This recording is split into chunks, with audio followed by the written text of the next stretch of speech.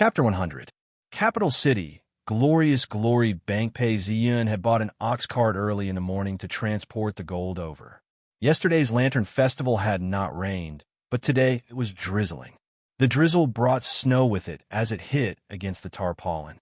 From afar, Pei Ziyun could see that the streets were bustling with people and carriages. All the shops were open, and the entrance to the bank was huge. Early in the morning, there were many people walking in and out of the bank, exchanging their money for taels of silver or banknotes. Stop! Pei Ziyun pulled the reins of the ox cart and stopped it at the entrance. He then jumped down from the ox cart and called out to the servant, "Call your shopkeeper over. I have a deal to discuss." "Dear customer, what are you doing?" The servant's eyes lit up as he walked forward and bowed with a smile. Seeing this servant, Pei Ziyun tossed him a tael of silver. The servant was rather agile and caught the tael of silver. Pei Ziyun waved his hands and said, "This is your reward. Go and invite him over. If there's any trouble, I will take care of it." Hearing Pei Ziyun's words, the servant smiled and said, "Thank you for your reward. Please wait for a while." The servant then walked into the shop. This was a tael of silver. Even if it wasn't a big deal, it would be worth it if he got scolded. Pei Ziyun stood by the side of the ox cart. After some time, someone walked over slowly. He was dressed in a robe made of goat skin and wore an old hat. He looked to be in his 40s and was holding a stove to keep himself warm. When he walked out of the bank, he looked around and saw Pei Ziyun. His eyes lit up. The servant followed beside him and pointed at Pei Ziyun. "Shopkeeper, this is the young master. He says he has a big deal." The shopkeeper listened to the servant's words and looked at Pei Ziyun carefully. Pei Ziyun was dressed in a white robe with silver threads and had a gold and jade belt around his waist. A sword hung by his side. He looked extremely imposing and was startled. He thought to himself that he was too young. Which family's young master was he from? With a smile on his face, the shopkeeper took a step forward and bowed. "Young master, what business do you have in mind? Do you want to save up money?" The shopkeeper asked as he looked at the ox cart. As the ox cart drove over, there were deep tracks on the ground. It must have been carrying something heavy.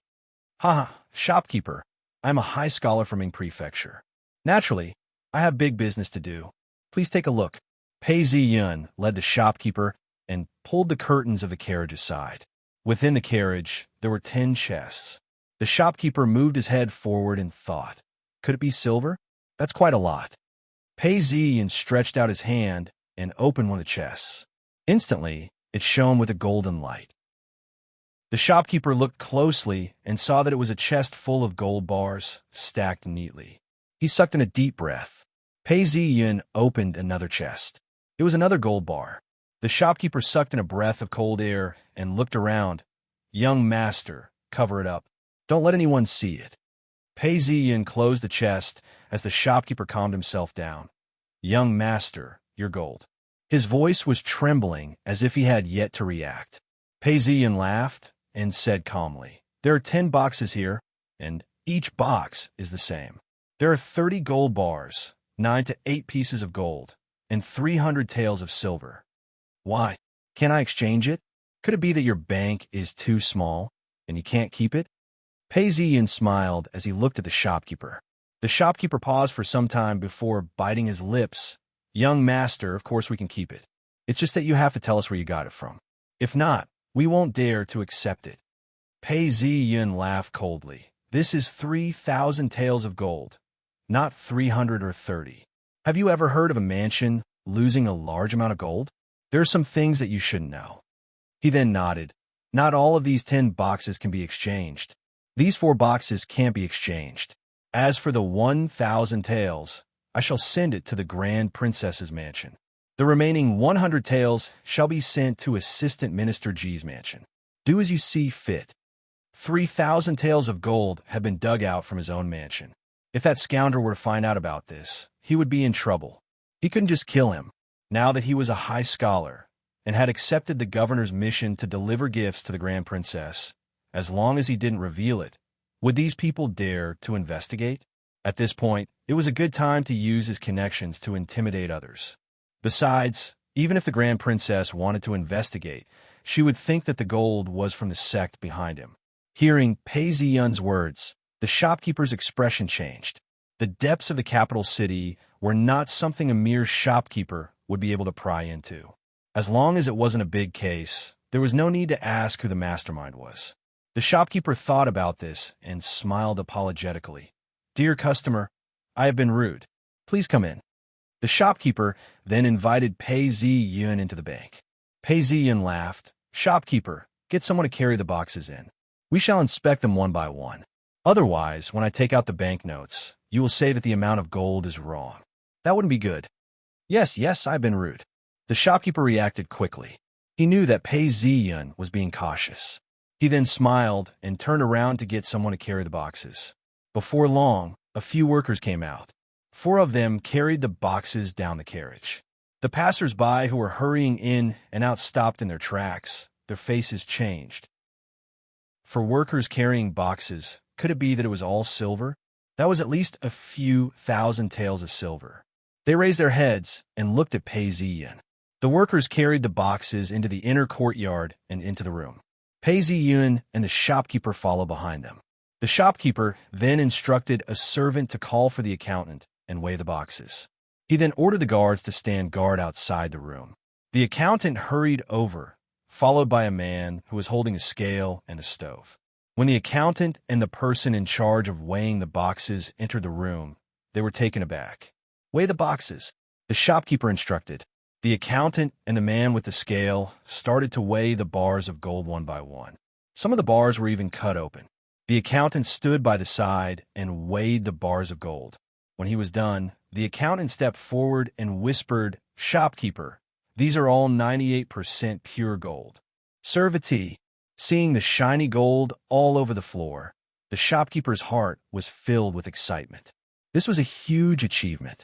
Pei Ziyun did not drink the tea. He sat by the side as the accountant continued weighing the boxes. Time passed quickly as the sun started to rise. The sunlight shone through the windows and into the room. The accountant stepped forward and said, "Shopkeeper, there's no mistake. It's 1,900 taels of gold." The shopkeeper nodded his head and started counting the banknotes. He then said, "Do you think it's 2,900 taels of silver?" "Yes, 20,000 taels of silver." "Give me the highest denomination of banknotes of 100 taels. The remaining 900 taels of silver. Change them into 50 taels or 10 taels of silver." "No problem," the shopkeeper replied. Before long, a stack of banknotes was handed over to Pei Ziyun. Pei Ziyun counted the banknotes carefully, looking at the designs and numbers. He then kept the banknotes in his robes. "There's 4 more boxes. Send them to the ox cart. I have to give them away." The shopkeeper instructed the workers to send the 4 boxes back, smiling all the way. Seeing the ox cart leave, the accountant walked up to the shopkeeper and said, "Shopkeeper, there's something fishy about this. If he wanted to exchange banknotes, why did he have to do it in the capital city? There's something fishy about this. But what do you intend to do with this high scholar?" The shopkeeper looked at him and laughed. He then asked, "Should we investigate this person? The origin of these 2,000 taels of gold is unclear. I'm afraid. Investigate. Instruct people to follow him and find out where he is. Do not act rashly and alert him. Let the constables we are familiar with go after him. We shall not interfere. If he's not clean, the constables will deal with him. If he's clean, we don't have to care." Dealing with a high scholar for 3,000 taels of gold was not a big deal. However, it would be troublesome during the examinations. If this high scholar were to beat the drums of the Ministry of Rights, it would be a big deal. If they did not investigate, they would not be satisfied. Who knows, it might be a big fish. The ox cart continued forward, with the bailiff following behind. The ox cart was nearing the Grand Princess's mansion. It didn't pass the main gate, but at the side gate, someone came out to welcome them. The bailiff opened his eyes wide and sucked in a breath of cold air. It's the housekeeper of the Grand Princess's mansion. Seeing the 2 of them talking, the housekeeper waved his hands. An imperial guard came out and carried the box inside. After an hour, the young master returned. It's in the direction of the G mansion. The bailiff was a local and knew where the G mansion was. After walking for a while, he arrived at the G mansion and knocked on the door. This time, it was the housekeeper who came out to welcome him. However, he did not recognize this housekeeper. After waiting for some time, he saw the two of them smiling as they walked out. The young master bowed to them. Minister G personally escorted him out. Looks like he has some background. He's not an ordinary person. The bailiff sucked in a breath of cold air and turned around to leave. The waters of the capital city were too deep. Who knew what kind of deal was being made? If he were to get involved, he would be dead. He had to go back and inform the G mansion not to create trouble for him. Since Pei Ziyun had given away the gold, he felt much better. He didn't know that he had just gotten rid of some trouble. The ox cart stopped at the official's tusk, and the granny broker welcomed him. Pei Ziyun had 20,000 taels of silver on him, and was very generous. He tossed a tael of silver over. This is for you. Also, help me hire a serving maid and a cook. However, it won't be long-term. They'll be paid by the day, but they'll take care of my meals. Originally, he had his own secrets, and it wasn't easy to hire someone. But now it didn't matter. The granny broker smiled so widely that her eyes almost disappeared. That's easy. The Bai family's wife and her daughter are looking for work. The Bai family worked for an official's household before. Since they're old, they found someone to cook for them. Their cooking skills are pretty good. 2 or 3 tables of banquets wouldn't be a problem for them. They're hardworking as well. It's just that the price is a little higher. I can give it a try. Although she couldn't compare to the chefs in the restaurants, it was more than enough for Pei Ziyun. He then said, Granny Broker, since you're so efficient, I won't look for anyone else. Although that courtyard isn't bad, it hasn't been cleaned in a long time. Apart from the cooking maid and serving maid, you should get someone to clean it up as well. I don't want any old furniture and throw them all out. Give me some new furniture. If it's not too much, I'll take it all. Aya, thank you, young master. The granny broker smiled and said, Don't worry, young master. I can command more than 10 people at a time. I guarantee that before nightfall, your mansion will be clean and tidy, and everything will be in order. Even if this deal wasn't too much, she would still be able to earn 10 taels of silver. All right, then. I shall go to the inn to have a meal and rest. I hope that everything will be done before nightfall. As he spoke, Pei Ziyun left. Chapter 101. Evening. When Pei Ziyun returned home, he was startled. Although the main door had not been changed, there was a plaque that read, Pei Mansion. The corridors and rooms were originally covered in dust, but now they were cleaned. All the weeds in the garden had been removed and the branches trimmed. As soon as he entered the living room, he felt warm and comfortable. Although it was made of porcelain, it was about 3 feet tall. There were decorative patterns on it, and it emitted steam. There was a row of helpers outside, and 3 women inside. One of them was dressed in a cotton robe. It was obvious that she had taken care of it, but her robe was full of patches. She looked haggard. There was a young girl, about 15 or 16 years old. She followed behind Pei Ziyun and bowed. Pei Ziyun inspected the place. The furniture was half new, but it was clean. Rice, vegetables, and even dishes were prepared in the kitchen. Well done, Granny Broker. Go out and have a feast. Every helper will be rewarded with 10 copper coins. Pei Ziyun looked at the prepared dishes and knew what he was up to. It was obvious that some of the dishes were meant for the common folk. Small hall, serve me a feast. Immediately, someone served a feast. There were 4 meat dishes and 4 vegetable dishes.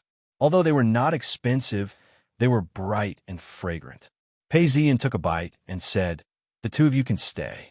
But these clothes are too old. Granny Broker, bring them to buy some clothes and take a bath. As he said this, he threw out 2 ingots of silver. Is that enough? The Granny Broker grabbed the ingots and smiled.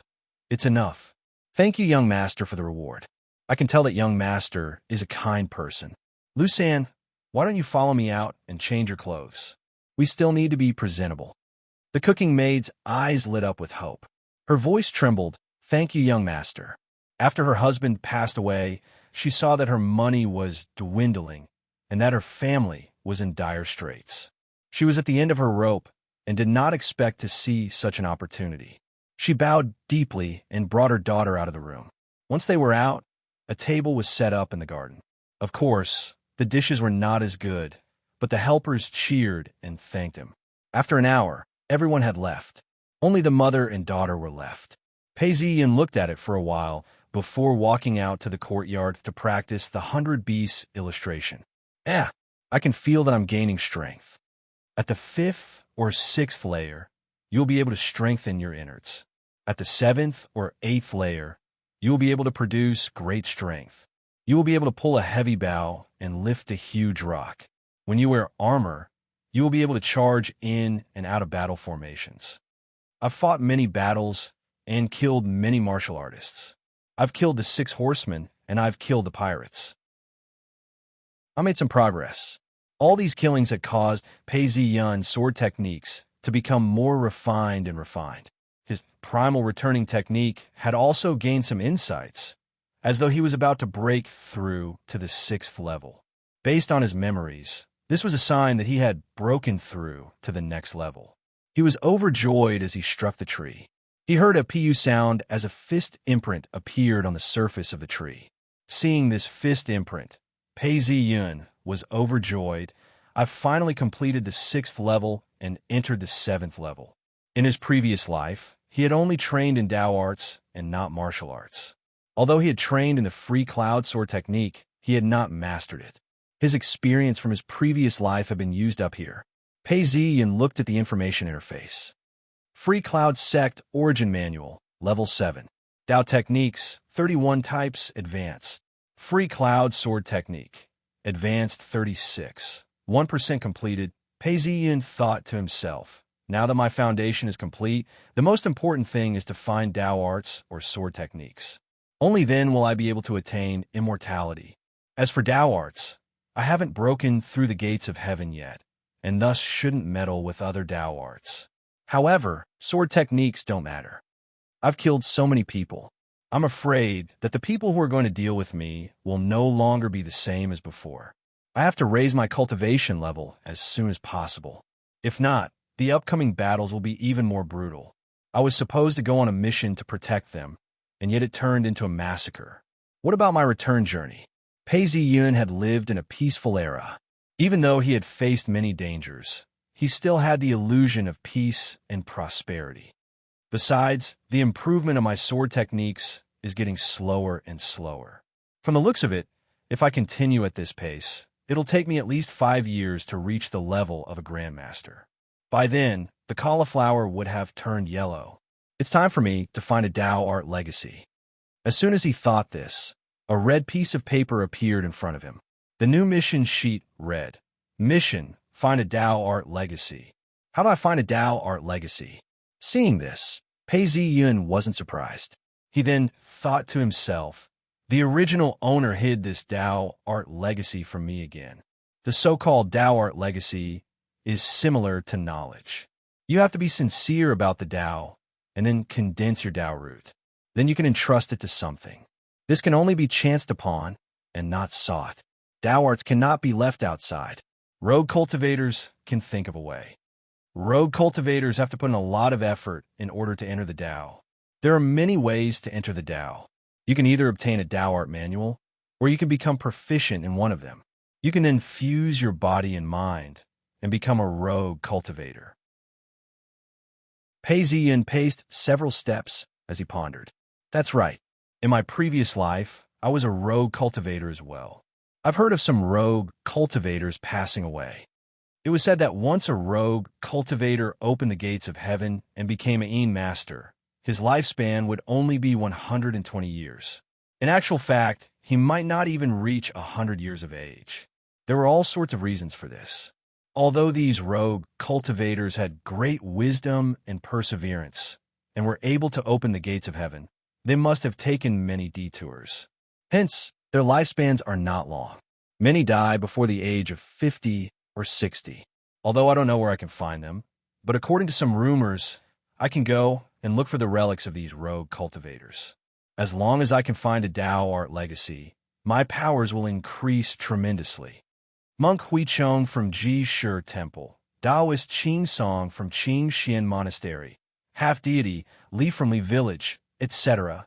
There were also some scattered memories of people who had passed away. Their powers were the best among the rogue cultivators. Pei Ziyin memorized their names. He wasn't familiar with them and could only look for the granny broker. Pei Ziyin thought to himself as he left the house. When he arrived at the broker's office, he saw Granny Broker Wong, who was munching on melon seeds and inspecting the day's earnings. Her eyes lit up as she welcomed him. "Young Master Pei, you're here again. Is there something you're not satisfied with? Or are you looking for a maid? I've just had a few families looking for a maid for their daughters. They're all pretty girls. Would you like to come take a look?" The granny broker had earned quite a bit today. This young Master Pei was young and generous. Seeing the granny broker's enthusiasm, Pei Ziyin couldn't help but laugh. "There's no need for a maid. A kitchen maid and a maid are more than enough. I have something I need you to do for me. If you do it well, you'll be rewarded." As Pei Ziyin spoke, he tossed another 10 taels of silver to her. These people in the broker's office all had their own connections, and their eyes and ears were wide open. If not, these matters wouldn't be handed over to them. The granny broker received the silver.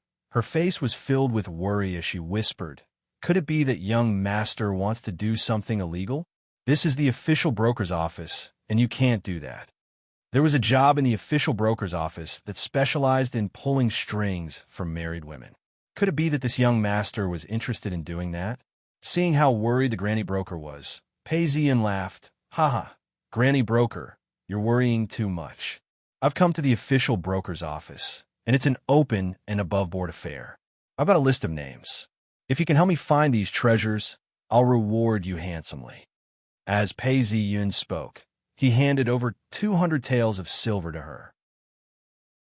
These were banknotes from Jing Money House.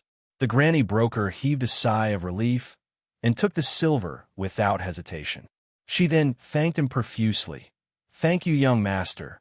You're so generous. I shall do this, and will not disappoint young master."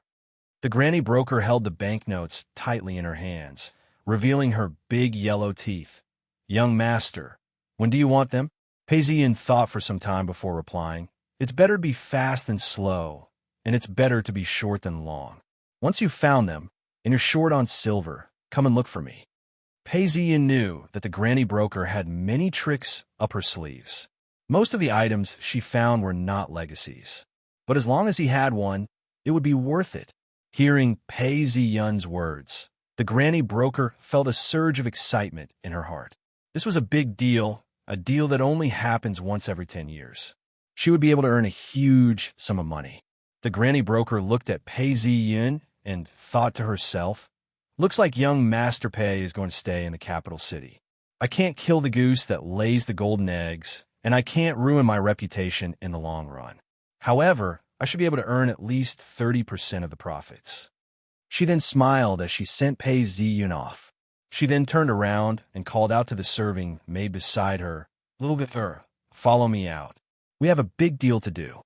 Grand Princess Mansion, it was near the imperial city, and the emperor had personally ordered the Ministry of Works to build it. The mansion was richly ornamented and even had a garden. It took up a lot of land. In the east courtyard of the Grand Princess Mansion, there was a small and exquisite building. A fragrant scent wafted out from the building, and silk curtains fluttered in the wind. The servants working in this courtyard were all young serving maids. Each of them were pretty and lively, and their voices were sweet and sweet. Downstairs, there were 2 serving maids who were watering the flowers and plants of the Canton Princess. Occasionally, they would laugh, and the sound of their laughter was like the ringing of a silver bell. "Yeah, that's right.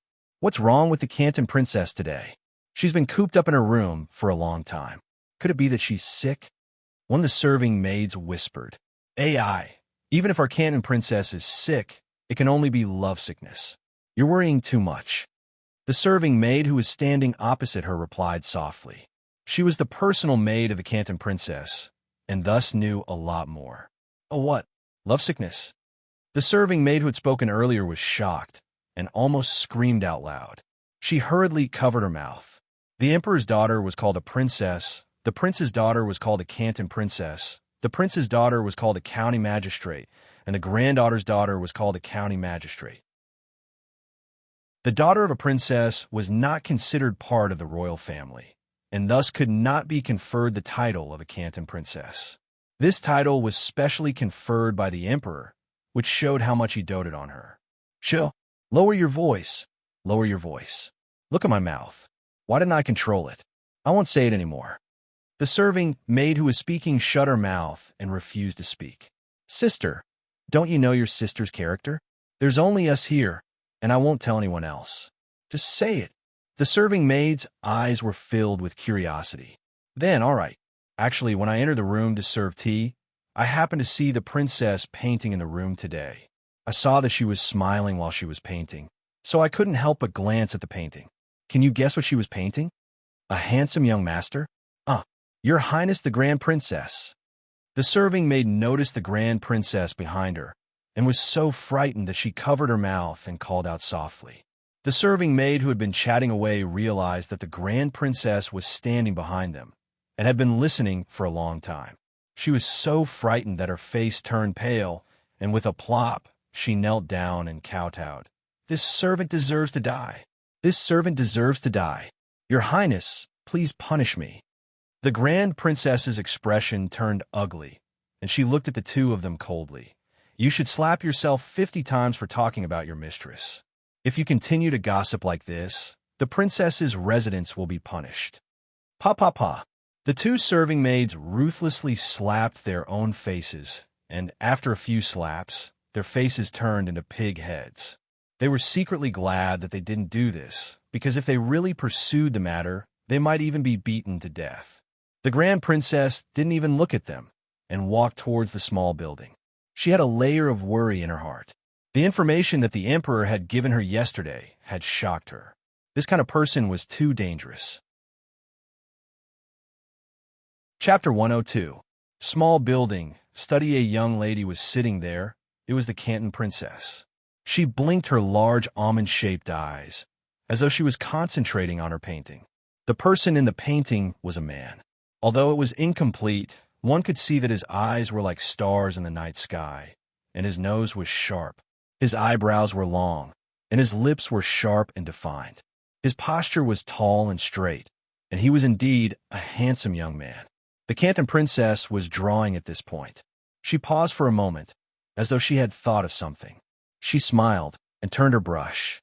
Within a few strokes, she had drawn a mask. This man had an imposing aura around him and was holding a smiley mask in his hands. He looked extremely adorable, and anyone who saw him could not help but laugh. Oh, and here I was wondering why you've changed so much today. You're no longer behaving atrociously outside. So it's because you've fallen in love with someone. Tell me the truth. When did you hook up with him? I shall skin him alive. How dare you hook up with my daughter? A voice spoke from behind. The Canton Princess was in a trance as she looked at the painting. At this point, she was startled and almost stabbed the man in the face with her brush.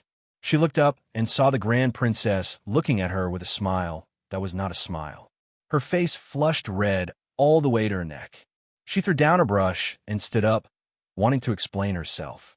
She then mumbled, "Mother!" The Grand Princess looked at her bashful expression, and her smile deepened. She then looked at the painting on the table and exclaimed, "This man is Ing Prefecture's top scorer, Paysian. After listening to his poems last night and seeing his demeanor, you fell in love with him at first sight?" The Canton Princess's face turned red and did not speak. "You want to ask how your mother would know? You're so shy. It's hard for me not to know." The Grand Princess sat down and picked up a cup of tea handed to her by a serving maid. This man is not simple. He became a top scorer at such a young age, and his poems are all over the world. Not to mention, his poem, Bringing in the Wine, has spread far and wide. I'm sure you've heard of it. Bringing in the Wine was written by him. The Canton Princess's eyes lit up. That's right. At this point, the smile on the Grand Princess's face disappeared, replaced by a look of worry. Not only that, he also wrote a strategy to pacify the pirates, and it reached the ears of the heavens. Although he's just a high scholar, he's much more knowledgeable than many of the older officials in the court. He's well-versed in literature, poetry, and politics. At such a young age, he can be considered a genius. However, but what? The young princess asked anxiously. The eldest princess took a sip of tea and looked at her daughter meaningfully. However, This child has entered a Taoist sect. Actually, there's no harm in entering a Taoist sect. Not being able to become an official might be a good thing. It's just that don't look at how young he is. He has killed at least dozens of people. He killed bandits, Taoists, and black robe guards. He's incredible. At this point, the Grand Princess's tone turned cold. When a young princess heard this, her jaw dropped, and she took a step back. Pei Mansion, the sun rose over the city walls in the distance. As the rooster crowed, Pei Ziyin got out of bed. He saw the kitchen maid serving him soy milk, fried dough sticks, and porridge. The little maid was waiting by the side. Indeed, the life of a landlord is good. Pei Ziyin couldn't help but admit this. As he walked, he heard a voice outside. Young master, are you in? I brought the things you've asked for. It was the voice of the granny broker. Pei Ziyin took a few big strides to the door. Someone was knocking on the door of the mansion, and the sound of knocking could be heard. The door opened, and the granny broker walked in with a serving maid. She was carrying a large basket. The moment she entered, she said, Young master, I've found what you've asked for. It's just that I didn't manage to buy the things that belong to a few people. Please forgive me, young master. The moment the granny broker opened the door, she said, Young master, I've found what you've asked for. It's just that I didn't manage to buy the things that belong to a few people. Please forgive me, young master. How many things have you collected? Bring them out for me to see. Pei Ziyin replied. It's only been 3 days, and this granny broker's fighting prowess was astonishing. The granny broker then shouted to the serving maid, Gui girl, bring everything out for young Master Pei to see. It's just that, young master, I bought these things according to your instructions. I don't know if they're real or fake, but those people have sworn that these things were passed down from generation to generation. There's no mistake. Take a look. Following the granny broker's instructions, the serving maid retrieved some wooden swords, metal bowls, basins, a few red and yellow stones, a few tattered clothes, and a few Taoist books and Buddhist scriptures. Seeing that the basket was filled with all sorts of strange items, yet they were all personal belongings. She then pointed at the items in the basket and said, Tell me, what are these things? Looking at these items, Pei Ziyin felt extremely unhappy. 200 taels of silver had been spent on these things. There's no spiritual sustenance for these. Pei Ziyin touched the relics on his hands and realized that as soon as he touched them, a little bit of paint fell off his hands. The granny broker hurriedly smiled and gestured, Young master, this is the relic of monk Huichong from Jishur Temple. The old monk from the temple brought it out to sell for 50 taels of silver. He originally wanted 100 taels of silver, but I felt that it was too expensive. Hence, I slashed the price by 50 taels of silver. Oh, Pei Ziyun's face twitched as he placed his hand on his sword. He had an urge to kill the granny broker. Was she treating him like a fool? All these things, these stones that were dyed with paint, cost 50 taels of silver. That was even more expensive than gold. The granny broker could sense Pei Ziyun's anger and hurriedly retrieved a Taoist book from the basket. Young master, take a look. This is a Taoist book that was bought from Clear Mystery Monastery. The people in the monastery said that this was written by Taoist Qing Song himself. He placed it in his house. Taoists are greedy and only sold it for 100 taels of silver. Pei Ziyun's eyebrows twitched as he received the Taoist book expressionlessly. There was no legacy in it. He flipped it open and saw that there were some Tao techniques written on it. It wasn't anything special, but there were some that he hadn't seen before. It's the real deal and must have been created by the Taoist himself. Many of them are unique and can be studied. Actually, this alone is worth it. Thinking this way, Pei Ziyun calmed down and continued reading. Stretching out her hands, she retrieved the tattered clothes and introduced them. Young Master Pei, this is Taoist Qing Song's clothes. A wooden sword. Pei Ziyun received the sword and felt a jolt of electricity coursing through him. There was a legacy, and his heart warmed up. Young Master Pei, this is a wooden sword. The Taoist from Clear Mystery Monastery said that this was a wooden sword used by Taoist Qing Song. The rest of the items didn't have any legacy.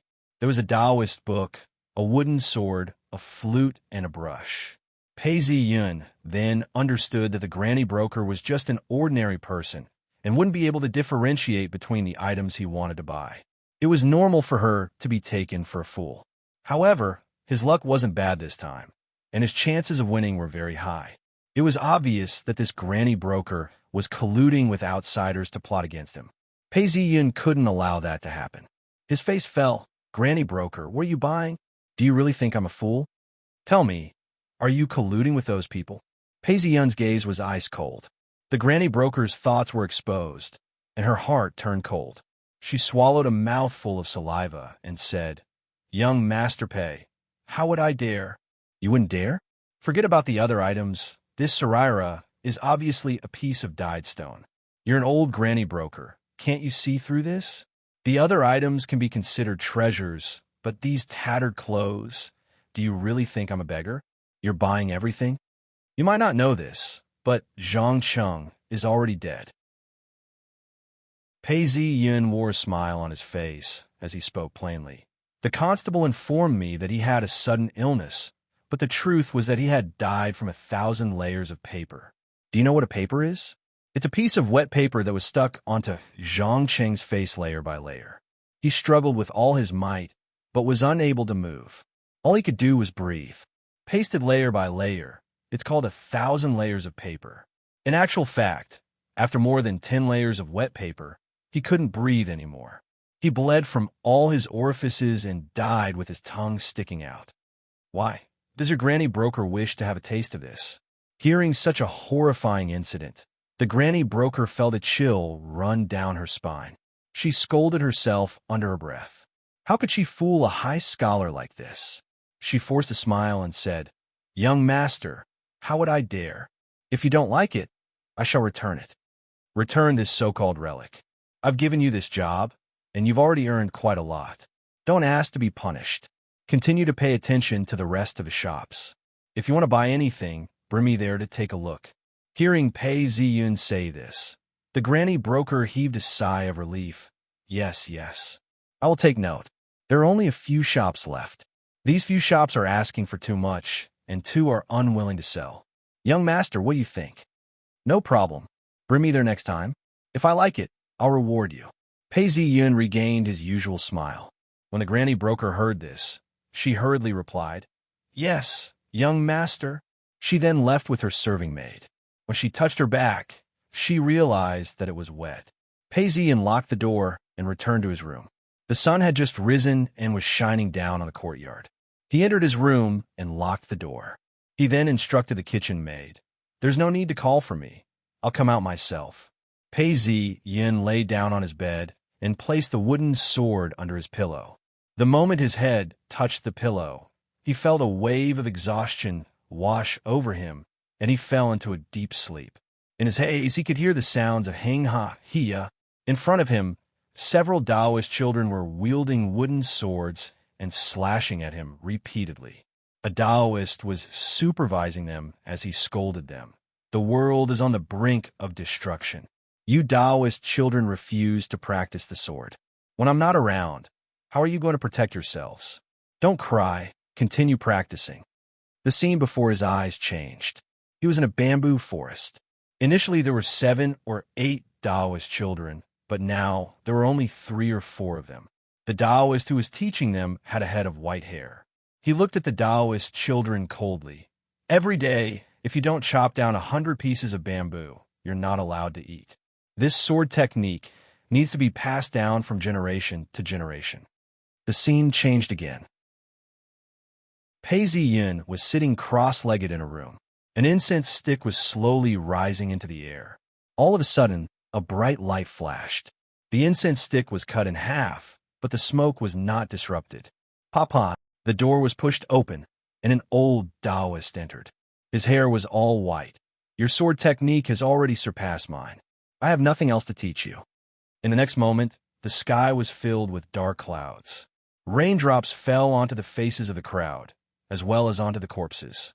Shouts and screams could be heard. This person's face was whiter than the moonlight. He unsheathed his sword and charged towards the crowd. The unfathomable gleam of the sword pierced through the air. Wherever it passed, People fell like straws. Blood splattered everywhere. Cries and screams filled the air. He retracted his sword and changed it into a flute. The person then started playing the flute. The sky had turned dark, and it was drizzling. The sound of the flute wasn't loud. It started off as thin as a strand of hair. It seemed to be there, but it wasn't there at all. It swirled around the night sky before dissipating into the surroundings. He retracted his flute and turned it into a brush. Outside the window, it was drizzling. The soft tip of the brush glided across the clean paper, as though it was dancing. Pei Ziyin took a few steps back. He saw a figure sitting cross-legged on a piece of paper. His left hand was placed on top of his left foot, while his right hand formed a circle. He heard the person sigh. I started off by killing, raised my flute, and congealed it into a painting. Can I use my sword to enter the Tao? Following this sigh, Pei Ziyin opened his eyes and looked around. It was almost noon. Although the door was shut, the sun shone through the window. Dust and sand danced in the air as though it was a lifetime ago. For 60 years, I've been a swordsman. I've swung my sword a few times and sheathed it again. This bitter journey of seeking the Tao is like a dream. Chapter 103. Pei Ziyin grabbed the sword that was hanging on the wall. He felt a sense of familiarity with this sword. He felt as though the sword had fused with his hands. This Taoist Qing Song sword technique was now his. Holding the sword, he pushed open the door to the courtyard and stood on the green stone floor. With just one swing of the sword, he felt as though the sword had a life of its own, as it automatically adjusted itself to its optimal state. The sword gleamed brightly as it chopped, lifted, hung, poked, smashed, intercepted, and lifted. The Wand Kingdom played a game of chess, no more and no less, just as it should be. The plum blossom can not only steal memories, it can steal spirituality. It's no wonder young Master Xie was able to become a true immortal. Of course, although I've inherited this sword technique, I can't digest it immediately. That's normal. After all, Taoist Qing Song spent his entire life accumulating knowledge. This was a man known as the Sword Saint. It's a pity that he ended up in a mortal sect.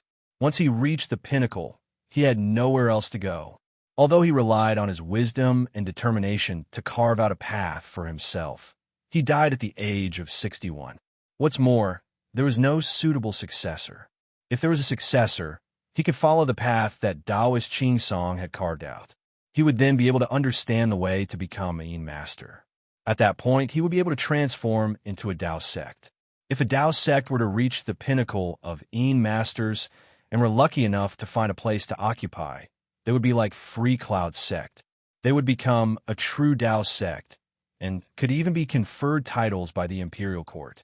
That's how Tao sects came to be. However, these rogue cultivators only depend on luck to accept disciples. How can there be outstanding disciples in every generation? This Taoist Qing Song didn't even have a second generation, much less 3 or 4. Now that he's dead, I'm the one who's benefiting from this. It'll take some time for the imperial court's matters to be settled. I need some time to digest this. Pei Ziyin thought to himself. The Lantern Festival passed, and the Grand Princess did not summon him. As time passed, the weather began to warm up. Some of the peach trees had already started to grow leaves and buds.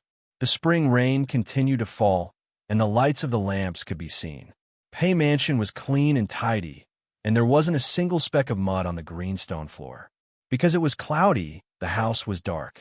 A gust of wind blew in, and the kitchen maid was dressed in old clothes. She smiled. Luckily, I went out early to buy some vegetables. If not, it would have rained again. The young maidservant had only been resting for half a month, and her complexion was much better than before. She was no longer as sallow and emaciated as before. When she heard her mother's words, she hurriedly took the bowl and smiled. Mother is indeed accurate. What shall we eat today? The cook then placed the dishes into the steamer basket to be warmed.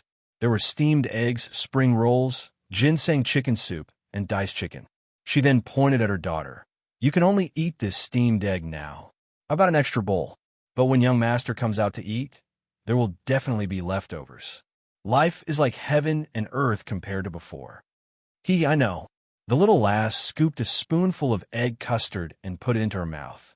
Quiet Ruma stick of incense was lit, and a red light shone in the darkness. This was the method he had learned from his memories. Seeing the incense burning and the smoke rising up, Pei Ziyun drew his sword. With a flash of his sword, the tip of the incense was cut in half. However, the smoke did not move at all. He then stood up. My sword techniques have reached the level of Taoist Qing Song when he was 30 years old. As soon as he came out, the kitchen maid welcomed him. Young master, do you wish to eat? Pei Ziyin took a whiff of the fragrance and smiled. With you cooking every day, I've gained weight. The kitchen maid smiled. Young master has given us a place to settle down. It's only right for us to serve you. It was no wonder he came from an official's family. The way he spoke was indeed different. Pei Ziyin laughed and was about to speak when someone knocked on the door. Is young master Pei in? The Grand Princess has ordered me to invite you over. Oh, he's finally here. The examination must have ended, and the suspicion has been averted. Pei Ziyin left the room and walked to the entrance of the courtyard. He then saw an imperial guard knocking on the door. Behind him was a horse carriage. Pei Ziyin looked at the carriage and followed it. Grand Princess Mansion, the horse carriage alighted, and the imperial guard led Pei Ziyin in through the side door. This time, he was much deeper into the mansion. The sky was clear and bright, and the paths were lined with flowers and pebbles. The trees were dense and dense. The huge mansion had green tiles and white walls, and the pavilions were all hidden within. Along the way, the sounds of birds chirping could be heard. The peach blossoms were in full bloom, and the fragrance of the flowers permeated the air. Pei Ziyun sighed in his heart. The Grand Princess Mansion lives up to its name. I've been studying hard for 10 years, and even if I brought honor to my ancestors and drank fine wine, it would not be as luxurious as this. Just as he was deep in thought, he reached the door. There were 2 rows of armored imperial guards standing guard. The imperial guard stepped forward and handed over his token. The guards then inspected the 2 of them and removed their weapons before letting them pass. The imperial guard then said softly, Young Master Pei, the security is strict. It's for your own protection. Please forgive us. Pei Ziyin nodded his head in understanding. However, he was a little surprised. Even if it's a grand princess, why would the security be so strict? Just now, even I shivered. Thinking about this, he followed the imperial guard into the mansion. Only then did he realize the difference between the inside and the outside. The walls were tall, and the temperature within the walls was much higher. The peach blossoms were still in full bloom, and there were many bees and butterflies flying around the peach trees. It was a very lively scene. Pei Ziyin thought to himself, perhaps there's a hot spring in the middle of the courtyard. He had only taken a few steps when he felt something was wrong. A strong pressure was pressing down on him. Pei Ziyun's expression changed. In this environment, which was filled with vitality, he felt like a fish in mud. Every step he took was extremely difficult. It was as if his entire body was shackled, and his breathing was suppressed. He could not even use his Tao arts. He then understood. This must be a forbidden area, but the Grand Princess is definitely not at this level. Could it be? The Imperial Guard continued walking. After turning a corner, he saw a young lady sitting under a peach tree, swinging on a swing. Every time she swung, a peach blossom would fall from the tree. The Imperial Guard acted as if he did not see anything and continued to lead Pei Ziyun forward. As he passed by the young lady, he heard her say softly, "The Emperor's uncle said it's a pity that this kid has already entered a Taoist sect." Pei Ziyun had already passed by the young lady, but when he heard her voice, he paused. He looked at the young lady and saw that she was dressed in a silk robe, embroidered with gold threads. Her hair was adorned with a hairpin, and she looked extremely elegant. When Pei Ziyun looked over, the young lady raised her head. She had big eyes, and when she saw Pei Ziyun, she smiled, as if she had known Pei Ziyun for a long time. Both of them did not speak further. Pei Ziyun could only vaguely remember this young lady, but he could not recall anything. The Imperial Guard urged him to follow, and Pei Ziyun followed. The Imperial Guard led Pei Zi-yun along the greenstone path. When the scenery changed, a palace hall appeared in front of him. There were elite soldiers standing around the hall, guarding the entire area. Inside, there was a banquet table, which was filled with officials.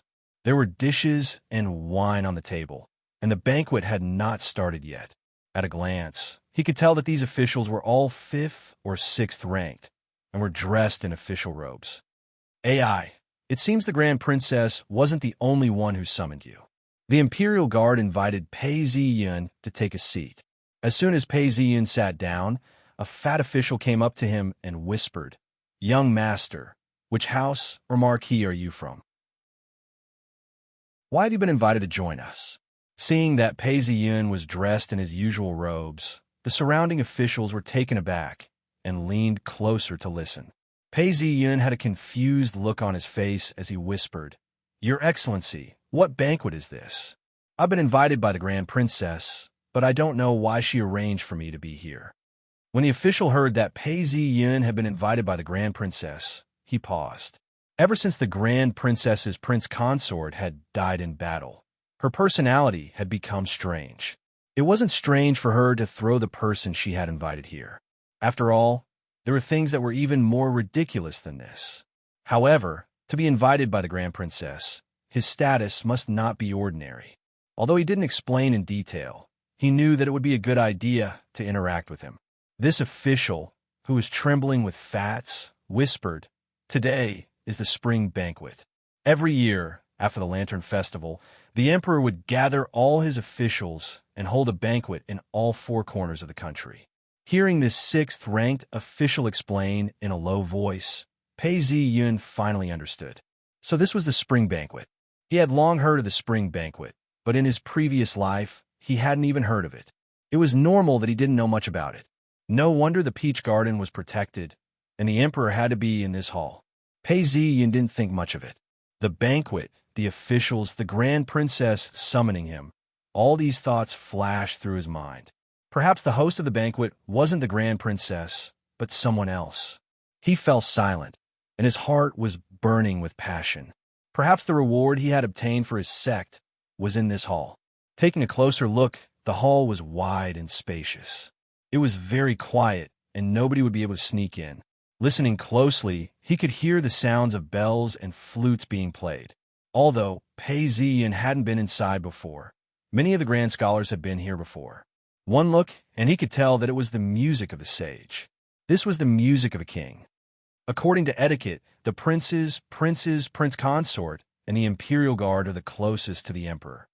The prime ministers, ministers, and ambassadors can also be close to the emperor. Outside the hall, the counts, the princes, and the men are all surrounded by the 3 ranks of civil and military officials. Those who are of the 4th rank and above can have a corner within the hall. The banquet outside the hall is much more relaxed. Of course, no matter how relaxed it is, it has to be at least of the 5th or 6th rank. Those below the 6th rank do not even have the right to participate. I am here because of the Grand Princess's special invitation. It's not that special. In order to celebrate with the people, the banquets outside the hall are attended by the people. However, these people have to at least have some achievements.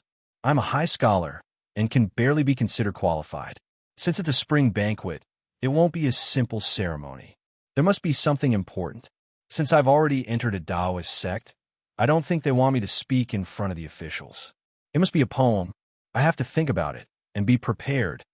At this point, the praising of the sage was almost completed, and the sound of the banquet starting could be heard. Pei Zi-yun looked around and saw that everyone was eating. The fat official picked up a pair of chopsticks and started eating. "Young master, the food for this spring banquet is not bad, especially for the Grand Princess. The ingredients are all high quality, and it's hard to eat them. Look at how many people are starving." When Pei Zi-yun heard this, he understood what was going on. Seeing that some of the officials were hungry, their eyes lit up as they started eating and drinking to their heart's content. They even started chatting amongst themselves. Pei Zi-yun laughed to himself. The officials are only SOSO. He then thought the officials should be of the 3rd rank and above. Should they be considered as a minor official here? He lowered his head and looked at the pot of noodles in front of him. There were several pieces of meat that looked like crystals. The fat official used his chopsticks to pick up a piece of meat and threw it into his mouth. He then ate it happily and sighed. This crystal meat is of the highest quality. It's hard to forget, seeing that there were such gluttons in this world. Pei Ziyun laughed and continued eating. There was wine on the table, and yet not a single official was drinking from it. Just as he was feeling strange, he heard a eunuch's voice. His Majesty has decreed that the 6th-ranked official, Chen Ji, has an audience with him. Chapter 104. A tall and skinny man at the next table stood up and was led into the main hall by a eunuch. The surrounding officials all looked at him with jealousy. He's so lucky. How could Chen Ji be so lucky to meet the emperor? Fatty muttered softly as he ate. After a while, Chen Ji came out. His face was full of joy as he returned to his seat. When the people around him toasted him, he didn't decline and continued to drink. His Majesty has decreed to summon Deputy Prefect Zhan, Han Xian, for an audience. The eunuch's feminine and shrill voice rang out again. Another official came forward to present himself. After a while, he came out. So, it's because they're looking forward to the audience. They're afraid that they'll lose their manners after drinking, so the officials don't drink. But since they had already been summoned, they naturally wouldn't be summoned a second time. So they all drank to their heart's content. They watched as they passed by one. When they saw that there were 7 or 8 who received them, there were no more announcements. The officials seemed to have a tacit understanding. At this time, they didn't wait any longer. They toasted each other, and there was a clamor. They were all busy trying to get close to each other. According to one's family background, they were divided into the imperial examinations and the inherited shade. According to one's faction, they were divided into several factions. There was no need to mention the regions. There were 3, 6, 9 categories, and the undercurrents were surging. At this point, a eunuch walked up the stairs. All the officials fell silent. This eunuch didn't announce the imperial edict. Instead, he led an imperial guard towards Pei Ziyun and asked, "Are you Ying Prefecture's top scorer, Pei Ziyun?" "Yes." Hearing the eunuch's voice, he immediately understood that the emperor had summoned him. "Let's have an audience." Pei Ziyun followed behind and entered the hall. Immediately, an official announced, "Ying Prefecture's top scorer, Green Cloud Monastery's Taoist Pei Ziyun requests an audience with you."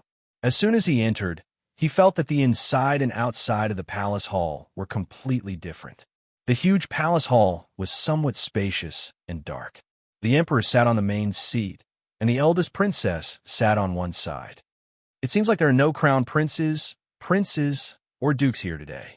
Otherwise, the seating wouldn't be arranged like this. The officials and nobles were all sitting on both sides.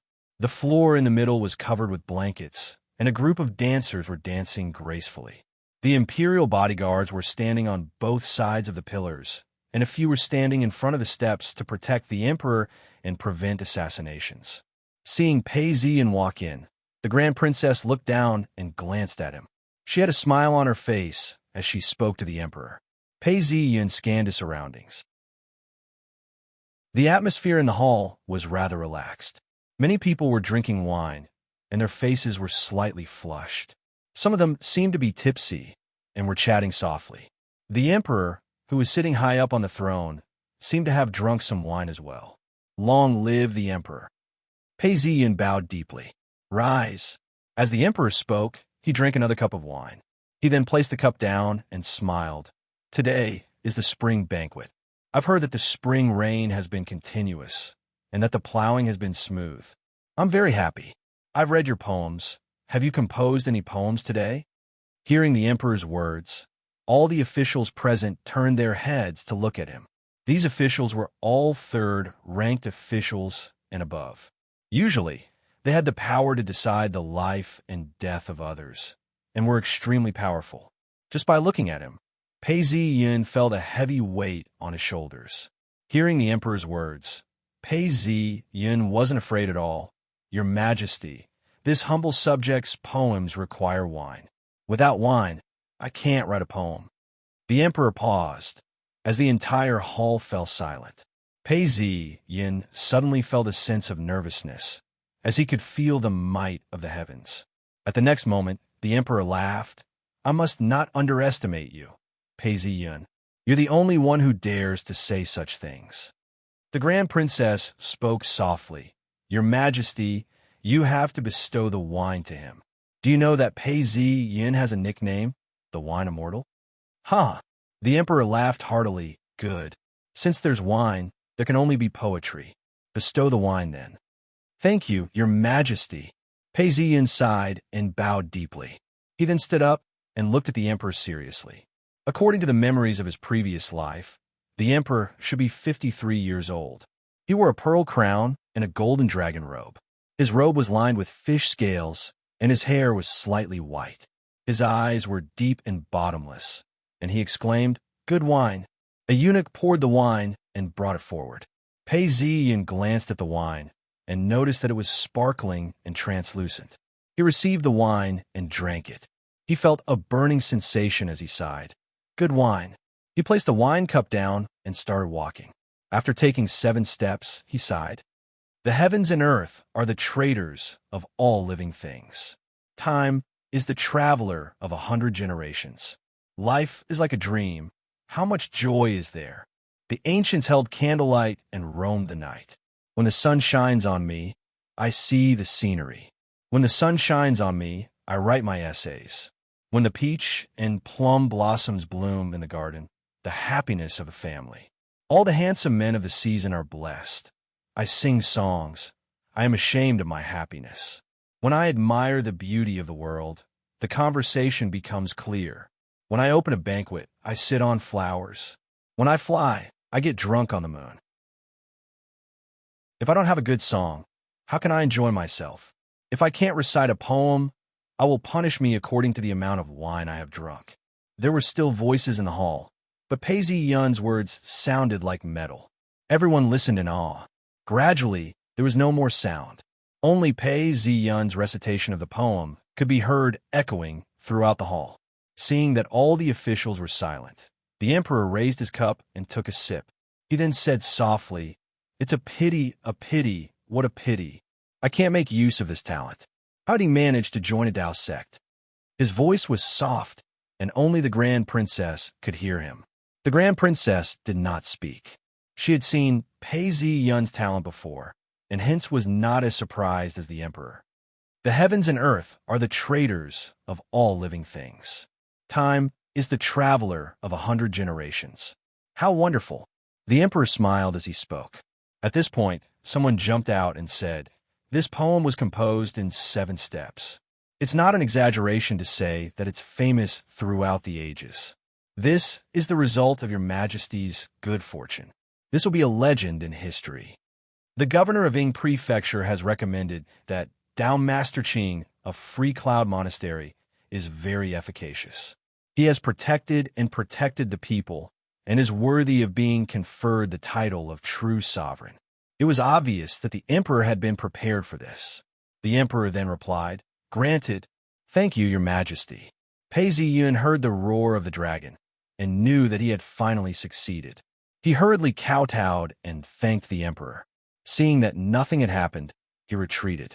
Now that everything had been settled, the emperor took his leave and headed to the back of the hall to rest. This was to allow the officials to eat their fill. If not, they would feel uncomfortable eating under the emperor's nose.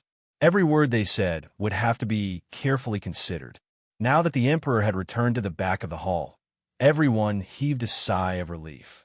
The Grand Princess stood up and prepared to leave. At this point, the commander stepped out and called out, Grand Princess, please hold on. Hearing the voice, the Grand Princess frowned and stopped walking. She looked at the commander with an unhappy expression on her face. Commander, why are you calling me? Of course. Grand Princess, please explain top scorer Pei's background. The commander asked, his face serious. Looking at the commander's expression, the Grand Princess paused before saying, He's from Free Cloud Sect. So that's the sect. Many thanks to the princess for clearing my doubts. However, I hope that the princess will advise His Majesty in the future. A person like this is not suitable to be close to. Grand Princess may not understand, but we all realize that even in this hall, this person's sword aura is still as sharp as ever. It's not suppressed at all. It's extremely terrifying. The next time the Grand Princess recommends someone, I will have to see him personally before I let him pass. The commander finished speaking before turning around to follow the Emperor. When the Grand Princess heard this, she paused before mumbling, "Could it be that this Pei Ziyun is really a sword cultivator? Is he able to walk 10 steps?" Since Pei Ziyun had left, he didn't have to eat at the banquet. He then turned around and walked out. He had only taken a few steps when a voice called out, "Young Master Pei, please wait." Pei Ziyun turned around and saw an Imperial Guard. "Young Master, the Grand Princess has summoned you. I hope that young Master will accompany her." Why did the Grand Princess summon him? Pei Ziyun thought to himself. Perhaps there was something she wanted to tell him. He then smiled and said, "Please lead the way. Please." The Imperial Guard led the way as they walked along a small path. Pei Ziyun followed behind. The peach trees ahead were in full bloom. Bees were buzzing and butterflies were flying everywhere. After passing through the dense peach trees, the view before them opened up. They saw a lake with steam rising from it. The sun shone down, and the smoke reflected off the surface of the lake. There was a small rainbow above the lake. When they got closer, they could see it clearly. It was truly a paradise. Pei Ziyun stretched out his hand and touched the water. The temperature of the lake was at least 30 degrees. No wonder it was able to form such a large peach tree forest. It was even more beautiful than other places. It was like a paradise. This Grand Princess was really extravagant.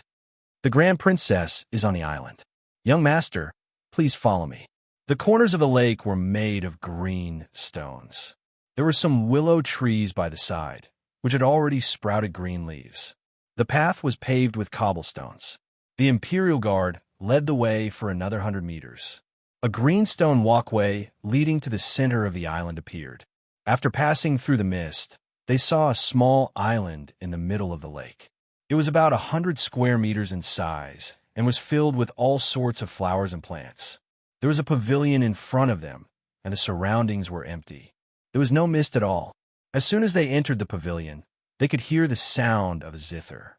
Looking over, the Grand Princess was sitting at a stone table in the pavilion, drinking tea. She was listening to the Canton Princess play the zither. Seeing Pei Ziyun, the Canton Princess blushed and stopped playing. The Grand Princess took a sip of tea and looked at Pei Ziyun. "You're good with swords?" "Yes," Pei Ziyun replied. He had received a lifetime's worth of swordsmanship from Taoist Qing Song. Indeed, he could be considered a good swordsman. Hearing this, the Grand Princess placed her teacup down gently. She stretched out her fingers to touch the lid of the teacup. After some time, she said, "Just now the commander of the palace hall said that you have sword chi around you. It's terrifying and that you shouldn't meet the Emperor." Pei Ziyun listened to the Grand Princess and muttered to himself before replying, "I'm a free and unfettered person and shouldn't meet the Emperor. It's the Grand Princess's grace." The Grand Princess then remembered that Pei Ziyun had never met the Emperor before. Her expression changed as she smiled. "You're only 16 years old this year. I'm curious. You're good at poetry, passed the imperial examinations, and even know swordsmanship?" The Grand Princess smiled, looking extremely charming.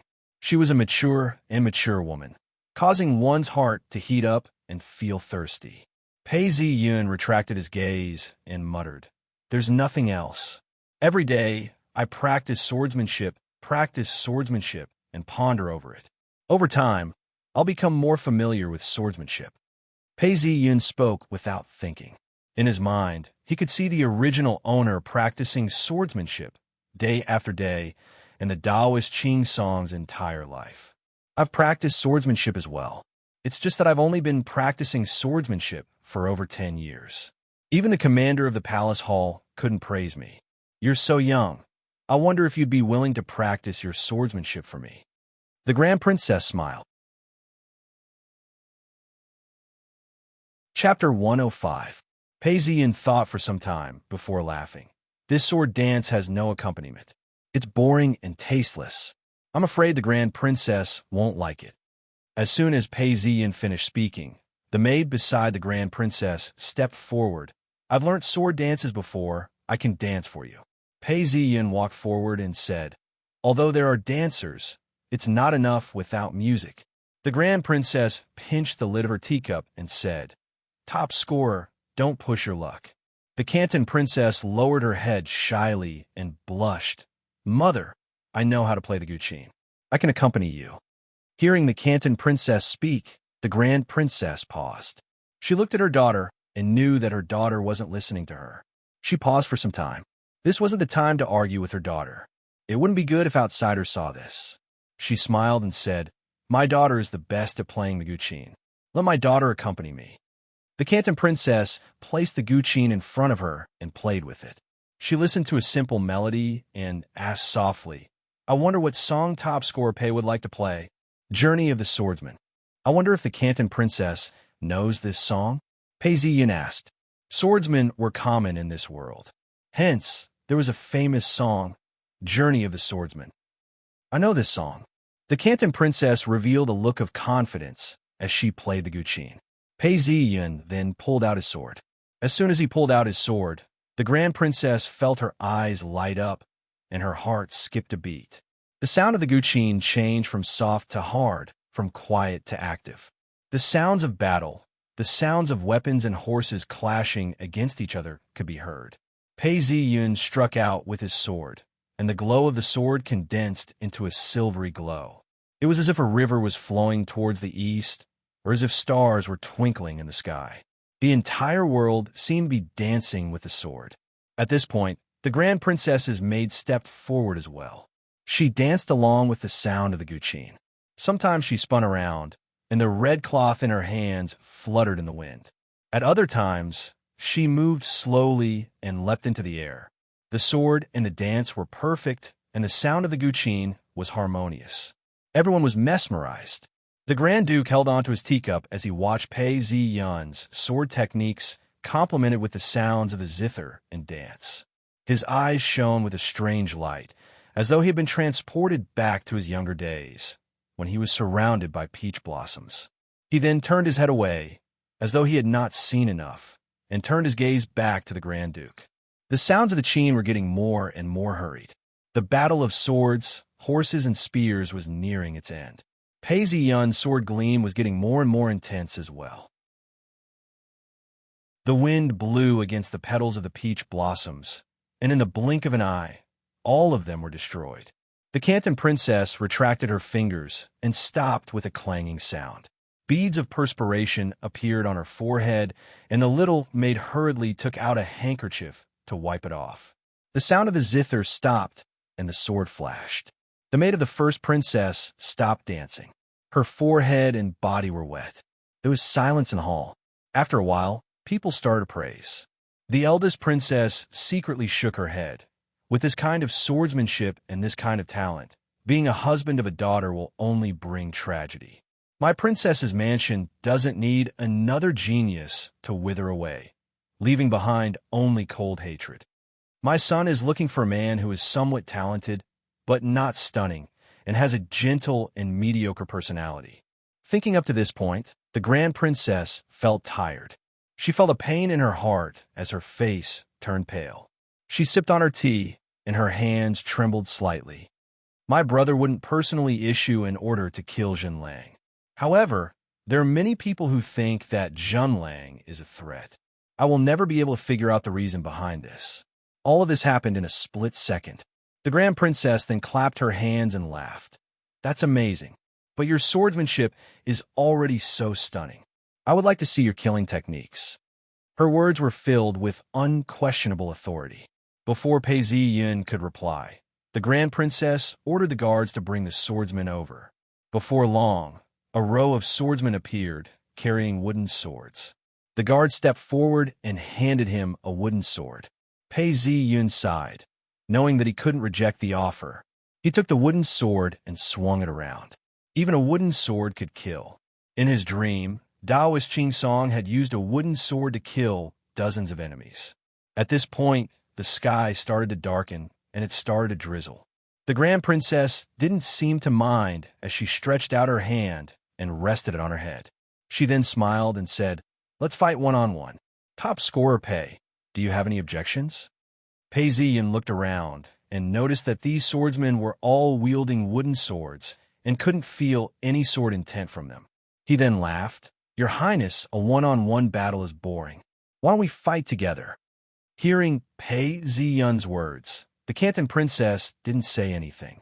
Instead, the Canton Princess gasped in shock, realizing that something was wrong. She hurriedly covered her mouth. The Grand Princess looked at the Canton Princess and smiled at Pei Ziyun. "Top scorer Pei, you have such confidence?" "Of course," Pei Ziyun replied calmly. "All right, since you have such confidence, I shall agree." The Grand Princess tapped her teacup on the table as she spoke. The leader of the swordsmen was furious. If it weren't for the fact that they were in front of the Grand Princess, he would have charged forward with his sword. "Please." Pei Ziyin bowed. "Please." These swordsmen were the personal guards of the Grand Princess and were carefully selected. They bowed as well and didn't rush forward. They were rather courteous. One of the swordsmen stepped forward and looked at Pei Ziyun. "If you want to challenge all of us, you have to get past me." This swordsman's eyes shone brightly as he raised his wooden sword. At this point, everyone could see clearly that although this swordsman was wielding a wooden sword, his sword techniques were very strict and fierce. Not only was his sword techniques decent, he also had the aura of invincibility. If he were to be struck by this sword, although he might not die, he would definitely be injured. At this point, Pei Ziyin stepped forward and raised his wooden sword. The swordsman felt a sharp pain in his wrist, and his sword flew out of his hand. He looked at Pei Ziyun and exclaimed, "Impossible. Come at me together, you're not my opponent." Pei Ziyun's sword flashed, and the wooden sword sliced through the swordsman's throat. The swordsman felt a chill run down his spine as he screamed and retreated. Actually, there was only a red line on his throat. It was just a small cut, and there wasn't even any blood. Next, he stepped forward. These swordsmen saw Pei Ziyun's sword dance and realized that it looked very simple, yet the swordsman was unable to dodge. They all understood that they had met a highly skilled swordsman. One of the swordsmen shouted out loudly as he raised his sword and stabbed forward. Although it was a wooden sword, it made a chi-chi sound. Pei Ziyun didn't even try to dodge as he stabbed forward with his wooden sword. With a pu sound, the wooden sword pierced through the swordsman's wrist. This swordsman wasn't injured at all, but when he saw the wooden sword fly out of his hand, he couldn't help but be shocked. The rest of the swordsmen immediately got into formation as they surrounded Pei Ziyun. They all rushed forward, kill. In the formation of the army, there were countless highly skilled swordsmen. Many swordsmen had died under their hands. Pei Ziyun took a step forward as he pointed his wooden sword forward. These swordsmen held their swords in their hands, but before they could even get close to him, they felt their hands go numb, and their wooden swords had flown out of their hands. Pei Ziyun sped around, weaving through the net of swords. Everywhere he went, the swordsmen felt pain in their wrists as their wooden swords fell to the ground one by one. These swordsmen weren't injured at all and were elites. Even if their hands and legs were chopped off, they wouldn't show any signs of weakness.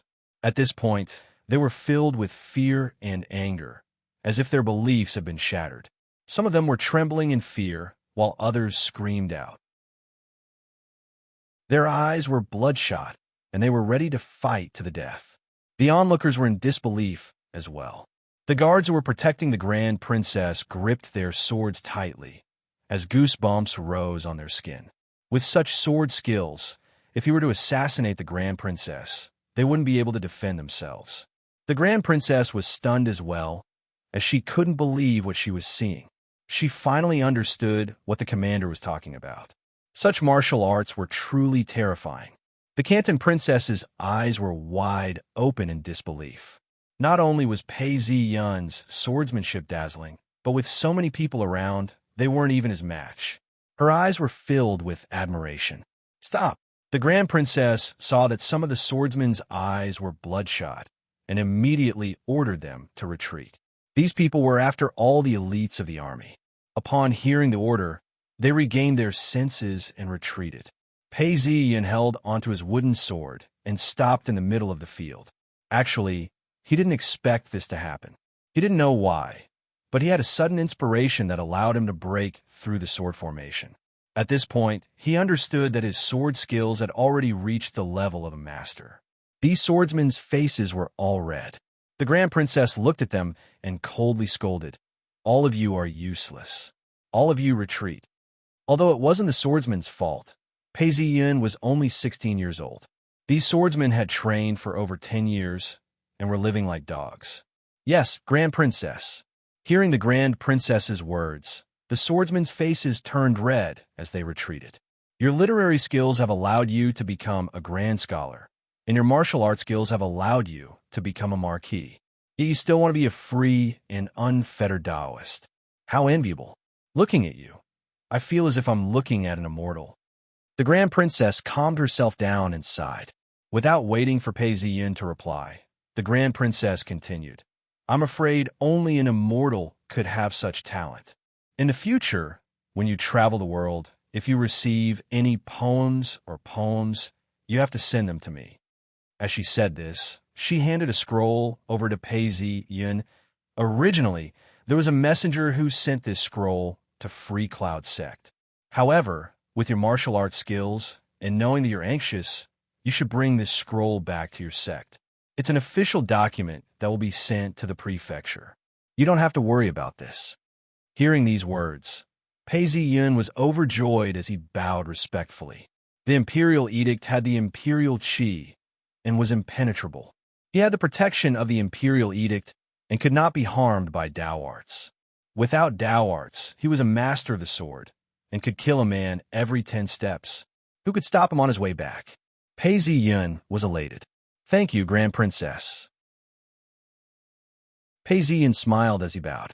The Grand Princess's serving maid received the imperial edict from the Grand Princess and walked over. Pei Ziyin straightened his robes and bowed again before receiving the imperial edict. He then turned to the Grand Princess and the Canton Princess and bowed deeply. "I've disturbed the Grand Princess for too long. This student is a man of the wilderness and should not stay in the imperial court for long. I shall take my leave now." Seeing that it was raining, he didn't stand on ceremony. He asked the serving maid for an umbrella before changing into his wooden clogs. He then stepped into the rain and walked out. Under the gloomy skies, Pei Ziyin was dressed in white as he walked under the rain. He didn't seem to have any killing intent at all. He walked further and further away. The Grand Princess looked at him for some time before sighing in admiration. He really has the aura of a celestial being. Seeing that the Canton Princess was in a daze, she sighed and instructed her attendants to leave.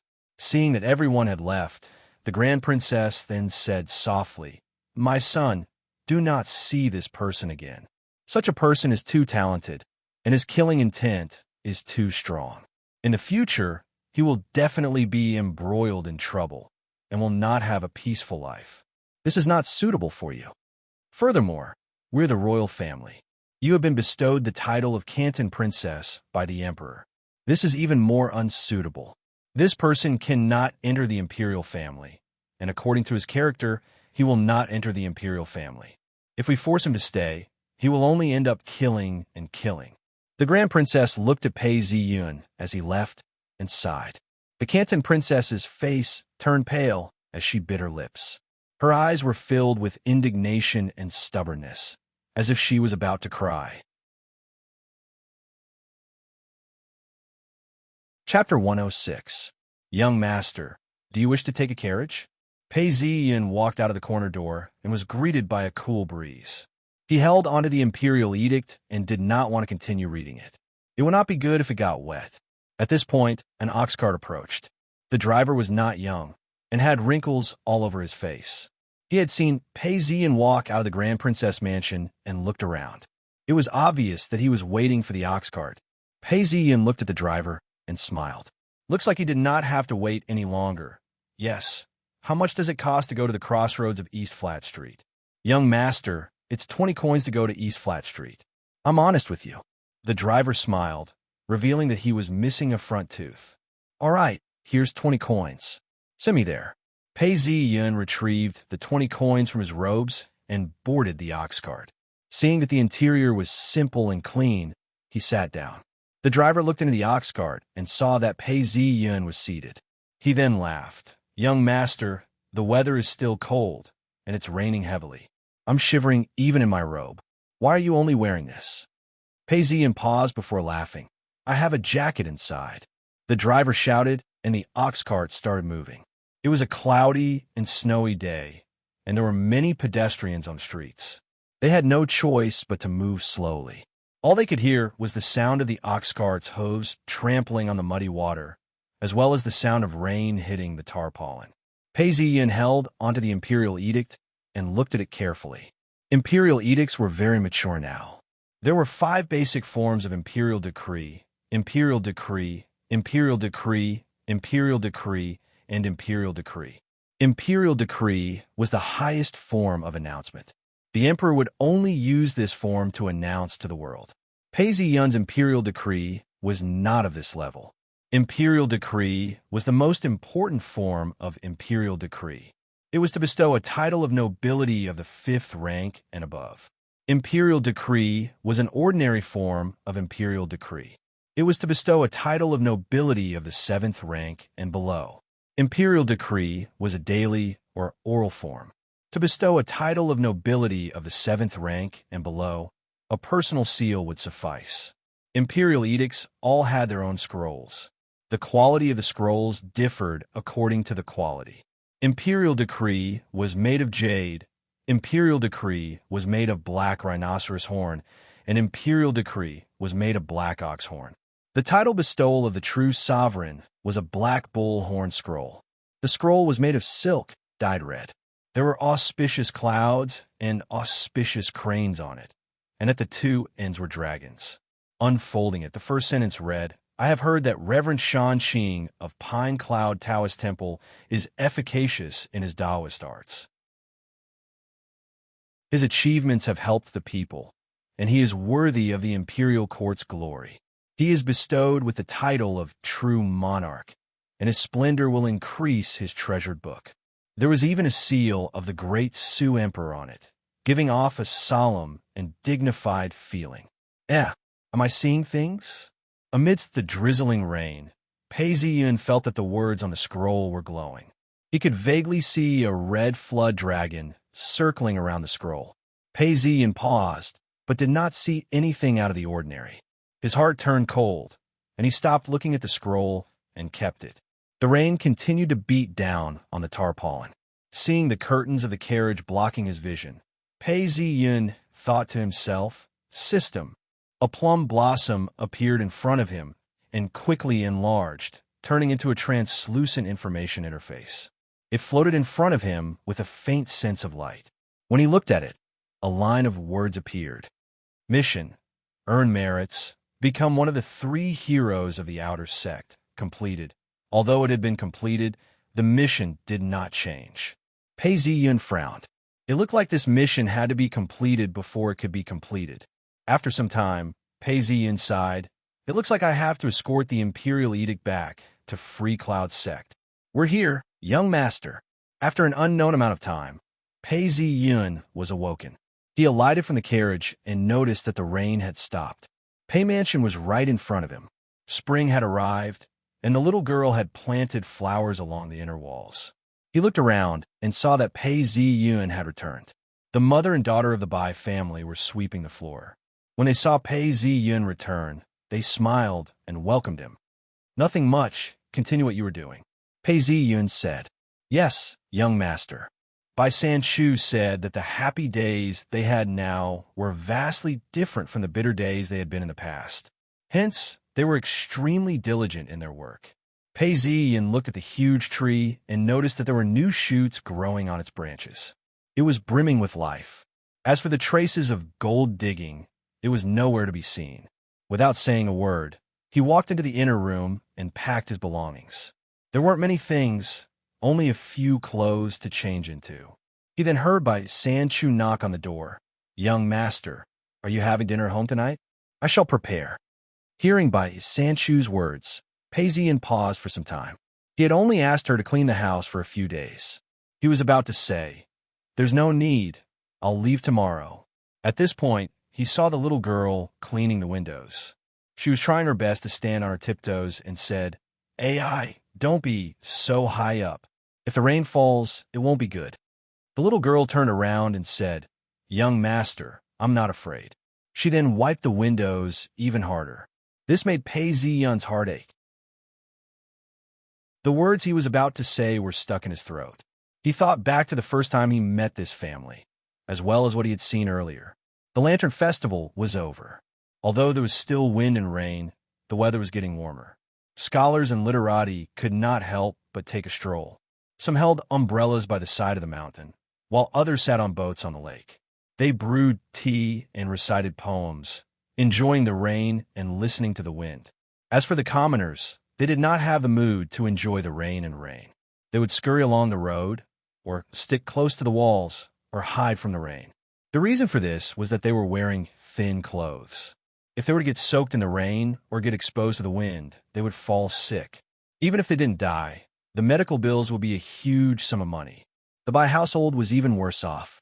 They lived in a narrow alley with dirty water flowing everywhere. Their hair was messy, and they didn't even have clothes to wear. Pei Ziyan paused before saying, "Prepare dinner for me. Make it sumptuous." "Understood, young master," Bai Sanchu replied before preparing dinner. Pei Ziyan looked at their silhouettes. He had bought this house for the purpose of digging for gold, and it was convenient for him to have a place to stay. It was just that he didn't know if he would be able to return to the capital city in the future. The logical thing to do was to sell the house and fire the mother and daughter. However, at this point, he couldn't bear to do so. He wasn't a saint. Even the granny broker had earned 100 taels of silver from him. What more this mother and daughter pair? Pei Ziyan thought to himself as he looked around the house, which had been renovated for a period of time. He then entered his study room and picked up a scroll. Before long, a young maid came to invite Pei Ziyan. Pei Ziyan walked out and saw that Bai Sanchu was preparing the dishes and wine. When she saw him enter, she smiled and greeted him. Pei Ziyan sat down at the table and allowed the young maid to pour him some wine. He raised his cup and swallowed it in one gulp. He then looked around and saw that it was a rare dish. He then smiled, "Sit down and eat with me." "Young master, how can we sit at the table?" Bai Sanchu hurriedly declined. Pei Ziyan then said, "I have something to tell you today. Let's sit at the table. I have something to say." Only then did Bai Sanchu reluctantly sit down. Pei Ziyan didn't mind. As he ate and drank, he said, "I'm preparing to return to Ing Prefecture. I'm afraid I won't be here for another year or two." Clang! The young maid was startled as her hands trembled and a bowl fell onto the ground, breaking into pieces. Her face turned as white as snow. These days, Pei Ziyan had given her new clothes and food. This young maid felt that she had hope in life. She didn't expect to be leaving today. She was at a loss as to what to do next. "Young master, are you coming back?" Bai Sanchu was rather calm as she chided the young maid. She then asked Pei Ziyan. Pei Ziyan laughed. "I will come back in the future. It's just that I won't be staying here for long." He had seen the look on the young maid's face earlier. Poverty and hardship were not something that could be resolved by the words of an outsider. "Thank you, young master, for taking care of us all these days. We shall move out tomorrow." Bai Sanchu spoke timidly, her entire body trembling as her face turned pale. She had just survived a difficult time, and now that she was going to lose him all of a sudden, she couldn't bear to part with him. However, she had lost too much and knew that she had no choice. "Don't panic, I have my own plans. I've arranged two options for you. The first option is that I still want to stay in this house. It's just that I won't be back for long. Help me take care of this house. I might return in a year or two, and I will not shortchange you." Pei Ziyan then said, "I'll give you 30 taels of silver. The three of you can choose any room you want to stay in. My room is not to be touched. The second option is for you to follow me to Ing Prefecture. I have a house in Ing Prefecture, and I'm lacking manpower." Hearing Pei Ziyan's words, Bai Sanchu and her daughter fell silent. The young maid then mustered up her courage and asked, "Young master, are you not coming back to the capital city anymore? If that's the case, I wish to follow you to Ing Prefecture with my mother." "Little girl," Bai Sanchu hurriedly interrupted. "Mother, can't you tell that young master is pitying us? That's why he's saying this. If he doesn't come back, how can the two of us guard this house? Even if we do, how long can we guard it for?" The young maid's face turned red as she spoke. Pei Ziyan paused, as he had never expected her to have such courage. He then asked, "Little girl, what's your name?" "Bai Sanya." "Sanya doesn't sound nice. Let's call it Baya." Pei Ziyan said, as he patted her on the head before looking at Bai Sanchu. Bai Sanchu gritted her teeth. "Since that's the case, we shall follow young master." "That's fine too. I've spoken to the granny broker about the house. The rooms can be rented out. With people living in them, the house won't deteriorate so quickly. Since you made up your mind, get ready." That day, Pei Ziyun went out to look for an ox cart to drive to the pier. Although it was already late at night, the pier was still bustling with people. He could even see the 1,000 sails competition from afar. As he was walking, a servant walked up to him and asked softly, "Young master, are you going to take a boat? If you're going to take a boat, you'll have to take the boat of our Bright Merchant Alliance. It's safe and secure." The servant next door hurriedly replied, "Who said that?" "Our 1,000 Glory Merchant Alliance is the biggest. Where do you want to go, young master? You won't be at a disadvantage if you take the boat of our 1,000 Glory Merchant Alliance." The two servants were now at loggerheads. "I'm going to the capital of Ing Prefecture. I wonder which of you has a boat." "Whoever has a boat, I'll take it," Pei Ziyun replied. He knew that the two servants would understand each other better. When the servant of the Bright Merchant Alliance heard this, he smiled and said, "Young master, you've made the right choice. Our Bright Merchant Alliance will have a boat passing by Ing Prefecture tomorrow afternoon. Young master can take it." HM. The servant of 1,000 Glory Merchant Alliance couldn't compete with Pei Ziyun. He then turned around and left.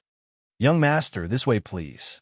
The servant then invited Pei Ziyun into the Bright Merchant Alliance. There was a huge wall with a map of the ocean and a bamboo plaque hanging on it. The servant then spoke to the manager of the front desk. "Manager, this young master wishes to go to Ing Prefecture." He then turned around and spoke to Pei Ziyun. "Young master, what class of room would you like to stay in? Do you have any maids, servants, or a large cargo? We can send and receive you. It's all cheap. Give me a first-class room. I have 2 maids. Give me a second-class room. I don't have any cargo." Pei Ziyun realized that this was indeed the capital city. Even a transportation system had become systematic. "All right, young master," the manager at the front desk replied. He then took out 2 tickets and handed them over, 23 taels of silver. The manager smiled as he spoke. When Pei Ziyun walked in, the manager took a good look at him. His clothes and boots were all of high quality. He didn't have to worry about not being able to afford the fare. Chapter 107. It wasn't considered expensive. There was a high scholar who left his home on the 2nd day of the 11th month. Halfway through the journey, he boarded a boat or traveled by water. The entire journey took him 63 days and cost him 100 taels of silver. The entire journey was by water. Once he reached the port, he would transfer to land. It was fast, comfortable, and cheap. "Here is 20 taels of silver and some money for you." Pei Ziyun handed the money over. The innkeeper smiled as he looked at the money. He then scolded the servant. "Why aren't you serving young master tea?" "No need, thank you. I shall pack my luggage and prepare to board the ship." Pei Ziyun turned around and left. The servant looked at him and mumbled, "If only I had the same amount of money. Why aren't you getting customers? What are you looking at? Don't let Wanrong Trading Company steal business away." The innkeeper looked at the servant and scolded him. The servant then scurried out of the room to get more customers. Grand Princess Mansion, an elderly serving maid, was patting the Grand Princess on her shoulders. She had been with her for many years, and the Grand Princess liked her a lot. The Grand Princess held a book in her hands and was reading it lazily. "Report. An imperial guard came to the door and reported. The Grand Princess then said, "Let him in. Please enter." She informed the palace maid and led the imperial guard into the room. At this point, the Canton Princess was looking for her mother. Even before she entered the room, she heard the imperial guard's voice. She then lowered her footsteps and leaned against the door. "Grand Princess, I've checked and found out that top scorer Pei has indeed prepared ticket. He's leaving tomorrow." Hearing the imperial guard's words, the Grand Princess nodded her head and whispered, "I didn't expect this person to be so straightforward. Today he took the imperial edict, and tomorrow he'll be gone. It's good that he's gone, lest my son misses him." "What? He's going back?" someone exclaimed as the Canton Princess rushed out of the room. "You can leave now. I don't wish for anyone else to know about this." The Grand Princess slapped her forehead helplessly as she looked at Lang Wei. "Yes, Your Highness." Lang Wei turned around and left. "You silly girl, he's already gone. It's good that we don't meet again. If you continue to cause trouble, I'll look for your uncle the Emperor tomorrow and marry you off. That way, I won't have to worry." Seeing the Canton Princess rush in, the Grand Princess raised a finger and pointed at her. "Ah, mother, please don't, please don't. I don't want to get married yet. I don't want to get married." Hearing the eldest princess's threat, the young Canton Princess hurriedly went forward and acted like a spoiled child. "If you mention the name of Pei Ziyun to me again, I will tell your uncle the Emperor to forget about him. I shouldn't have brought you to see him." The Grand Princess sighed as she spoke. "Mother, how can I not know all of this? It's just that I couldn't control my heart. Perhaps what you said was true. I shouldn't have met him in the first place. If not, I wouldn't be in such a difficult situation right now. It's painful like this." The young Canton Princess gently clutched her chest, finding it hard to breathe. Looking at the Canton Princess, the Grand Princess had a pained look on her face. It was difficult to be lovesick, and even more difficult to be lovesick. The Grand Princess then caressed her daughter and consoled her. "Don't be afraid. It will hurt for a while, but it won't hurt anymore." As she said this, her tone was melancholy. "Mother, I will send him off tomorrow. Perhaps I won't be able to see him again. Mother, I don't wish to marry him. I just want to see him one last time and then forget about him." The Canton Princess sobbed as she wiped her tears. "Mother, I will listen to you in the future. I won't see him again. I'm afraid I won't be able to see him again. Mother, please do as I wish. He's so far away from me, and I won't be able to see him again. I feel terrible." Hearing her daughter sobbing, the Grand Princess touched her own face and realized that she was crying. The next morning, Bai Sanchu and her daughter brought their luggage along with Pei Ziyun as they boarded the ox cart. "Young master, we've arrived at the pier." The ox cart driver shouted as Bai Sanchu and Bai grabbed their luggage and jumped off the cart. They had already paid the fare and walked towards the boat. The Canton Princess had been waiting at the pier for a long time. When she saw Pei Ziyun appear, her eyes lit up. Tears welled up in her eyes as she wiped them away and stared at him. The eldest princess didn't say anything. She gazed at the little Canton Princess with gentle eyes. Her eyes were filled with awe and respect for the royal family. Not to mention the royal family. Even the emperor feared the royal power and was often moved by his own power, let alone the princes and princesses. The Canton Princess could not understand her mother's emotions. She watched as Pei Ziyun's silhouette disappeared into the distance and boarded the boat. The Grand Princess patted her daughter's back gently as she held her daughter's hand. She felt her fingers turn cold and hurriedly covered them. After a long time, she saw her daughter trembling and refusing to cry. Her eyes turned red as she said, "You little idiot, are you trying to make your mother die of anxiety?" As she spoke, she wiped her tears and laughed. "Mother, I'm fine. You're fine like this? Such a person, even if you don't see him from the start, you will still be happy." The Canton Princess did not cry, but the Grand Princess wiped her tears. "Mother only has you, and you're my only daughter. What should I do if you're like this? Mother, please leave me a memory. In the future, when I'm in pain, I can take it out and have a look. It'll be the same as when I'm in pain. I can sit in that room for a while." Hearing these words, The Grand Princess covered her face as tears flowed uncontrollably from her eyes. After a long time, she wiped her tears away and instructed a serving maid. The serving maid looked at the time and hurriedly left. At this point, Bai Sanchu and Bai were moving their luggage into the room.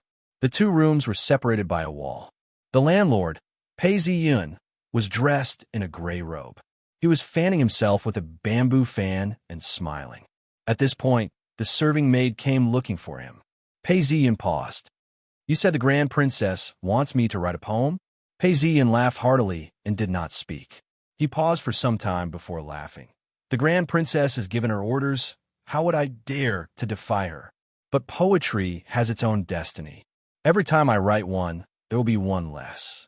Since it's time for parting, I can only reluctantly do it." As he spoke, he stood up and placed a piece of paper on the table. Pei Ziyun thought for some time before writing, "Without a word, I go up to the West Tower. The moon is like a hook. The lonely parasol tree locks the autumn.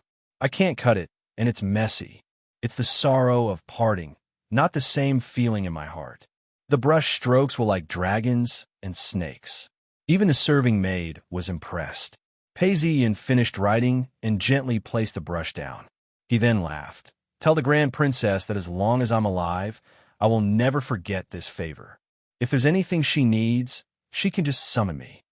As soon as she finished speaking, the serving maid was a servant of the princess's mansion. She knew the rules very well, and only brought her ears and not her mouth.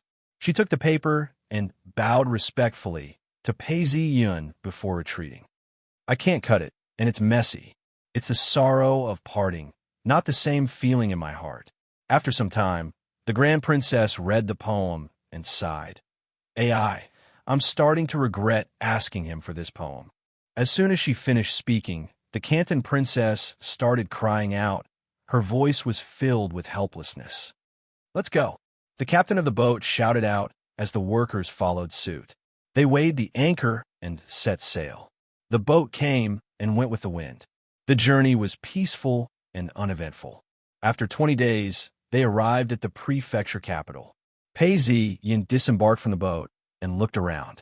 The imperial chief from the imperial edict could defend against Dao arts, but not against sword techniques or martial arts. He had to be careful as well. He then called for an ox cart to take him to Fu Mansion. When they reached the entrance, Yu Yunjun welcomed them. She smiled. "These are the people you brought from the capital city?" "Yes, these are Bai Sanchu and Bai Ya." They weren't originally called this, but I changed their names when I saw that they were good at cooking. It's been a long journey, and the both of you should rest here. This is my master's house, and is similar to my own.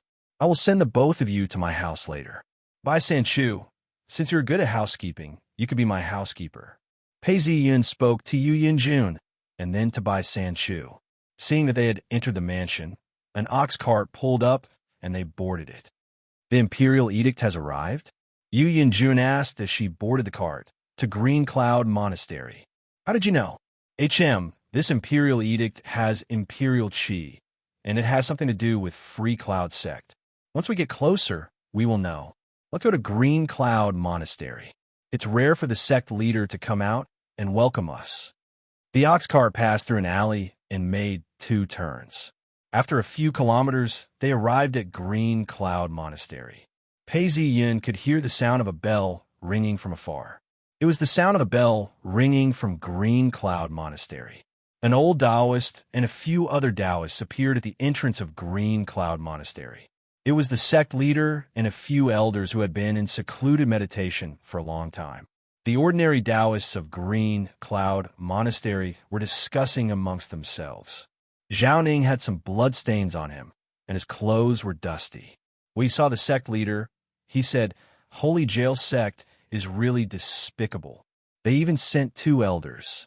If it weren't for me and my 2 fellow disciples protecting them from the shadows, I'm afraid this matter would have been ruined." Holy Jail sect is getting more and more arrogant. Our Free Cloud sect has already received the imperial edict. Sooner or later, we will give them retribution. When the sect leader heard this, he said, "We shall talk about this matter later. Pei Ziyun has received the imperial edict and is about to reach the monastery. We shall wait for the imperial edict. Yes, sect leader. All the elders replied. There were 2 huge trees in front of Green Cloud Monastery. Pei Ziyin jumped down from the tree as a gentle breeze blew past him. A group of elders stood behind him. Zhao Ning was among them. Pei Ziyin recognized them as the sect leader and the elders. The few of them welcomed him. Pei Ziyin stepped forward and bowed. Greetings to the sect leader and senior uncles. An impatient elder stepped forward and said, Is that the imperial edict you're carrying? Why don't we head straight to the monastery? The earlier we get there, the safer we will be. As for other matters, we can talk about them later. Yes, senior brother. We shall let Pei Ziyun head back to the monastery to announce the imperial edict. Only then will we receive the imperial edict. Yu Yinjun's face was full of smiles. The imperial qi is swirling around, and the spells are not near. Let's head to the monastery to announce the imperial edict. The sect leader looked at the bundle on Pei Ziyun's body, and his face was filled with joy. He had cultivated for many years, and yet at this moment, he couldn't help but tremble. We're leaving now. Pei Ziyun paused. We can leave now. The monastery is called Free Cloud Mountain. You haven't been there yet. I'll bring you there. The sect leader smiled and waved his hands. Several ox carts appeared, all of them being driven by Taoists. Seeing the situation, Pei Ziyun couldn't say anything more. He boarded the ox carts and cursed under his breath. The ox carts then left the capital city and traveled along the main road.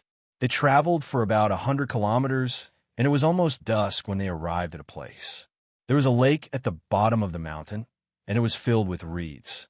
The mountain didn't look too tall, and there was a Taoist monastery and a pagoda. The sect leader couldn't help but smile. This is Free Cloud Mountain. From this pavilion, we'll reach our sect's main gate.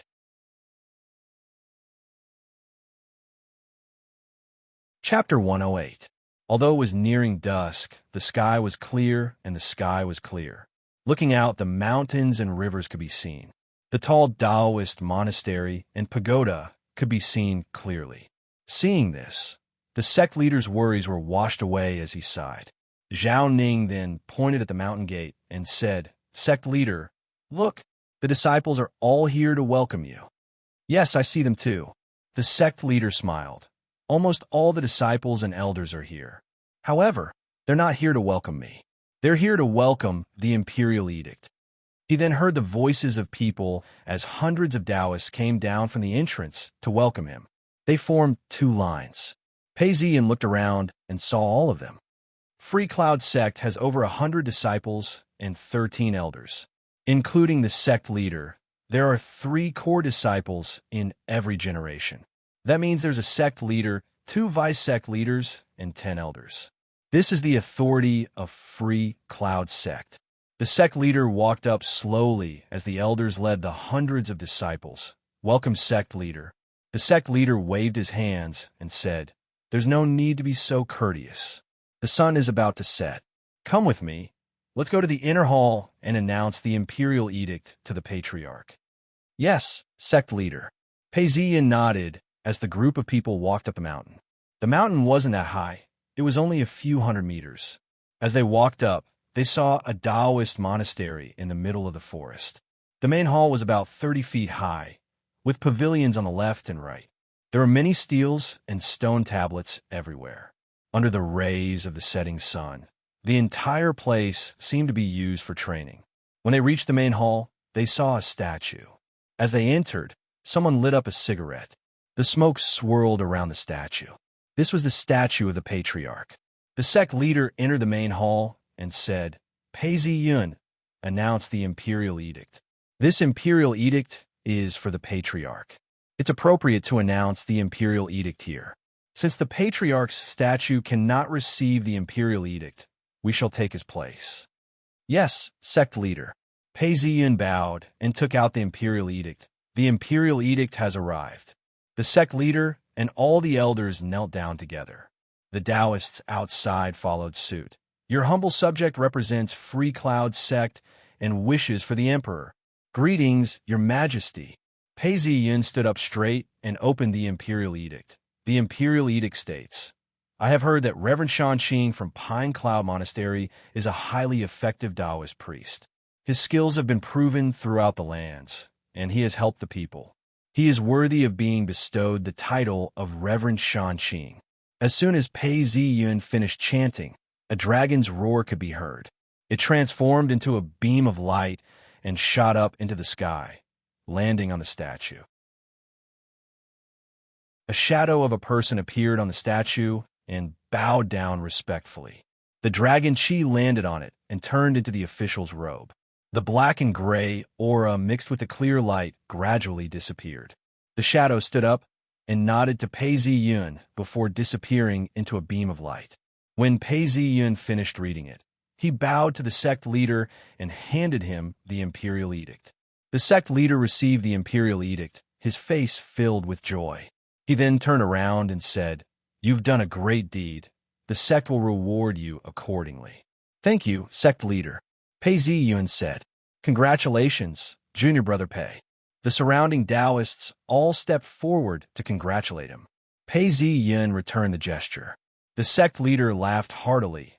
Today is a joyous day for Free Cloud Sect, and we shall celebrate together. Pass down my orders. We shall hold a banquet. Yes, sect leader. An old man stepped forward and bowed. This old man was in charge of the logistics of the sect and was the host of the banquet. He then turned around and left to prepare for the banquet. Pei Ziyun, come with me. I have something to tell you. Yu Yanjun stepped forward and spoke.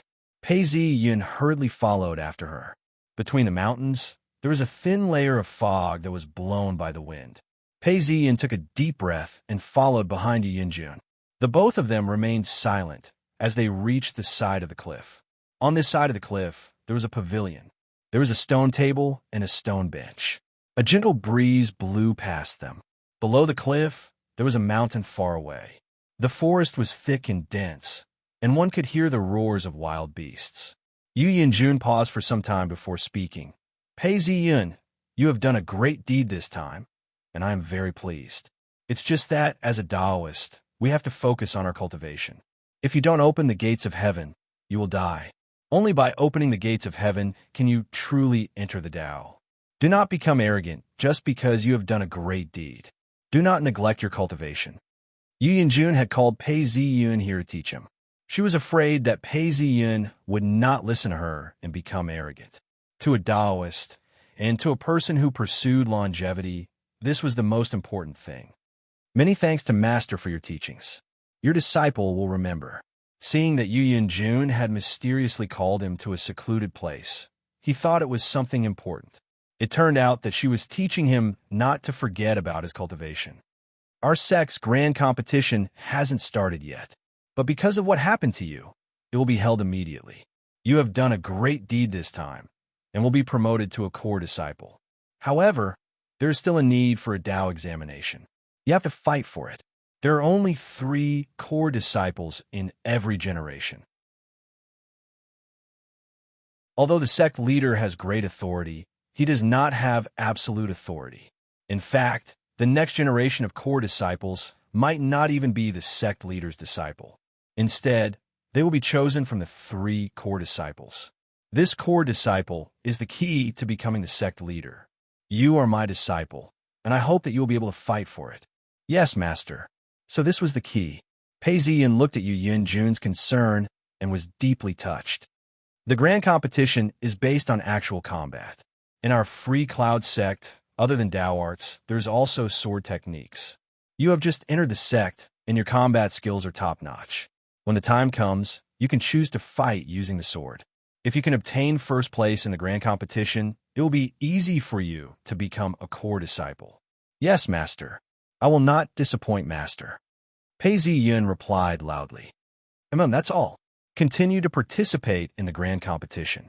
I will come back later. Yu Yanjun instructed. Yes. Seeing that Pei Ziyun had left, Yu Yanjun looked at the mountains in the distance. An indescribable feeling welled up in her heart. Whenever she saw Pei Ziyun, she couldn't help but think of the person she had met many years ago. It was just that Pei Ziyun was even more devilish. Yu Yanjun thought to herself, feeling melancholic. Pei Ziyin walked on a mountain path for a while before calling out to the system. The plum blossom between his eyebrows flashed, and a translucent information interface appeared before his eyes. Red words appeared. Mission, establish merits, become one of the 3 heroes of the outer sect. Completed. This time, Pei Ziyin tapped on it, and the mission was completed. The plum blossom remained motionless between the young man's eyebrows. After a while, the second petal, which was originally translucent red, turned into a solid red color. The second petal of the plum blossom has been formed and has become solid. Of the 5 petals of the plum blossom, I've obtained 2. Pei Ziyin felt the message. I can now directly absorb Dao arts. So the sword technique from before wasn't considered a Dao art? Moments later, the white and red petals of the plum blossom disappeared, and Pei Ziyin dashed towards it. During the sex banquet, Pei Ziyin was a little drunk. As he drank, the memories of the original owner of Pei Ziyin resurfaced. Although the tragedy of Free Cloud Sect had not changed his life, the conferment of the title of Dao Master and True Sovereign had changed many things. After a few days, the peach blossoms on the mountain were in full bloom. A small stream flowed down from the cliff, splashing water everywhere as it flowed into a pond. Pei Ziyin held his sword and practiced. All of a sudden, a voice rang out, Senior brother Pei, the competition is about to begin. Elder wants me to summon you. A young Taoist shouted. Pei Ziyin held his sword and sheathed it. When the young Taoist saw this, he was filled with admiration. Senior brother Pei's sword techniques are getting better and better. Just the sound of his sword being sheathed is like that of an army. Lead the way, I'm coming. Pei Ziyin said that this young Taoist had grown up on the mountain. To a certain extent, this young Taoist was even more loyal than Pei Ziyin and was the backbone of the sect. Along the way, there were 3 large arenas set up in front of the main hall. The winner would be decided by drawing lots, and after a few rounds of elimination, the winner would emerge. On one of the arenas, 2 Taoists were wielding wooden swords. They were exchanging blows and killing blows. The fight was not casual. 2 elders were watching over them. If anything went wrong, they would rush forward to help. Although the 2 of them were using killing blows to kill each other, they were still holding back. That's more like it. An internal competition between a sect requires them to use real swords to kill each other. From time to time, blood would be spilled and lives would be spilled. How could they still be on the same boat? How could the hatred be resolved? Besides, to nurture a Taoist, even if it's not gold, it's still silver. How can one of them die?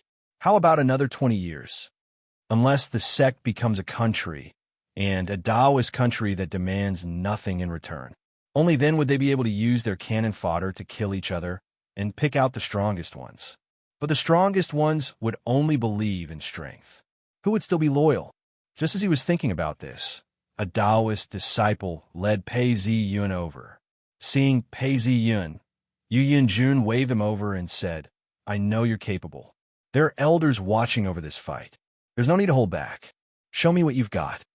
You're a disciple who came from the outside. Many of the sect members aren't familiar with you. If you want to stand firm, you have to convince them. These words were spoken from the bottom of his heart. Pei Ziyin raised his head and looked at the fight on stage. He fell silent for some time before nodding his head vigorously. Pei Ziyin was very familiar with such a scene. The original owner of the body had memories of battles like this. It was just that he was afraid of such a scene in his previous life. But the Pei Ziyin now was eager to give a try. He couldn't help but laugh to himself. Indeed, he has a weapon on him, and his killing intent has been aroused. After the battle on stage, the elder shouted, Pei Ziyin, Zheng Hua ran. The drawing of lots had already been completed yesterday. Pei Ziyin then walked up to the stage. At this point, hundreds of pairs of eyes were watching him. Some of them had good intentions, some were cold, and some were filled with disgust. Of course, Pei Ziyin understood that he was a disciple who came from the outside. In terms of relationships, how could he be compared to the disciples who had lived together for years? If it weren't for the fact that he had contributed so much, he wouldn't even have had a chance. Don't think that Taoist didn't care about forming cliques. Especially Song Ji. If he didn't fan the flames, he wouldn't even believe it. Not to mention the others, the few opponents he had drawn were all highly skilled disciples. If it weren't for the original owner's memories, he wouldn't have known. There weren't any tricks involved, and there weren't even any elders involved. Yet he was able to sing the praises of being the successor of the sect. But so what? Of course, this was a competition. Although his master had told him not to hold back, he couldn't use his killer moves. He couldn't use his Dao arts to kill his opponent. But as long as he wasn't unreasonable and didn't go easy on his opponent for the sake of harmony, it would be hard for him to get the position. Thinking this way, the both of them looked at each other. Zheng Hua ran then bowed. "Junior brother, please." Pei Ziyan replied, "Senior brother, please." After the two finished their greetings, they unsheathed their swords. Their swords flashed. Although they were wooden swords, a clanging sound could be heard as the two swords clashed. The two swords clashed, and both of them took a step back. The spectators let out a cry of surprise. This meant that both of their strengths were about the same, and they had both entered the 7th level.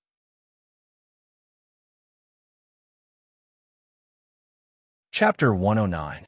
Both of them were using the free cloud sword technique. Zheng Hua ran unleashed his sword techniques, and the sound of chi-chi-chi could be heard. Within seconds, he had thrust his sword towards Pei Ziyan 3 times. Each strike was the essence of the technique. The crowd below cheered. Good sword techniques. The sect elder nodded his head in approval as well. This sword technique was extremely pure and had reached a high level of mastery. Pei Ziyan laughed as he drew his wooden sword. It was the same free cloud sword technique. With just one move, he managed to dispel all 3 of the attacks. Zheng Hua Ran was taken aback. This flying swallow pierces willow is just an ordinary move. How did he manage to dispel all 3 of my attacks? He then started using the free cloud sword technique, slashing out horizontally. Pei Ziyan only used a simple thrust and a simple block. In a split second, Zheng Hua Ran's series of sword techniques were dispelled. Pei Ziyan waited for Zheng Hua Ran to attack 10 times before stabbing out once more. It was the same flying swallow pierces willow. A pu sound could be heard as Zheng Hua Ran felt a sharp pain in his wrist. Zheng Hua Ran retreated several steps, as if he had just seen the most terrifying thing in the world. He had never imagined that the 10 years he had spent learning sword techniques would be defeated by a simple flying swallow pierces willow. Zheng Hua Ran paused for some time before regaining his composure. He then clasped his hands. "Thank you, junior brother, for showing mercy. I've lost." As he finished speaking, he picked up his wooden sword and leapt down from the stage. His expression was one of desolation. The Taoists below the stage were all taken aback. They couldn't believe what they had just witnessed. Senior brother Zhang's sword techniques were known to everyone, and they didn't expect him to lose so easily. "Thank you for letting me win," Pei Ziyan said as he took 2 steps forward and bowed to the sect leader. The sect leader smiled and said, "Your sword techniques are not bad. You won the first round." Songji's face was pale as he sat beside the sect leader. When he saw the sect leader clenching his fist tightly, he was shocked. Even the sect leader thinks that Pei Ziyan is scary. Yu Yanjun looked at Pei Ziyan's sword techniques and sighed. This disciple's sword techniques have reached a higher level. Among this generation of disciples, no one can compete with him, right? Zhao Ning was thinking to himself. In terms of sword techniques, not only is there no one in the younger generation who can match up to him, I'm afraid it would be difficult to find a second person who can match up to him. This person had followed Pei Ziyan for most of the journey and understood what had happened along the way. Pei Ziyan had killed many bandits along the way, including the 6 riders and the pirates. He was decisive, and his sword techniques were profound. Seeing how Pei Ziyan had fought so casually, he thought to himself that the more he fought, the more he understood how terrifying Pei Ziyan was. As for those who had no actual combat experience and were relatively weak, they might not be able to tell. There were many people participating in the competition, and some of the battles lasted longer than others. Pei Ziyin walked down from the stage and sat down on a wooden block to continue watching the battles. He swept his gaze across the battles and realized that the sword techniques of the previous few battles were all filled with flaws and flaws.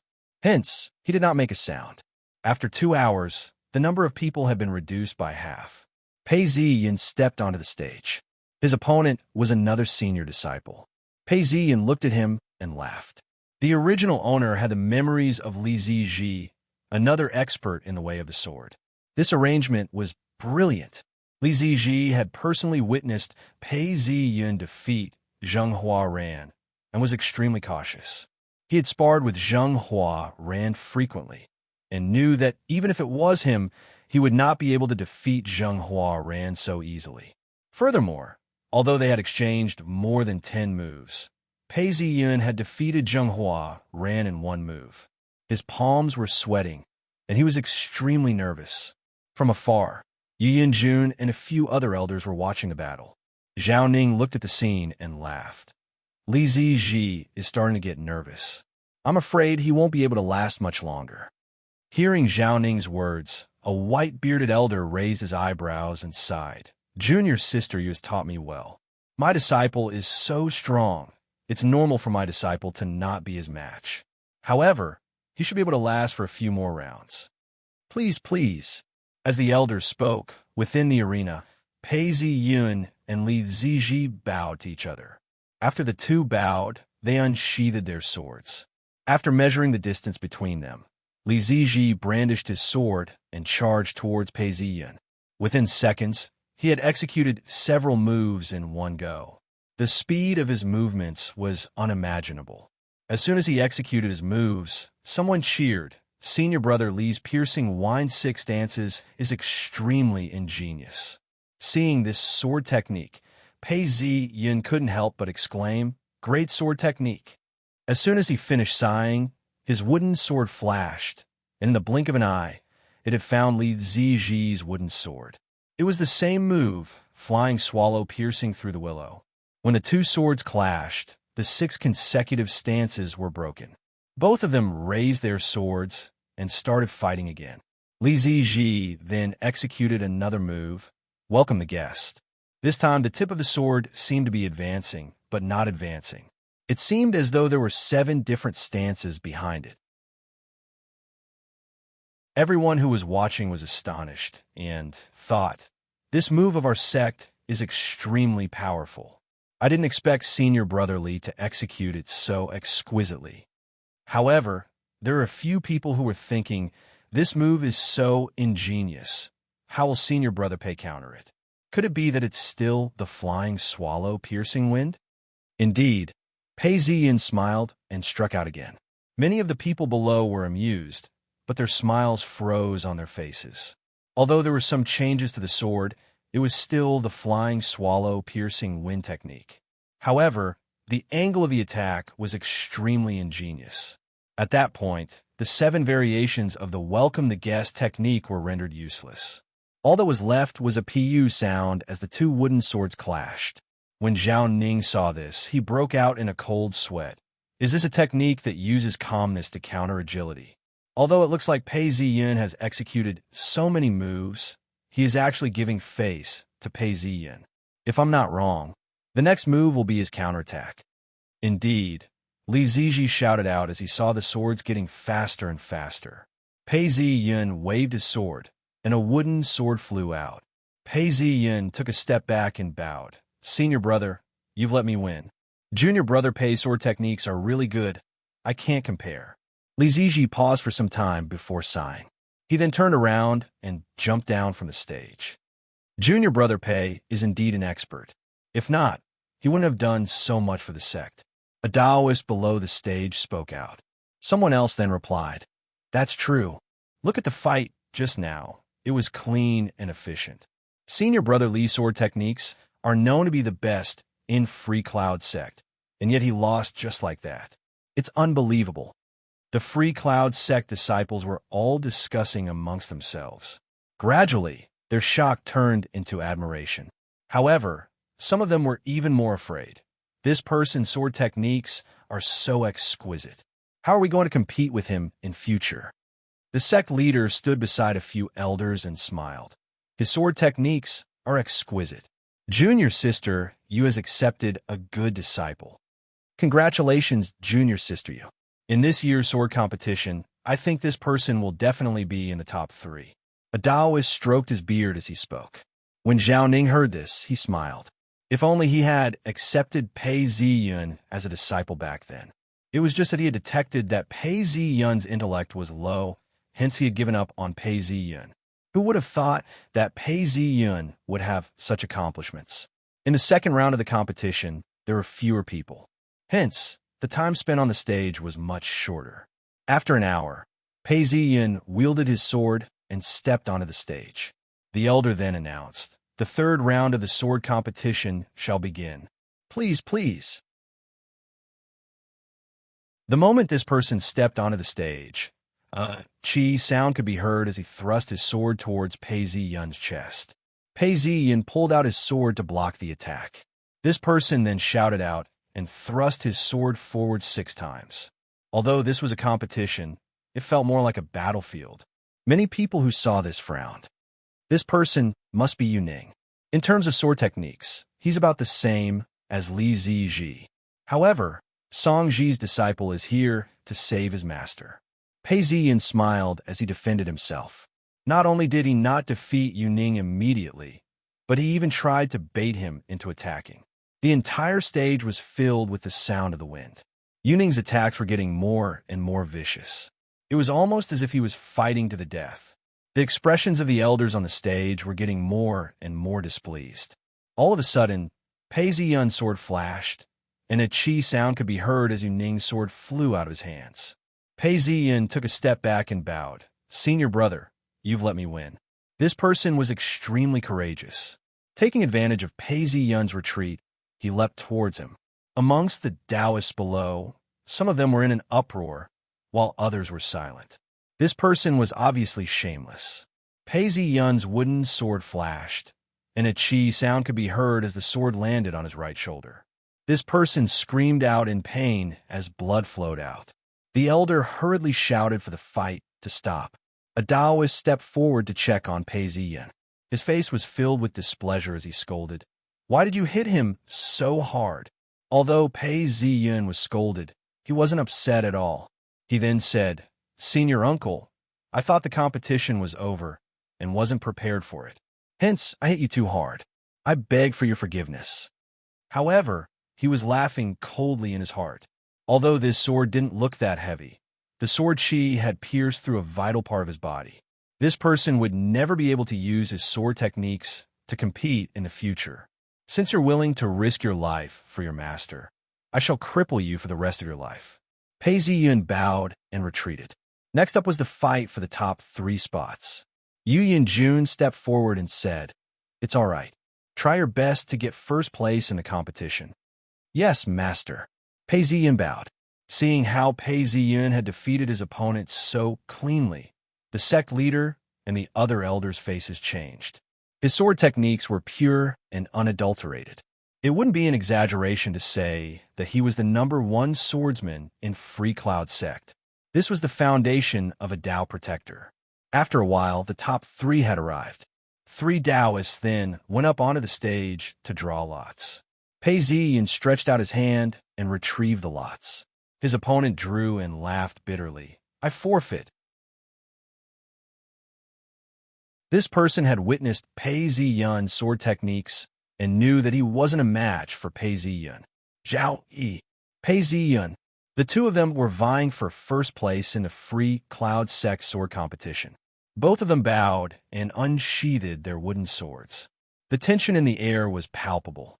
The crowd looked at the stage in silence, not daring to make a sound. All of a sudden, the two of them moved. Zhao Yi then said, "Junior brother Pei, don't hold back against me." As he spoke, his sword pierced through the air.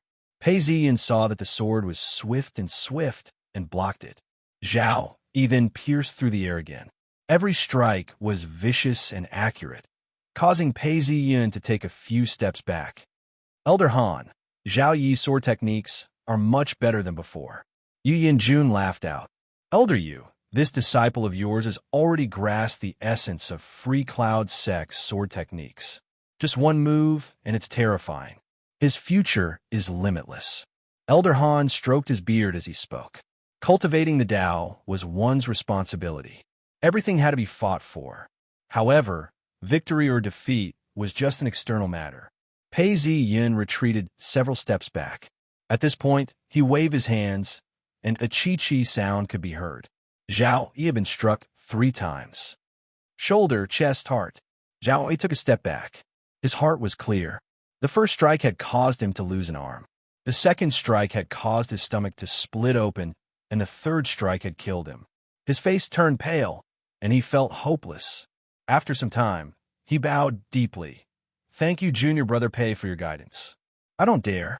Pei Ziyun bowed deeply. Senior brother Zhao. Thank you for letting me win.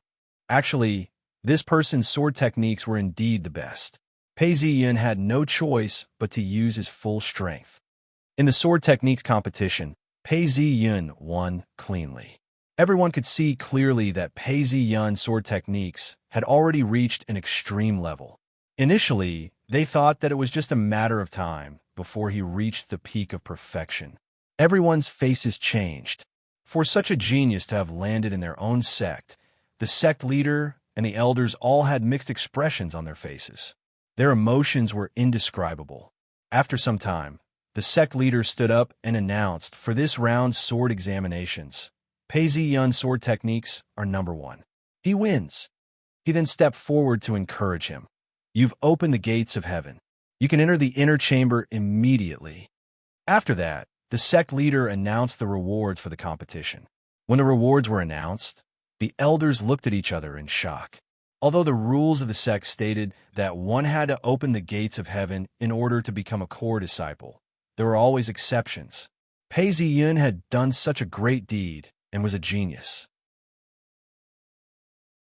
Why didn't they announce that Pei Ziyun was a core disciple?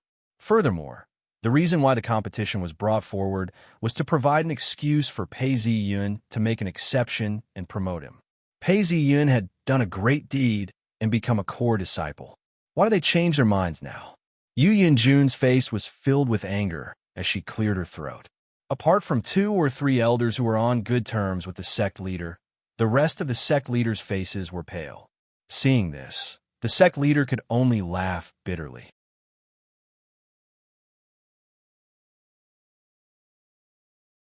Chapter 110. As the night grew darker, a gentle breeze blew across the mountains, ruffling the leaves on the trees. A shadow walked out from a room and snuck into the monastery. He arrived at the sect leader's room and knocked softly on the door. "Master, are you asleep?" Songji's voice came from the door. Hearing that there was no movement from within, he stretched out his hand and pushed the door open. Songji then entered the sect leader's room. Pooh! A candle was lit in the room, emitting a bright flame. The sect leader sat down on the couch. It turned out that he had stretched out his hand and tapped the air, causing the candle to light up the room. Seeing this, Songji wasn't surprised at all. He then bowed respectfully. "Master, your disciple has something on his mind. I apologize for disturbing your cultivation. Are you here because of Pei Ziyin?" The sect leader opened his eyes. "Yes, master. I'm not satisfied. Pei Ziyin was just lucky and managed to accomplish something. Who would have thought that as long as he could open the gates of heaven, he would be able to become a core disciple? To think that I, Songji, have been in the sect for over 10 years and have contributed so much to become a core disciple. I'm not satisfied." Songji paused for some time before making up his mind. "I know what you're thinking in your heart. Why would a single achievement be worth more than 10 years of hard work? Do you really not understand, or are you pretending not to understand?" "Songji, my good disciple." The sect leader sighed and closed his eyes. He then spoke plainly to Songji's heart. Hearing the sect leader's words, Songji panicked. Actually, how could he not understand that even if he had worked hard for over 10 years, it would only be considered hard work? At most, it would be considered a small achievement. However, even if Pei Ziyin had only done one thing, it was still a huge achievement. It was so huge that even the patriarch, the entire paradise, and the sect would benefit from it. Not to mention the fact that the imperial court had already conferred the title of true sovereign. The local officials would take care of him every year. This was something that would last for hundreds of years. Songji's thoughts had been exposed by the sect leader. After some time, he finally spoke. "Master, I know that Pei Ziyun has done a great deed, but The sect leader had a strange look on his face as he sighed. Before Song Ji could finish his sentence, the sect leader opened his eyes again and interrupted him. He then said softly, "Foolish child, why do you have to do this? If you can't open the gates of heaven, it's all an illusion. If you can't live forever, it's all just an illusion. Master, you have to help me. I know that, but if I don't become the sect leader, I won't have enough resources to complete the immortal Tao. If I don't become the apprentice of the sect leader, how will I receive more guidance? Although I have my own selfish motives, when I become the sect leader, I will definitely be able to lead the sect to rapid progress." There's no need to say these things. I only want to ask you, when can you open the gate of heaven? Hearing Song Ji's words, the Free Cloud sect leader had a cold expression on his face as he asked. This disciple of his had put in so much effort and yet was stuck at this stage. "Master," Song Ji was only halfway through his sentence when he found himself at a loss for words. Seeing that Song Ji was hesitating with a flustered and anxious expression on his face, the sect leader was baffled. He remembered 20 years ago when his own master grabbed his hands and said, "I have yet to succeed in this life. I hope that in my next life, you will help me. Remember this, remember this." As he closed his eyes, he could still remember the look of anticipation in his master's eyes. The Free Cloud sect leader sighed deeply. In order to become the senior disciple, you have to break through the gates of heaven and become an master. If you can't even do that, why should I make you my senior disciple?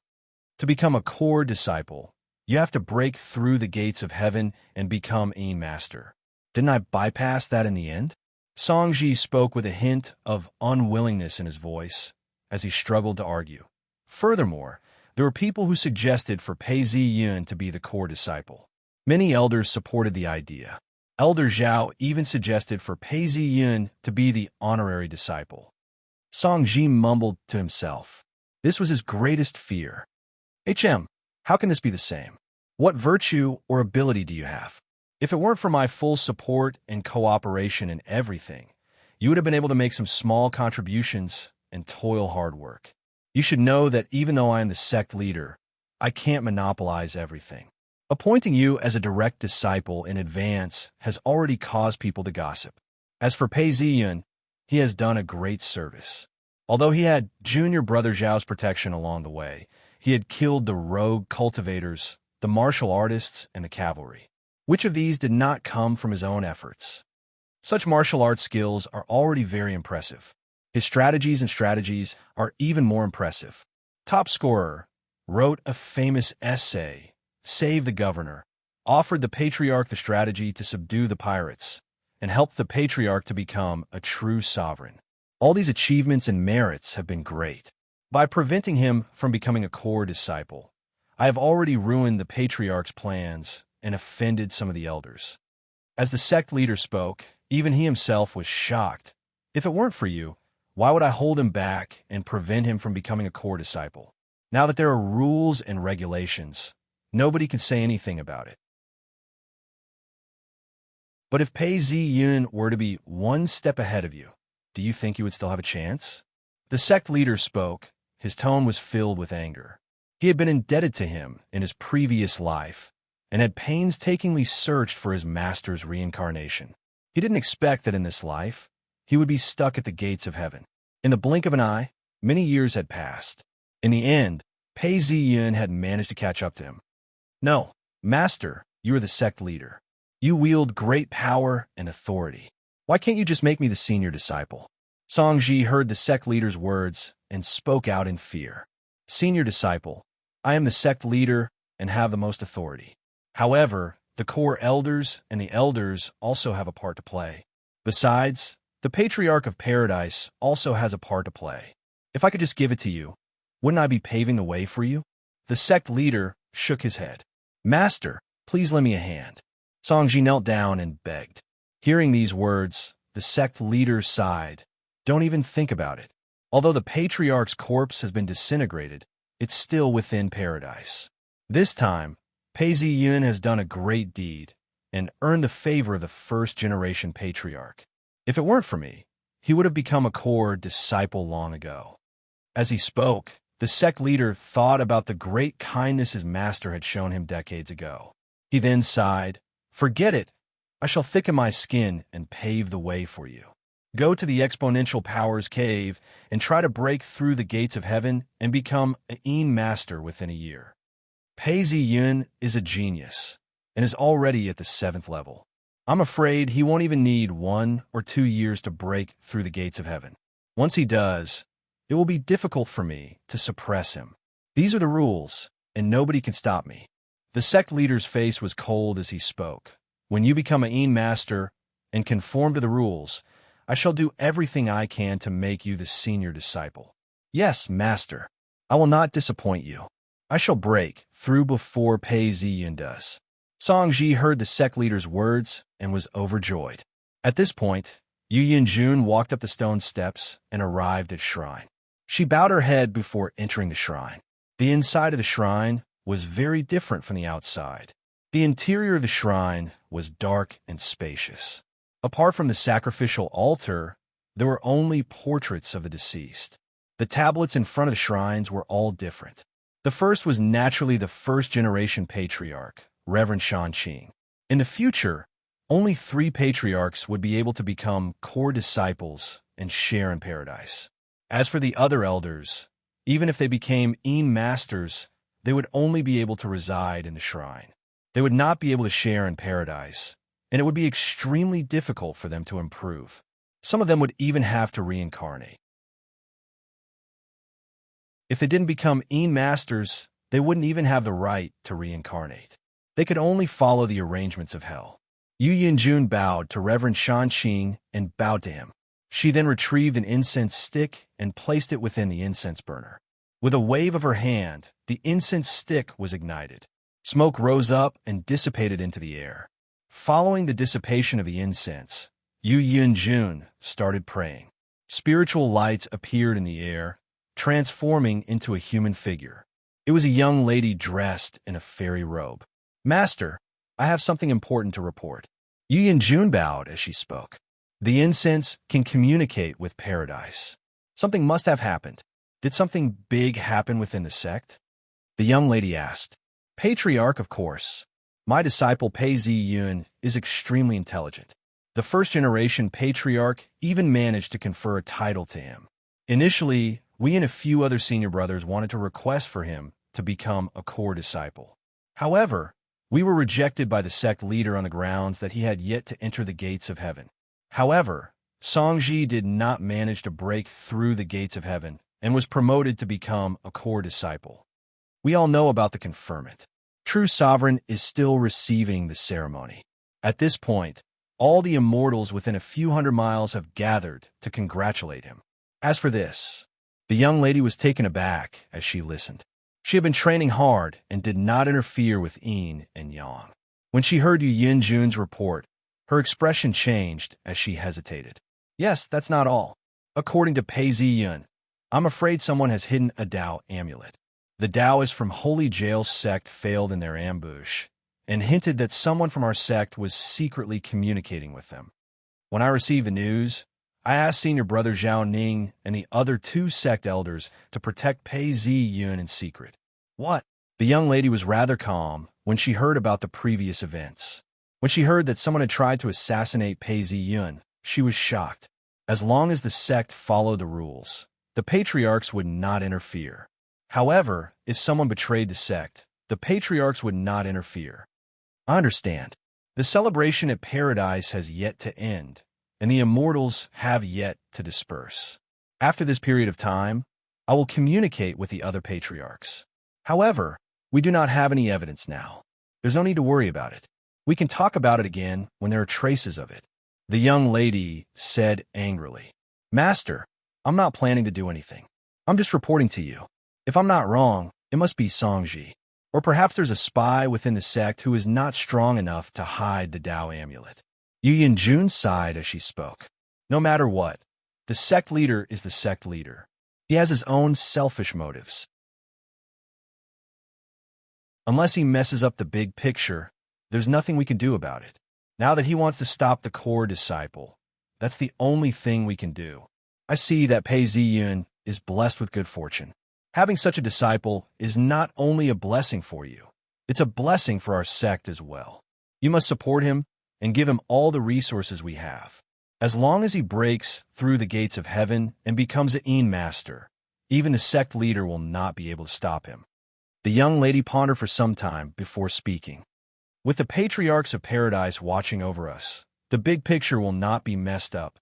It's just that you have to watch out for the small details. Many things can be said to be big or small. You have to be careful. Yes, master. I will be careful. Yu Yinju nodded.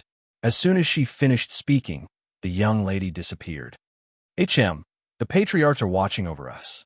Let's see what tricks you two can pull. As long as Pei Ziyun breaks through the gates of heaven and becomes an master, not only will he be a core disciple, he will even be able to fight for the position of honorary disciple. Yu Yinjun stood up and laughed. She felt much more at ease and was filled with anticipation for Pei Ziyun.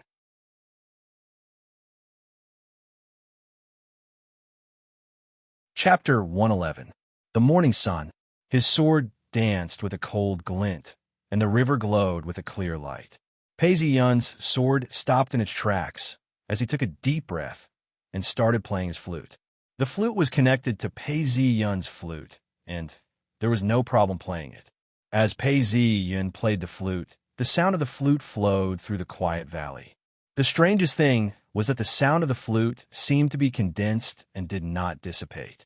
Soldiers are weapons of murder. Pei Ziyun walked along the narrow path of the valley, wearing a black crown and a white robe. The sound of the flute was crisp and clear. It was already late spring, and the imperial examinations should be starting soon. The rain last night had washed the valley clean, and the sun shone brightly. Dendrobium, daylilies, mulberries, and other flowers decorated the path. Pei Ziyun thought to himself, no wonder there are so few people who are proficient in the way of the sword.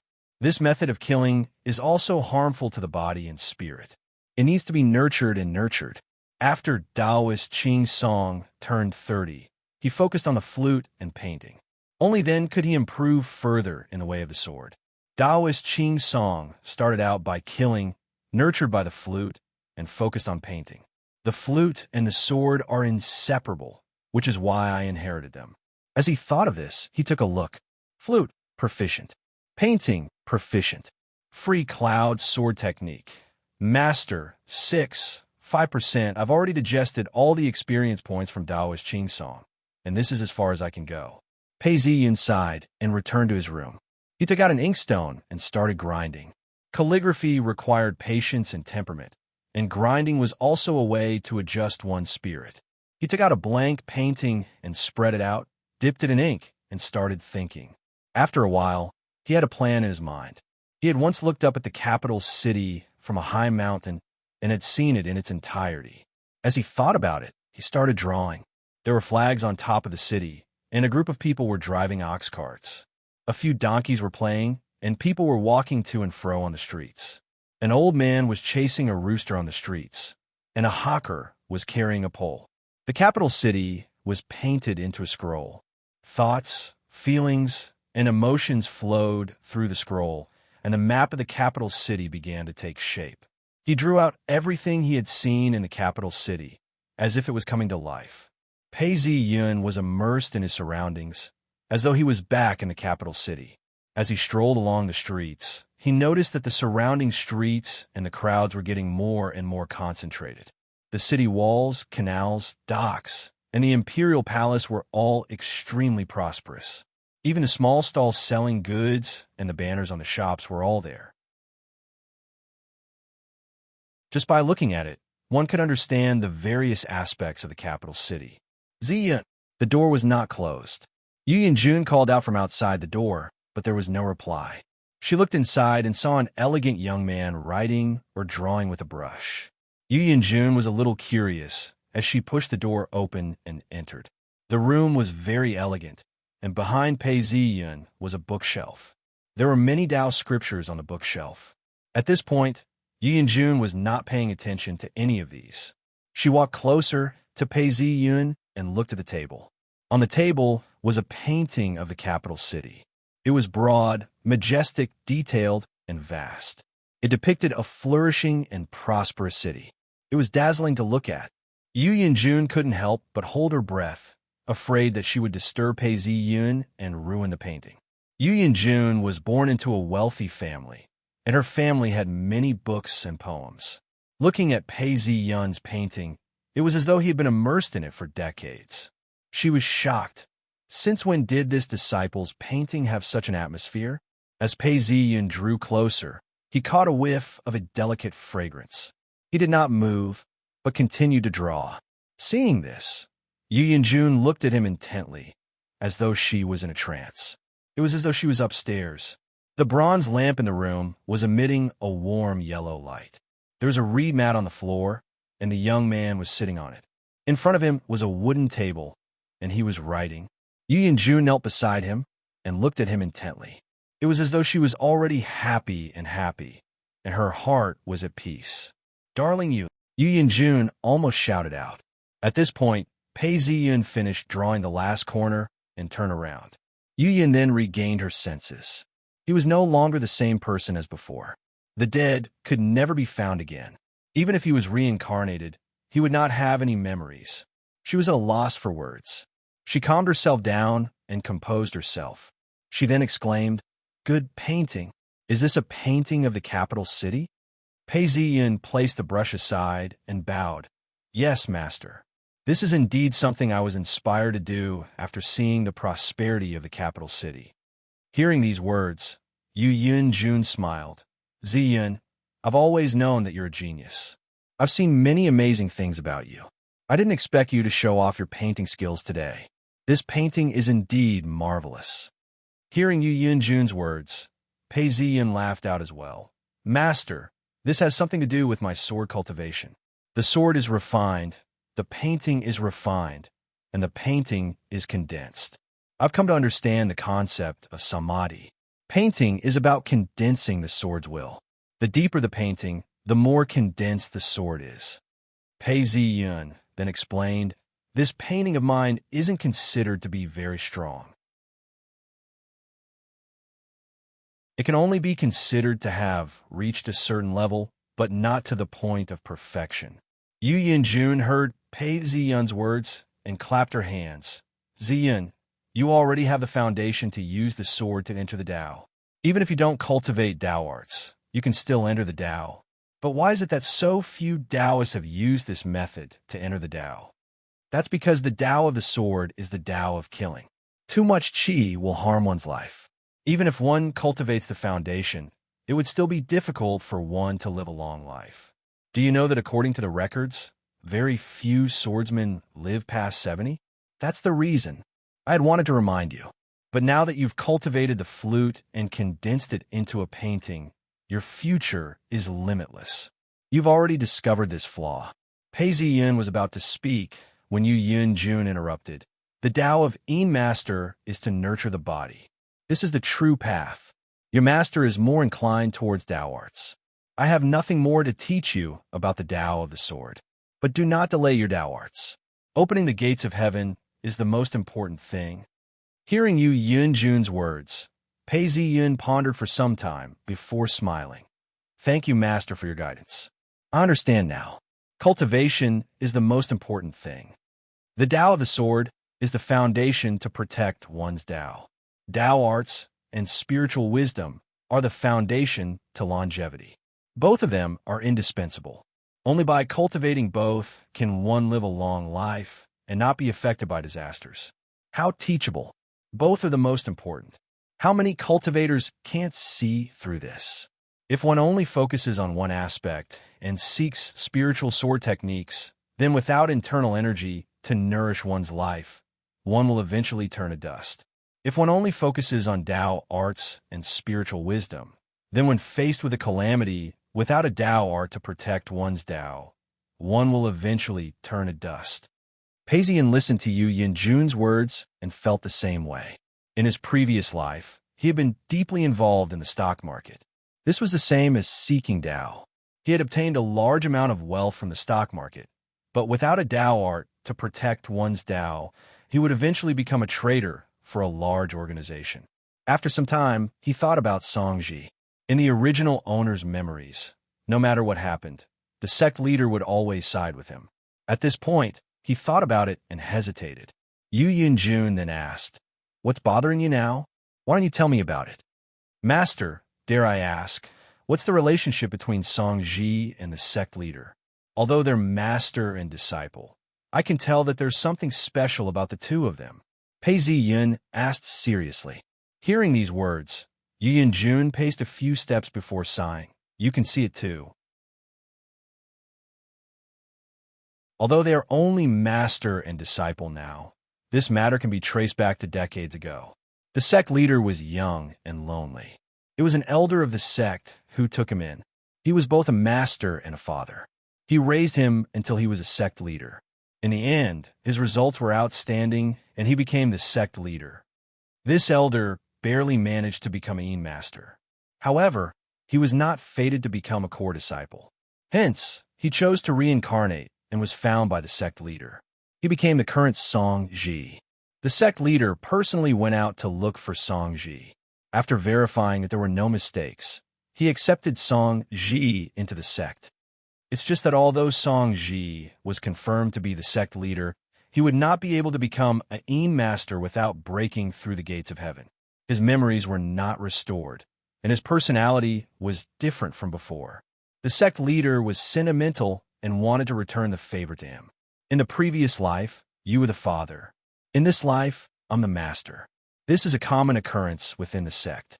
If I were to be reincarnated in the future, I would need you to protect me." Yu Yinjun said seriously.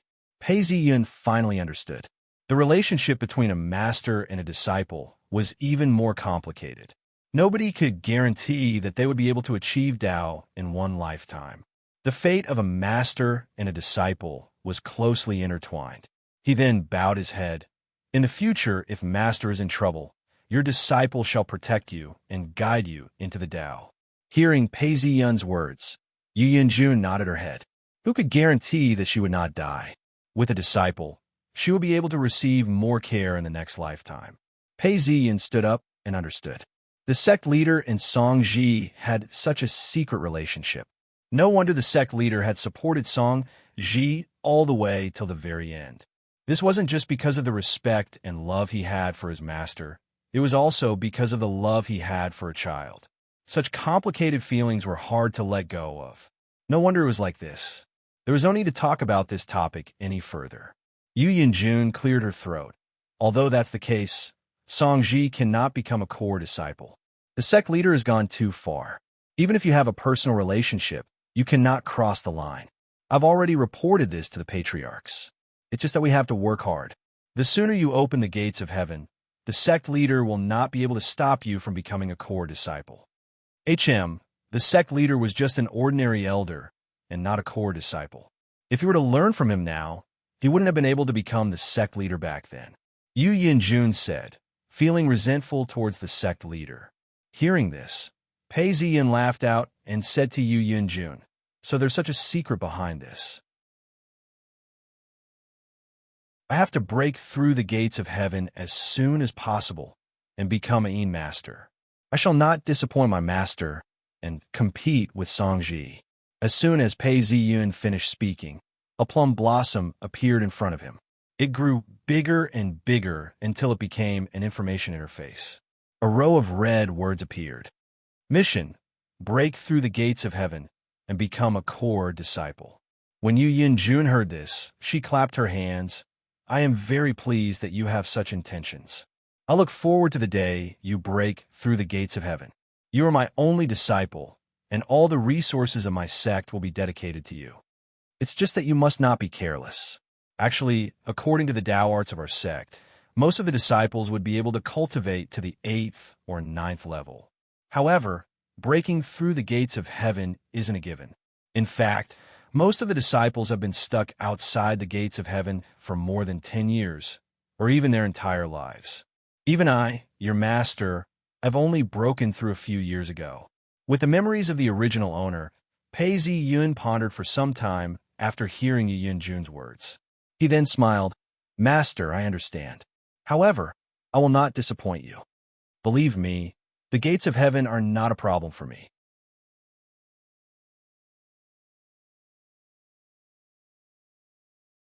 Chapter 112. It's good that you have confidence. Yu Yunjun was satisfied. Pei Ziyun saw that the conversation had ended, and noticed that the ink on the painting had dried. He then rolled it up and handed a letter over. Master, I believe you know the whereabouts of my childhood sweetheart, Yisuer. Please help me pass these two things to her. In the past, I was not very talented, and my cultivation was not high enough.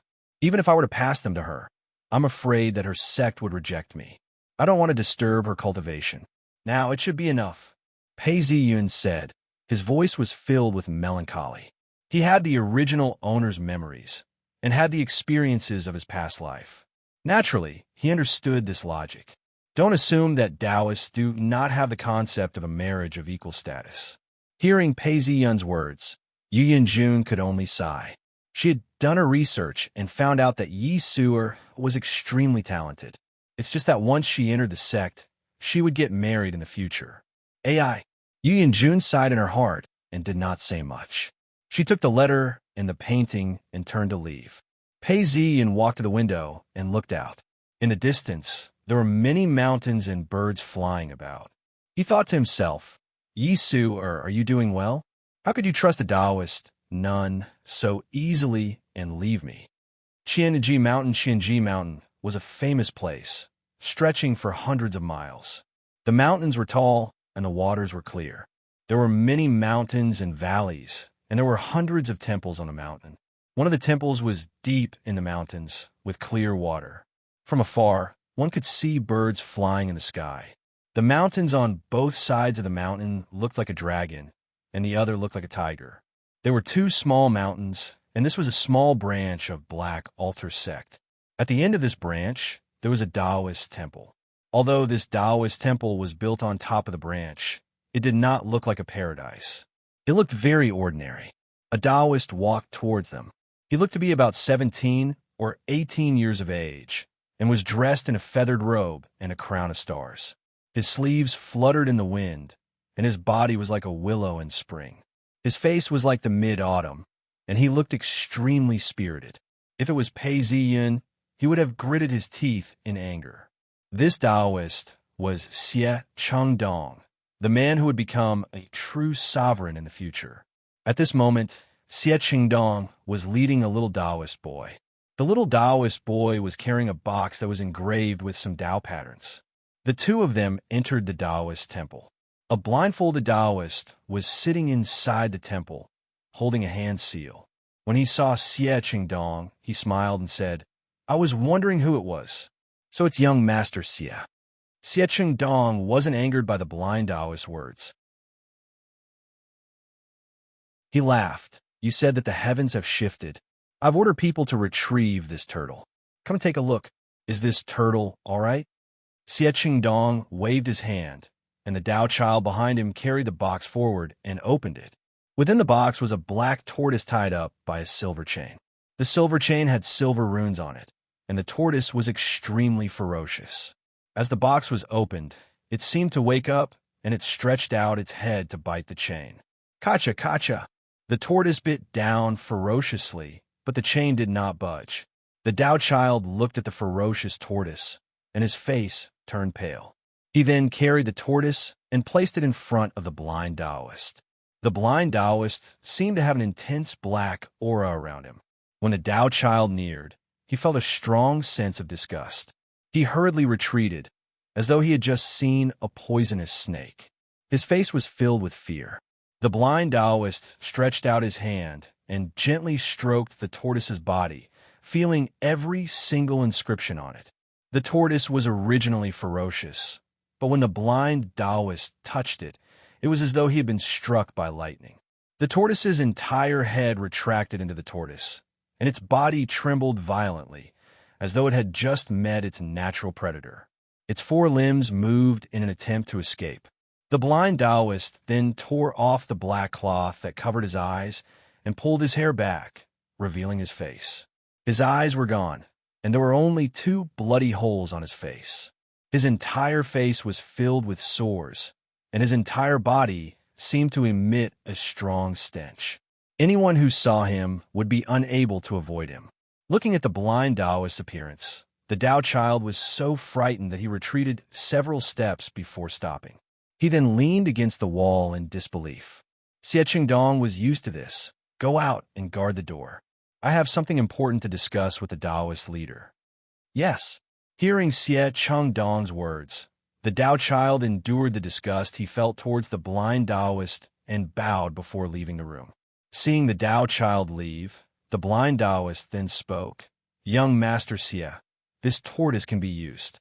It's just that ever since I was saved by your father 20 years ago, I've been divining for your father and for you. I've even used the art of thieving the heavens. Although I had the protection of the earth meridians, the sins still followed me. The blind Taoist could only sigh. I'll remember all your hard work. If it weren't for you, I wouldn't have had the opportunity to achieve what I have today. Xie Qingdong spoke in a serious tone. Young Master Xie, I have no other requests. If I carry on like this, I'm afraid my lifespan will run out in a few years.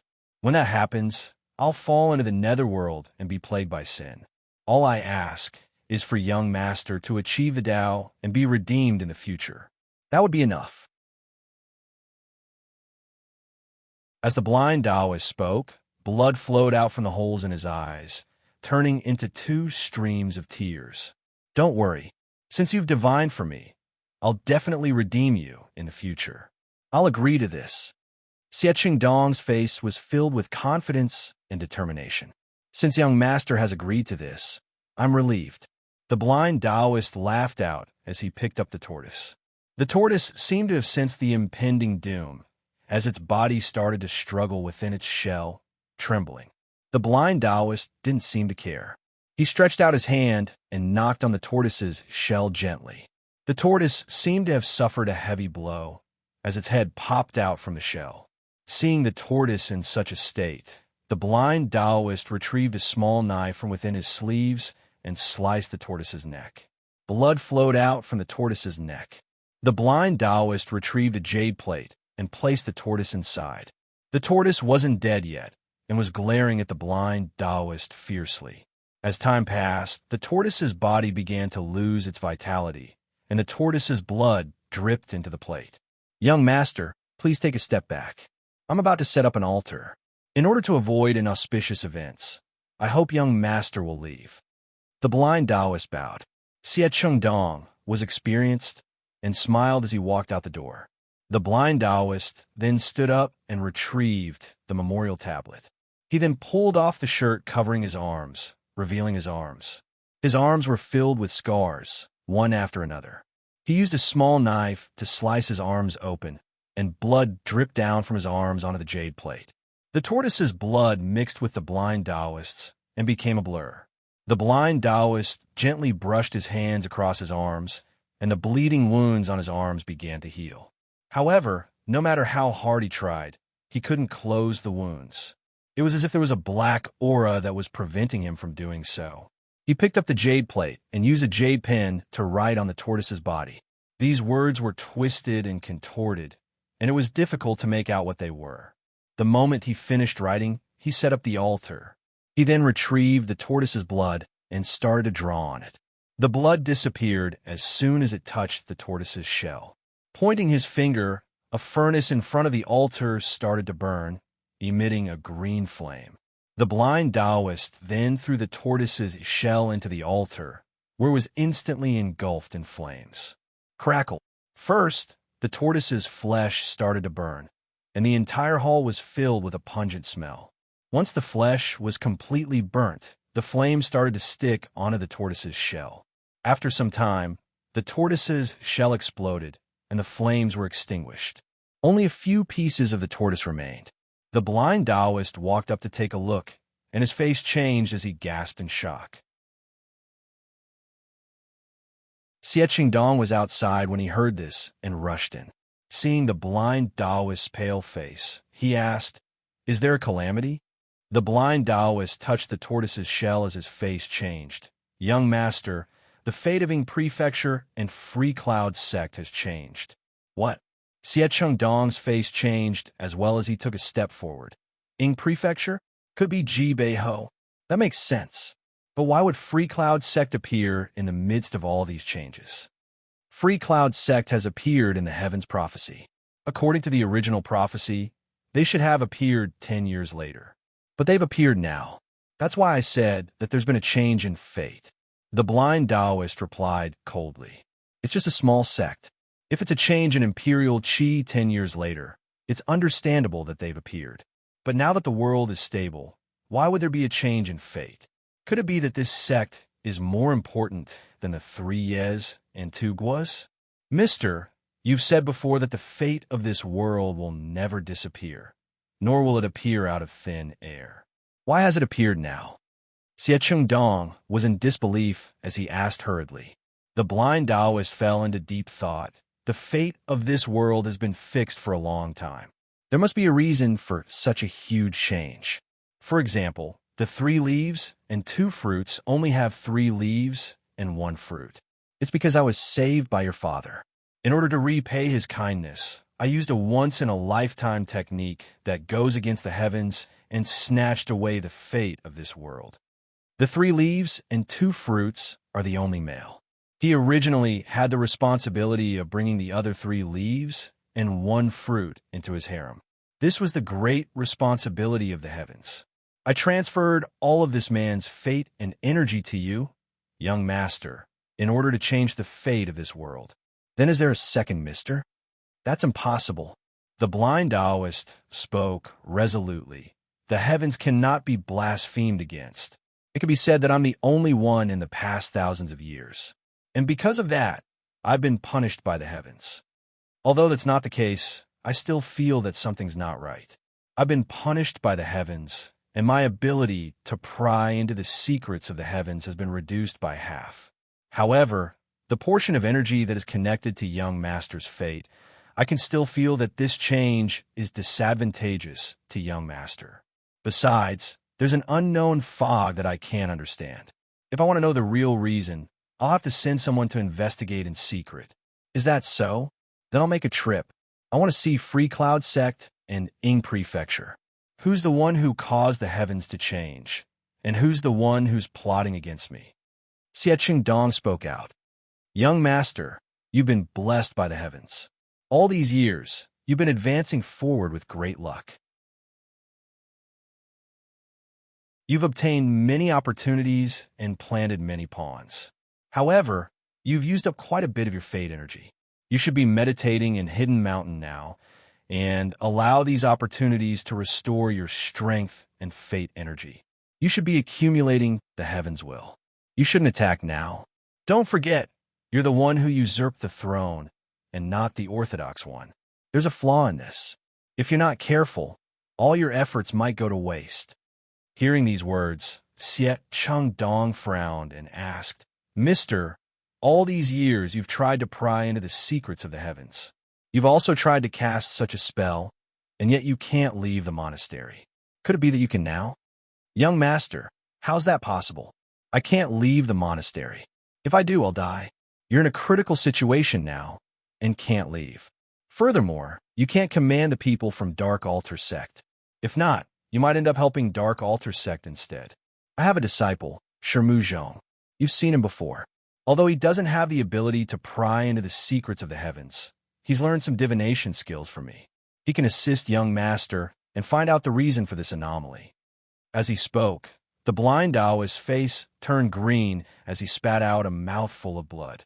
The stench of blood permeated the air. It was obvious that he was suffering from a backlash. Seeing the blind Taoist spitting out blood again, Xie Dong's expression softened as he sighed. "I understand. Mister, rest well."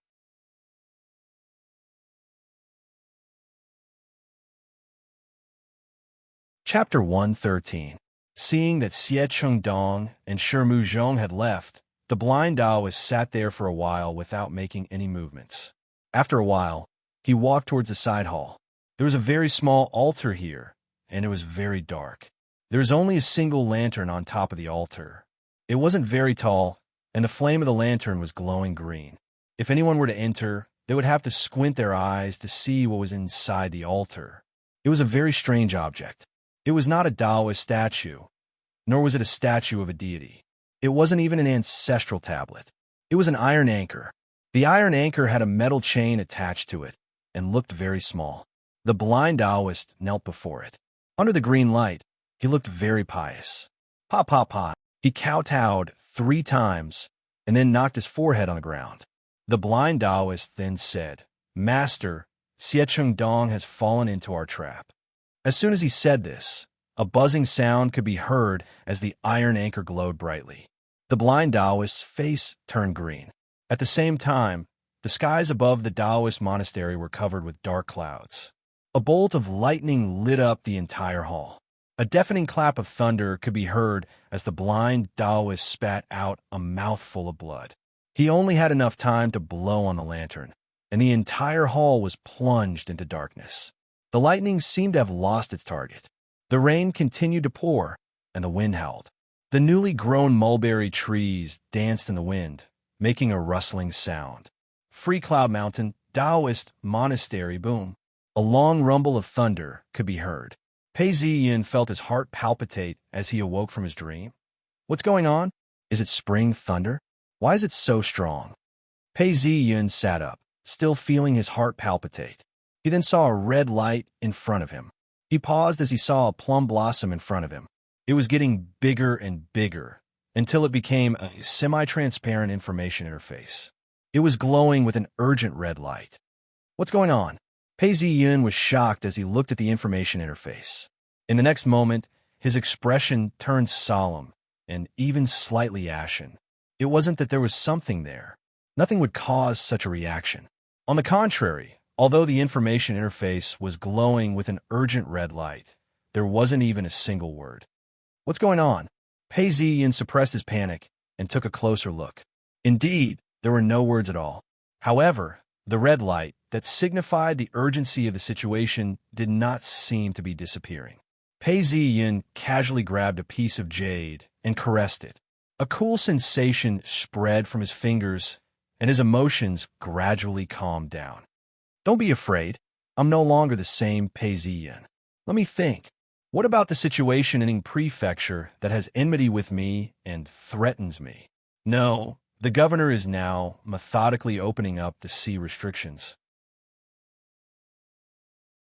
He's very wise and only opened up 3 ports. Although there was a moment of chaos, the power of the province was concentrated in 3 ports, and all the thieves were suppressed. In the past few months, the governor has already spread out the plates. After consulting with His Majesty, he established a trading department.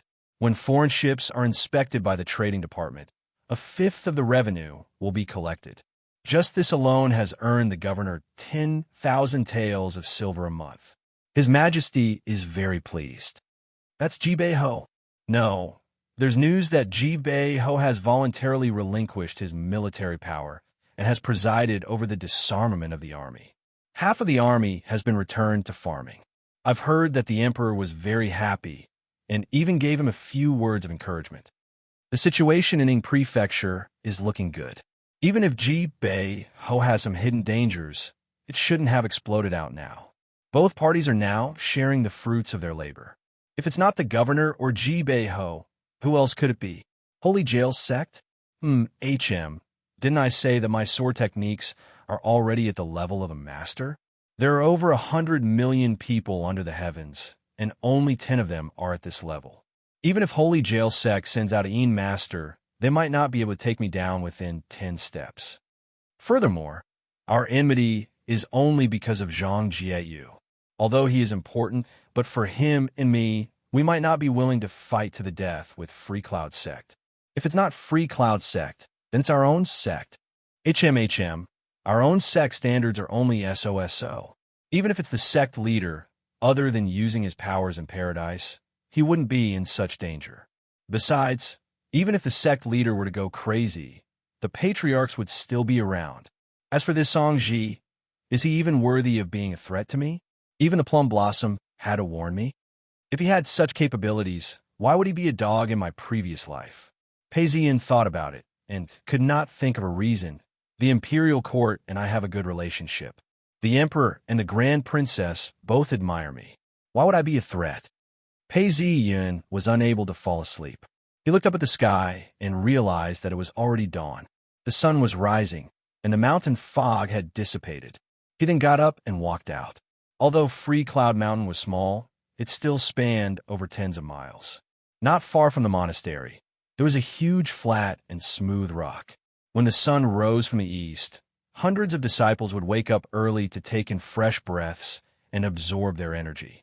However, it was still too early. Pei Ziyin walked over and saw that there was no one around. He looked at the mountain fog that had yet to dissipate. All of a sudden, he had a thought. Could it be Xie Chang Dong? According to the original owner's memories, Xie Qingdong would come out of seclusion after 5 years. After that, he would sweep across the lands. He had even participated in the revolution of the imperial Qi and managed to swallow up more than 10 sects, causing the rest of the sects to panic. But it was still too early, hence Pei Ziyin had not thought of this person at all. As soon as he thought of this, the red light on the information interface dimmed by half. Only a small portion of the red light refused to be extinguished. Pei Ziyin saw this and thought that it was inconceivable. Is it really Xie Qingdong? He made a move in advance and even threatened me? Pei Ziyin's gaze landed on the last mission. Mission: break through the gates of heaven, become a core disciple. It was originally a normal mission, but now it had turned red and was even bolded. Is this the plum blossom urging me? That's right. The plum blossom seems to have some restrictions and cannot explain it clearly. Pei Ziyin had always been decisive. He then thought to himself, I've been in the sect for quite some time now and have achieved my goal of making connections. There's no benefit in staying any longer. I shall bid farewell to the sect leader and master. I've received Liao Ji's dying wish and shall visit his daughter. Once I've settled her down, I shall search for my destiny and break through the gates of heaven. Becoming a core disciple is not a big deal, but it will also increase my strength. Or perhaps I should start collecting information on Black Altar Sect and Xie Qingdong. Capital City, it was raining in the spring, and a gust of wind blew past.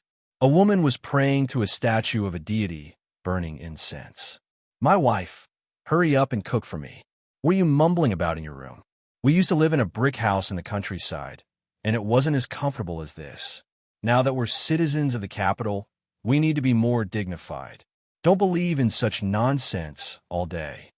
A rough-looking man walked out from the corner of the house and saw the woman mumbling to herself. I'll go now. The woman saw the man and panicked and ran away. On the streets, an ox cart had bells on it, and the driver was wearing a raincoat as he drove the ox cart forward. Pei Ziyin sat within the ox cart. The ox cart was covered with linoleum, and there were 2 seats inside. There was a table in the middle. Chun Yuan, who sat opposite him, smiled as he retrieved a silver bottle and poured a cup of tea. Young master, I've completed all the tasks you've asked me to do. Now that the fields have been reclaimed and planted, I'm sure we'll have a good harvest this year. According to your instructions, the ancestral home in Snail Village has been rebuilt. Third chef has already hired a few serving maids to serve the old lady.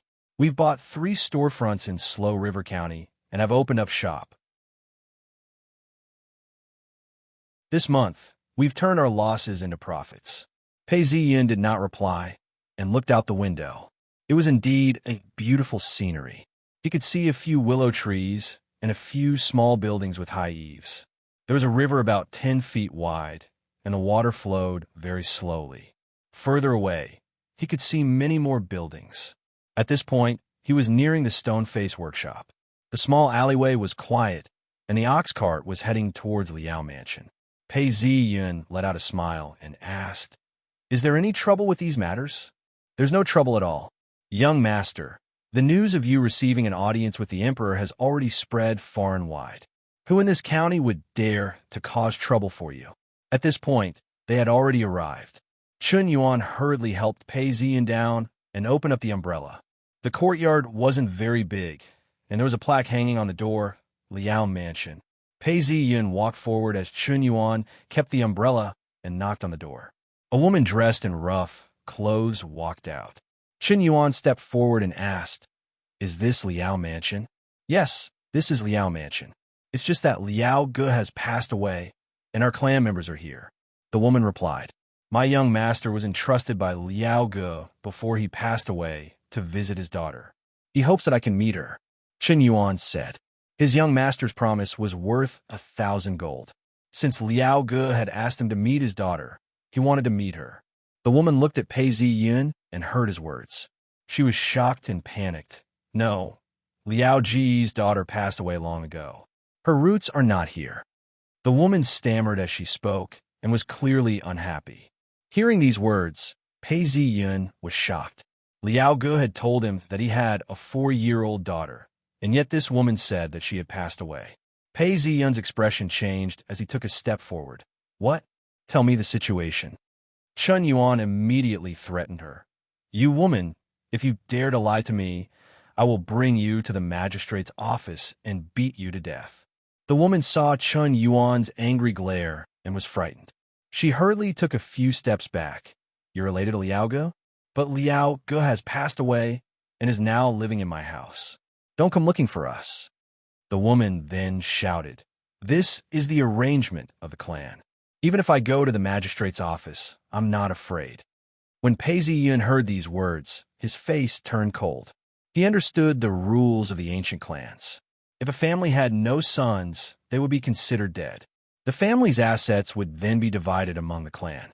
In his original world, Lu Rushi's husband had died, and her clan members came to steal his belongings. She was forced to commit suicide. Although the dynasty had a law, widows and women are not allowed to die. Pei Ziyan suppressed his anger and took a step forward. "I won't ask anything else. I just want to know where Liao Ji's daughter is." "What daughter? I'm not sure." The woman replied in a flustered manner as she retreated.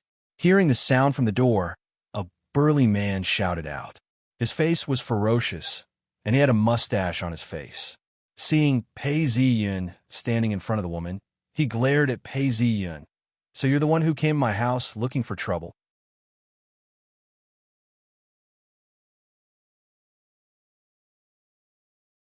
Chapter 114. I'm only asking where Liao Ji's daughter is. If I'm satisfied with the answer, that's fine. If not, Pei Ziyan was furious as he grunted. "Liao Ji's daughter? I've never heard of Liao Ge having a daughter." The man heard Pei Ziyan's words and narrowed his eyes. Usually, Liao Ji's colleagues would only hand over money and not care about his daughter. He was hesitant. "HM, Chun Yuan, let's go." Pei Ziyan laughed coldly and prepared to return to the ox cart. There was no point in arguing with these people. Not only was it beneath his status, it was also useless. He could just ask the bailiffs to interrogate them. If these people really did anything, they could not blame him for being impolite. Seeing Pei Ziyan in such a state, the man was enraged. He pounced forward and punched Pei Ziyan. "Who asked you to make fun of me?" Seeing the man charging at him, Pei Ziyan took a step back and used his finger to tap the man's chest. The man fell to the ground and started twitching as he screamed in pain. The woman saw the man being beaten up and shouted out in fear, "Help! Help! Someone has broken into our house and is assaulting people." It was raining heavily, and not many people were outside. Only a few people came out of the house. An old man led a few men and asked Pei Ziyan fiercely, "Who are you? And why have you come to our Liao family? I'll ask you again, where's Liao Ji's daughter? Before he died, he asked me to come and see her. What's the situation now that she's gone?" Pei Ziyan said coldly. He had thought that the little girl had been bullied, but now these people were saying that she was gone. What's the situation now? If it was these people who did it, Liao Ge would consider it as a family member. Pei Ziyan did not have such blood relations with them, and thus had to pay for it. Hearing Pei Ziyan's words, the old man replied coldly, "You liar! Are you here to cause trouble? Liao Ge died outside, and was killed by a thief. He didn't even ask for help. The old man shouted, "Go outside and report this to the officials. They're not far away. Surround them, and don't let these liars escape." Chun Yuan was enraged and was about to speak when Pei Ziyun waved him off and laughed coldly. After a few minutes, a constable came in from outside. He was wearing a straw raincoat and a straw hat. He held a saber in one hand and a chain in the other. He shouted, "What's going on? Who's causing trouble?" The burly man was helped up by the woman. Hearing this voice, the old man smiled and walked up to him. "Third Master Qian, Liao Ge died while carrying out his duties as the governor. I didn't expect this man to come looking for trouble in the name of taking care of an orphan. I hope that Third Master Qian can arrest this man and bring him back to be disciplined." The old man was sensible. He took out a tael of silver from his pocket and handed it to the constable. The constable weighed the silver in his hand. Although it wasn't much, it was still something. "You're the one causing trouble?" The constable had a ferocious expression on his face and was about to arrest them. However, when he saw Pei Ziyun and Pei Ziyun, he hesitated. Something didn't seem right. Pei Ziyun cleared his throat. Chun Yuan then took out a letter and said, "This is my young master's letter." He then heard Pei Ziyun say plainly, "Before Liao Ge died, he entrusted me to take care of the orphan." Who would have thought that the orphan of Liao Ge had passed away a long time ago? Help me investigate this matter. These people are audacious and dared to lay their hands on the orphan of an official. If it wasn't for Master Top Scorer, you would have escaped this case. You even dared to bribe an official's daughter. At this point, he looked at the family coldly and was ready to fight. When the constable heard the young master's tone of voice, he knew that something was wrong. This wasn't something an ordinary person would say. He took the letter and opened it up. The name on it was High Scholar Pei Ziyun from Ming Prefecture. His face fell. These constables were all well-informed and broke out in cold sweat. He then turned around and glared at the old man who had handed him the silver and shouted, "Good. You've committed a crime.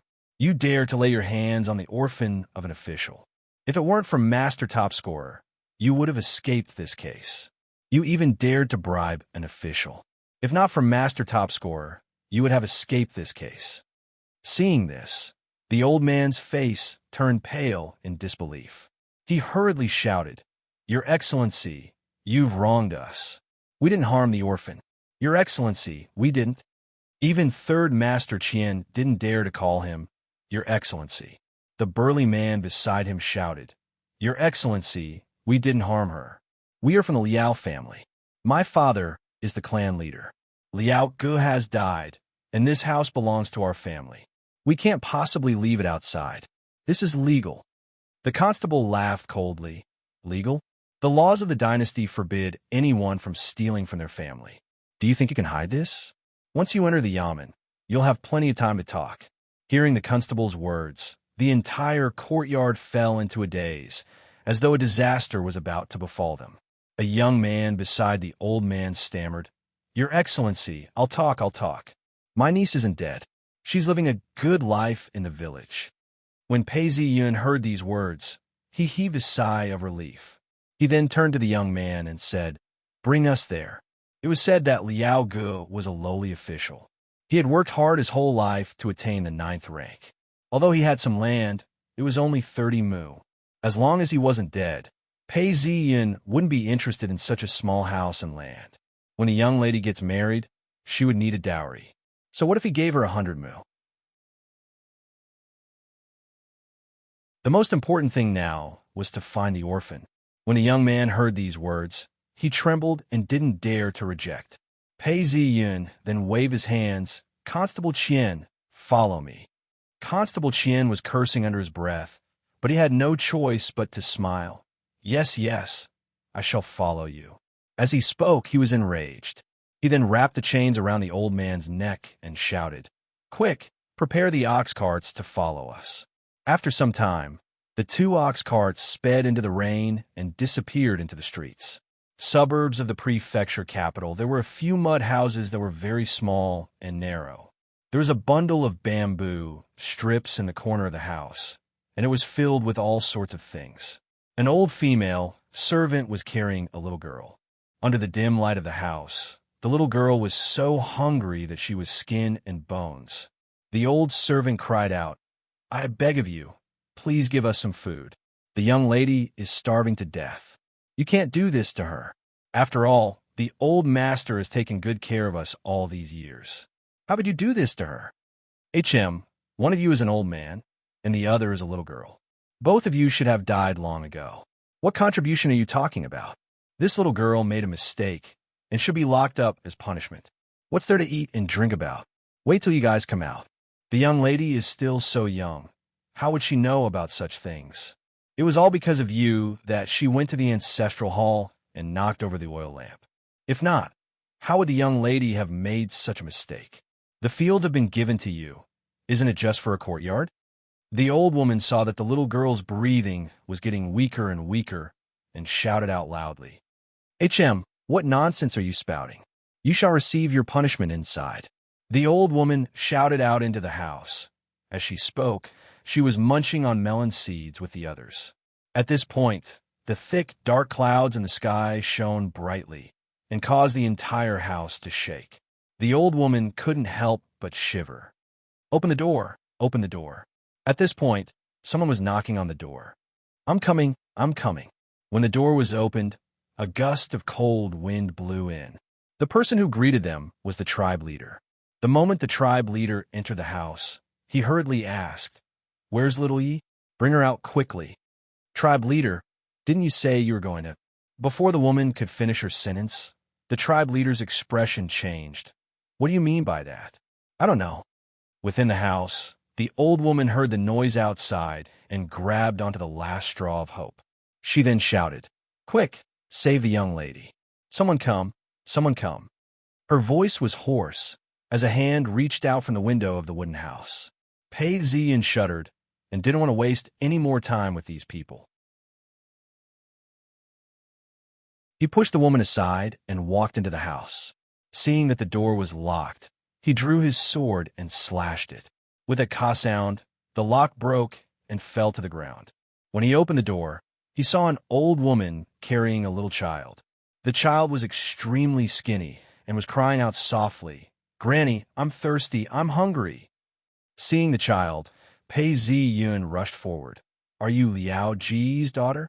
The old maid stretched out her hands. "Young master, yes, please save the young lady. Save the young lady." Pei Ziyan stepped forward to receive the little girl. All of a sudden, he remembered the words of Liao Ge before he died, and his face fell. Chen Yuan looked at him and said, "Young master, give her some water, but she can't eat. I'll go to the kitchen to get some cold porridge. When it's hot, she can drink it, but not too much." "Go," Pei Ziyan said as he dipped his finger into the rain and fed it to the little girl. Like a baby, the little girl sucked on his finger. There was indeed some cold porridge in the kitchen. He quickly warmed it up and brought it over. Pei Ziyan fed the little girl, who couldn't even open her eyes. She gobbled down the porridge in huge mouthfuls and finished it in no time. "Young master, you can't give her any more," Chen Yuan said.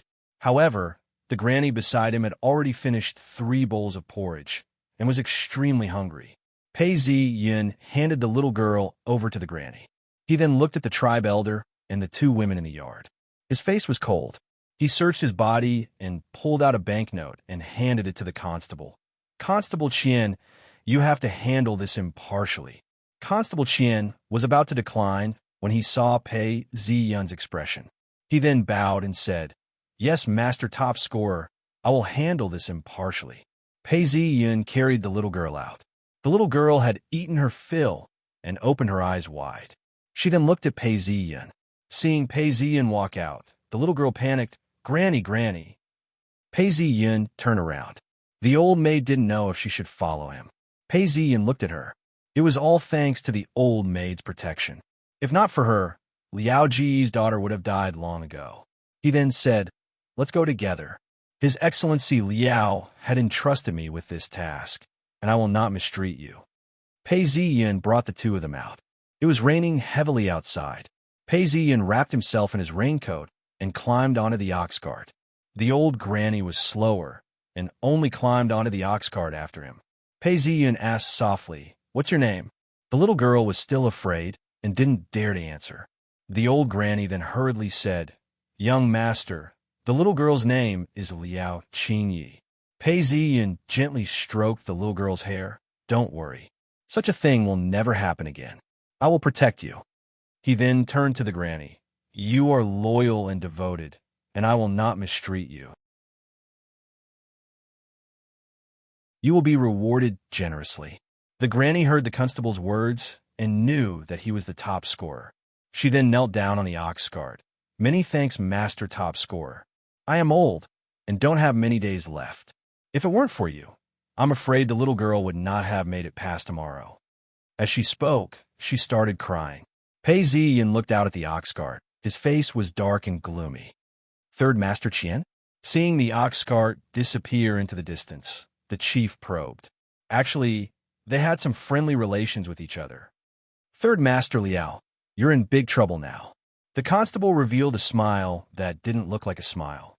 He then counted the banknotes. "Look at this. 100 taels. His Excellency, Liao, only left behind a few hundred taels. This top scorer, Pei, hates you to the core." Hearing these words, the tribe leader's body softened.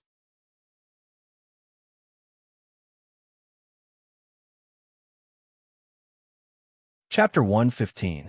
East Spirit Gorge. From the southwest to the east, there was a Taoist temple. It was getting late, and the sky was gloomy. It was drizzling, and someone was lighting up a lantern. In a quiet room, Yi Suer slowly came out of her meditation. She felt refreshed, and her body felt light. It was obvious that her martial arts had improved. However, she was not too happy. After 2 hours of meditation, she stood up and took off the hairpin on her head. It was a coarse hairpin made of butterfly-shaped wood and was of poor quality. Yi Suer looked at the hairpin and caressed it as her memories returned to Snail Village. "Suer, here, I carved this for you. The last time you said you wanted a hairpin, but I didn't have the money to buy one, so I learned how to carve one. I hope you don't mind." Pei Ziyun stuttered. Yi Suer blushed as she accepted the hairpin. Junior Sister Suer, are you in?" Yi Suer was in a daze when she suddenly heard a voice outside the door. Yi Suer opened the door, and a beautiful young girl rushed in and hugged Yi Suer. "Junior Sister, you've only been in the sect for a few months, and your cultivation speed is so fast, but you're also becoming more and more charming. How are we supposed to live?" "Junior Sister, long time no see. Did you miss your senior sister?" the young girl said as she caressed Yi Suer. Yi Suer pushed her away and said, "I'm thinking about something, don't bother me." Yi Suer's face was gloomy. Her senior sister was good, except for this. The senior sister didn't mind being pushed away and smiled. "Junior Sister, you must be thinking about your childhood sweetheart, right? Master is regretting now, regretting that she had misjudged him. If not, I would have taken you and him in as a disciple long ago. Wouldn't that be wonderful?" The young girl laughed evilly as she teased Yi Suer. "It's fine even if he's not a disciple. I have a promise with Brother Pei," Yi Suer said softly, her face red, as if she wanted to explain but didn't know what to say. You're too naive. What promise of 3 years? Do you believe that in 3 years, your Brother Pei would already have beauties throwing themselves at him? Who knows, he might even have a child." The senior sister laughed evilly as she poured herself a cup of tea in Yi Suer's room. Hearing this, Yi Suer's eyes dimmed. The senior sister looked at Yi Suer's expression and continued to add fuel to the fire. "Junior Sister, think about it. Your Brother Pei has achieved the top scorer award and has also written Jiang Jin Jiu, Shui Diao Tu, Spring and Qin Yuan, and many more. His name is known throughout the lands, and even the Emperor himself has met him. Now that he has joined Free Cloud Sect, he has done a great service for Free Cloud Sect, and yet he doesn't care about you at all. Tell me, does he even think about you?" Hearing this, Yi Suer's face turned pale as she mumbled, "No, impossible. Brother Pei would never forget me." As he spoke, he shook his head. His eyes were hazy, as if tears were about to fall. The senior sister covered her mouth and laughed. "Little Suer, You are really easy to deceive. No wonder Master used an excuse to trick you into entering the sect. Look, what is this? The senior sister placed a letter and a painting in front of Yi Su'er. Senior sister, don't tell me you've accepted another spiritual pet and sent me a love letter. I don't want it. Yi Su'er did not take it, but turned around and said, My dear sister, this is a letter from your brother Pei. Master asked me to deliver it to you. If you don't want it, I'll take it away. This time, the senior sister did not tease her and handed the letter and painting to her. Yi Su'er was taken aback and hurriedly took the letter. She then unrolled the painting and laid it on the table. It was about 5 meters long and looked extremely prosperous. Vendors were selling their wares, donkeys were playing around, and people were walking to and fro on the streets. An old man was chasing a rooster, and a vendor was carrying a pole. Everything was extremely lifelike. The senior sister, who was standing by the side, did not leave. She looked at the painting and looked at Yi Su'er with jealousy in her eyes. Su'er, I was wondering why you keep thinking about your brother Pei.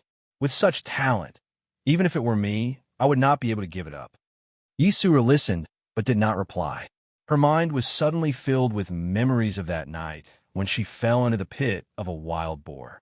Brother Pei had found her and jumped into the pit as well. At that moment, she could no longer control her emotions. Tears welled up in her eyes, and she could no longer hold back her longing. Ignoring her senior sister's presence, she opened the letter. He wrote about how Yi Su'er missed him after she left, and how much she missed him. He then said, The luxuries of the capital city, Su'er did not appreciate them, and did not dare to enjoy them alone. Hence, I sent them to you. Unknowingly, the senior sister leaned over and exclaimed, AI, there's a poem here. Yi Su'er's face turned red, and she hurriedly tried to hide. She then saw the title of the poem, Immortals on the Magpie Bridge, Delicate Clouds Play Tricks. Delicate clouds play tricks, the flying stars spread hate, the silver river passes through the darkness. When the golden wind and jade do meet, it surpasses countless things in the world. Tender feelings are like water, a good night is like a dream, enduring the Magpie Bridge to return home. If the love between two can last for a long time, how can they stay together day and night? As she read the poem, Yi Su'er covered her face with her hands and started crying silently. Tears flowed out of her palms, as if all the pain of parting had disappeared. All the days of suffering and waiting had been worth it. Prefecture City, Taoist, monastery within a room, a little girl was cultivating. An old Taoist was drinking tea leisurely when a Taoist rushed in. Senior uncle, Master has ordered that no one is allowed to enter. The little Taoist who was standing guard outside the room said anxiously. He was pushed open the door and was about to speak when the old Taoist glared at him. The Taoist felt a little guilty and didn't dare to question him. The little Taoist followed behind and whispered, Master, this disciple did not stop senior uncle. Please punish me. As the little Taoist spoke, he knelt down. The old Taoist's face was dark, as if ink had been smeared all over it. He lowered his voice and said, AI Gua is cultivating inside. Let's go out and talk. The Taoist and the little Taoist followed him out of the room.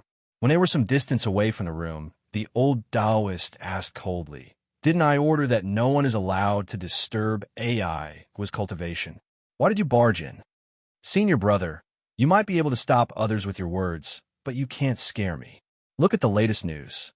That day, the sect elder had already restrained the Free Cloud sect patriarch. Why didn't you kill him? This young man has already achieved first place in the examinations. If he continues to grow, I'm afraid he will be able to overpower our holy jail sect. This is all your fault. Tell me, shouldn't you resign from your position within the sect? The Taoist gritted his teeth as he spoke. Zhoan, let me warn you one more time. The sect has sent you to assist me, not to disobey me. If there's a next time, the rules will be set for you. Even your master elder Zheng will not be able to protect you. The old Taoist said coldly. Hearing the old Taoist's words, the Taoist felt a little guilty. He then threw the documents in front of the old Taoist. What does this Pei Ziyin have to say? The old Taoist stared at Zhou, and the sect has sent us here. What's our main responsibility? It's for the sake of our sect's growth in Ing Prefecture. It's not for us to fight amongst ourselves. It's also not for us to fight against Free Cloud Sect. The bigger picture now lies in the Forbidden Seas and Jibei Ho. No matter how outstanding a person is, how much can he affect the bigger picture? Pei Ziyin didn't die. Did Jibei Ho forget about his grudge? Even if Jibei Ho could forget about his grudge, could Pei Ziyin forget about Ho Mansion? It's because of Pei Ziyin that Jibei Ho is forced to side with us. What if Pei Ziyin dies? The Taoist, Zhou, was somewhat unwilling. If he dies, killed by Ho Mansion, we will be happy. Not only is he dead, Jibei Ho and Free Cloud Sect will be at odds. Who else can we ally with within the sect? What's more, Jibei Ho is already leaning towards us. I've handed over the Forbidden Seas policy to Jibei Ho and allowed him to return to his homeland. This has caused the imperial court to have a good impression of him. Some time ago, the emperor even rewarded him. Furthermore, his elite troops have joined a fleet and become a private army.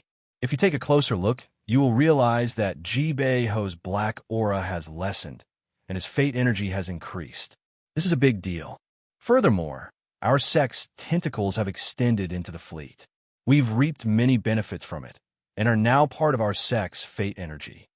This is an open plan. Zhou, now do you know why I'm the one in charge, and you're the only one supervising? The old Taoist laughed coldly as he spoke. Hearing the old Taoist laugh, Zhou took a few steps back. In terms of intelligence, he couldn't compete with him. In terms of Tao arts, he couldn't compare to the old Taoist either. He turned around and was about to leave when the old Taoist spoke out blandly. Gai's innate talents are far beyond what I've imagined. I've already prepared a nurturer. What does this have to do with me? Zhou had already taken a few steps away when he turned around and spoke out angrily. The next time you barge into Gai's room without waiting for me to summon you, I shall kill you. The old Taoist spoke plainly. The bigger picture is in my hands. Even if I were to kill you, how many waves would it cause? What can Elder Zhang say? You. Zhou heard the old Taoist's words and was so angry that his face turned red. But when he saw the look on the old Taoist's face, he felt his hair stand on end. He gritted his teeth and turned around to leave. Master? A timid voice rang out from behind. Gai had finished her meditation and was walking out. The old Taoist's expression changed as he looked at her kindly. Ai, are you shocked? No. Gai shook her head before speaking out. Senior Uncle Zhou, do you not like me? The way you looked at me the last time wasn't very good. It's nothing. I'm just jealous. Do you know how good your innate talents are? The old Taoist used his hands to gently stroke her eyelashes. In a few short months, you've already reached the 4th level. Our Taoist sect's 10 levels are all the same. The 1st and 2nd levels are about health. Your physical body has no hidden injuries, and you've only suffered a little. With some nourishment, you've recovered. That's not rare at all. The 3rd and 4th levels produce qi. In other words, it's internal energy. In a few short months, you've achieved what others would take years to cultivate. Based on your situation, the 5th and 6th levels of internal strength, the 7th and 8th levels of great strength, and the 9th level of hardness and gentleness wouldn't be able to stop you. It's only a year or two. Only the gates of heaven might be a little difficult. With such innate talents, it's only natural that others would be jealous of you. They're all thinking of excuses to disturb you, or even to ruin you. But don't worry, I will protect you. Whoever dares to disturb you or ruin you, I will kill him. The old Taoist spoke as he lowered his body to look at her. In future, I'll have to depend on you for my retirement, and on you to promote me. Yes. Gai nodded her head vigorously before asking. Then when I grow up, can I kill that bad guy? That bad guy has great abilities. It won't be easy, but I believe that one day you'll be able to do it. The old Taoist laughed out loud.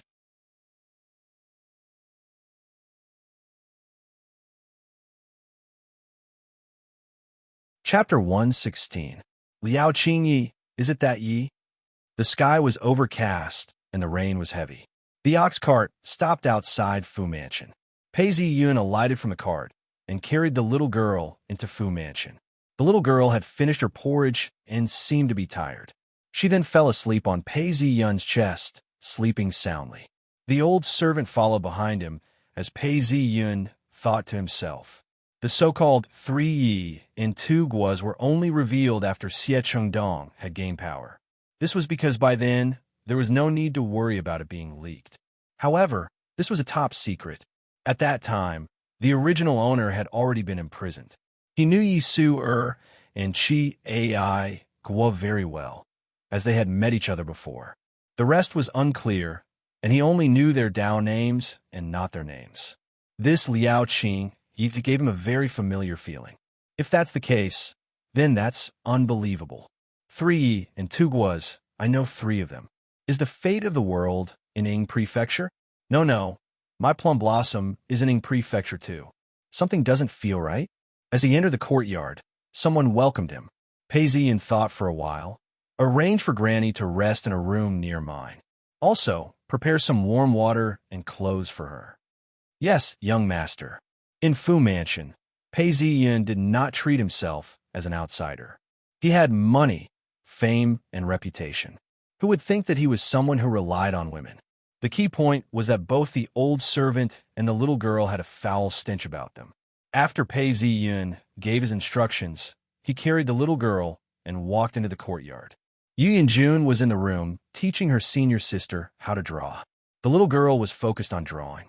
When she turned around, she saw Pei Ziyun carrying a little girl. She stood up and wanted to take a look. Master, Liao Gu came with me to the capital city. Before he died, he entrusted his daughter to me, hoping that I would take good care of her. When I went to Liao Mansion, I didn't expect that Liao Ji's daughter would almost starve to death in the ancestral hall because she had violated the clan rules. Luckily, I arrived in time, otherwise she would have died. Hearing Pei Ziyun's words, Yu Yunjun then looked at the little girl in his arms. The little girl was extremely skinny, and her face was pale. Her body reeked of the stench of being imprisoned for too long. She then sighed and said, "You've done a good job. How do you intend to settle this little girl?" Pei Ziyun carried the little girl in his arms and paced a few steps. I can't go back to the Liao family anymore. If I go back, even if the tribe leader isn't interested, what about his family? Even with the deterrence of the government, what about 10 years later? Perhaps this girl will die of hide-and-seek one day. Life is full of surprises, and it's better to do as much as possible. I'm going to send her back and let my mother take care of her. She could be my mother's companion. I can't be by her side, but I hope that there will be someone to keep her company. This is considered filial. Yu Yanjun smiled as she spoke. She then thought for some time, as if she had thought of something. She then opened her mouth. Our patriarch has been conferred the title of true sovereign. Our free cloud sect's power has increased tremendously. Home Mansion and Holy Jail sect will not try to assassinate you again. Your sword arts have been perfected, and it would be hard for anyone to defeat you. However, you have to be careful. Yes, master, Pei Ziyun replied. Junior brother, I want to go to your house to play too. I haven't been to your new house yet. Chu Xia, who was practicing her calligraphy, heard the conversation between the two and shouted, Chu Xia, practice your calligraphy well, don't cause trouble. Yu Yanjun's face turned cold as she spoke to Chu Xia. Chu Xia had a look of grievance on her face, as if she was unhappy. No, junior brother and I are getting more and more distant. I want to go as well. Master, I shall take my leave and make arrangements. Pei Ziyun couldn't help but perspire. You can go by yourself. Pei Ziyun carried the little girl in his arms and walked towards his own room. He had ordered the servants to prepare everything for him. When he reached his room, the aroma of porridge filled the air. A huge bowl was served to the little girl as she woke up. She looked at the porridge on the table and swallowed her saliva. You're awake? Pei Ziyun looked at the little girl as he asked. The little girl was rather shy and looked at Pei Ziyun timidly. Come, let me feed you. Pei Ziyun took out a spoon and blew on it gently. He then fed her mouthful by mouthful. The little girl's stomach was already rumbling with hunger. When she saw that there was food, she opened her stomach and started gulping down mouthfuls of porridge. The little girl's wet nurse was brought over by a servant. She had already washed up and changed into clean clothes. She looked at the little girl who was eating the porridge, her eyes filled with kindness. "Sit down and eat together," Pei Ziyun said. "You've been hungry for a long time. Today, you can only eat some porridge. Tomorrow, you can't eat dried meat. You can eat half dried meat and half porridge. The day after that, you'll be back to normal." Since she hadn't eaten for a long time, she couldn't eat hard food. It was best for her to drink some water first, then some porridge, and then some meat porridge to stimulate her appetite. If not, it would hurt her stomach. "Thank you, young master, I understand."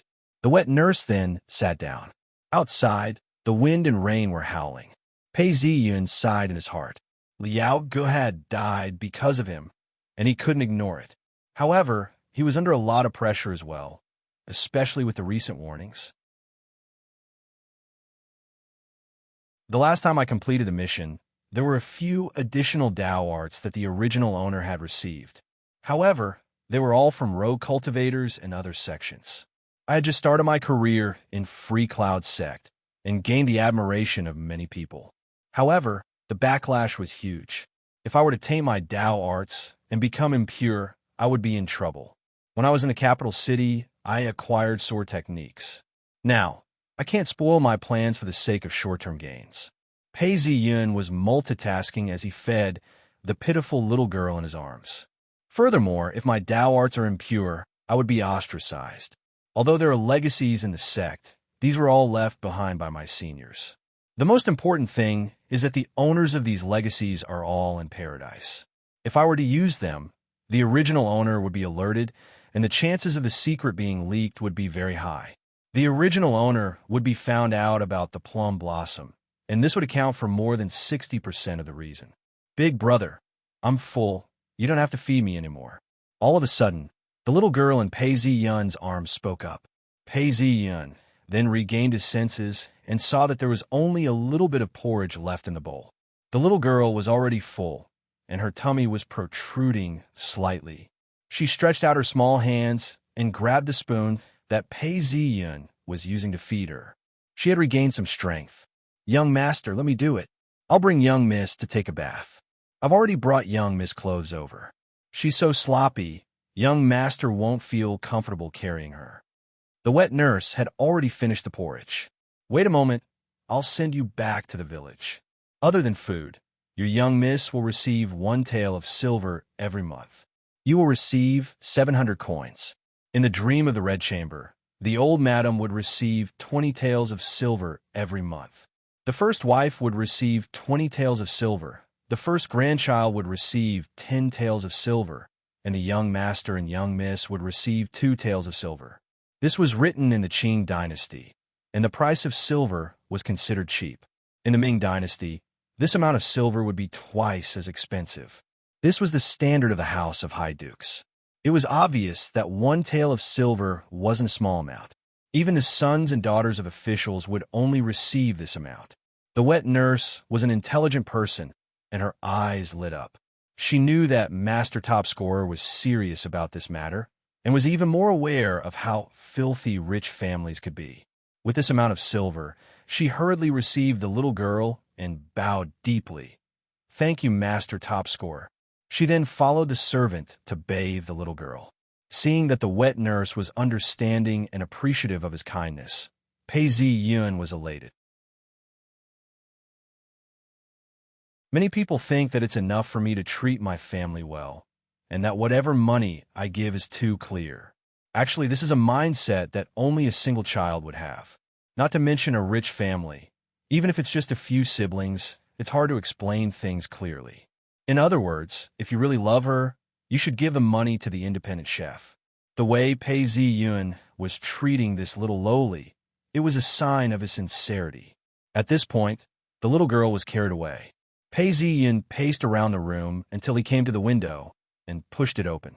A gust of cold wind blew into the room and landed on his face. It was refreshing. Last year she was 4. This year she's only 5. Even if she's one of the 3 Yes and 2 Guas, that's a matter for the future. Right now, I'm in a crisis. I need to purify my Tao arts and break through the gates of heaven as soon as possible. What should I do? Pei Ziyan paced around the room as he pondered. Is there anyone who's part of the sect and has a legacy? That way, I can fulfill my requirements. In order to fulfill my requirements, I have to find someone who betrayed the sect and escaped. That's right. There are traitors within the sect. Nobody can guarantee the loyalty of the entire sect. But most of the traitors are being hunted down and killed.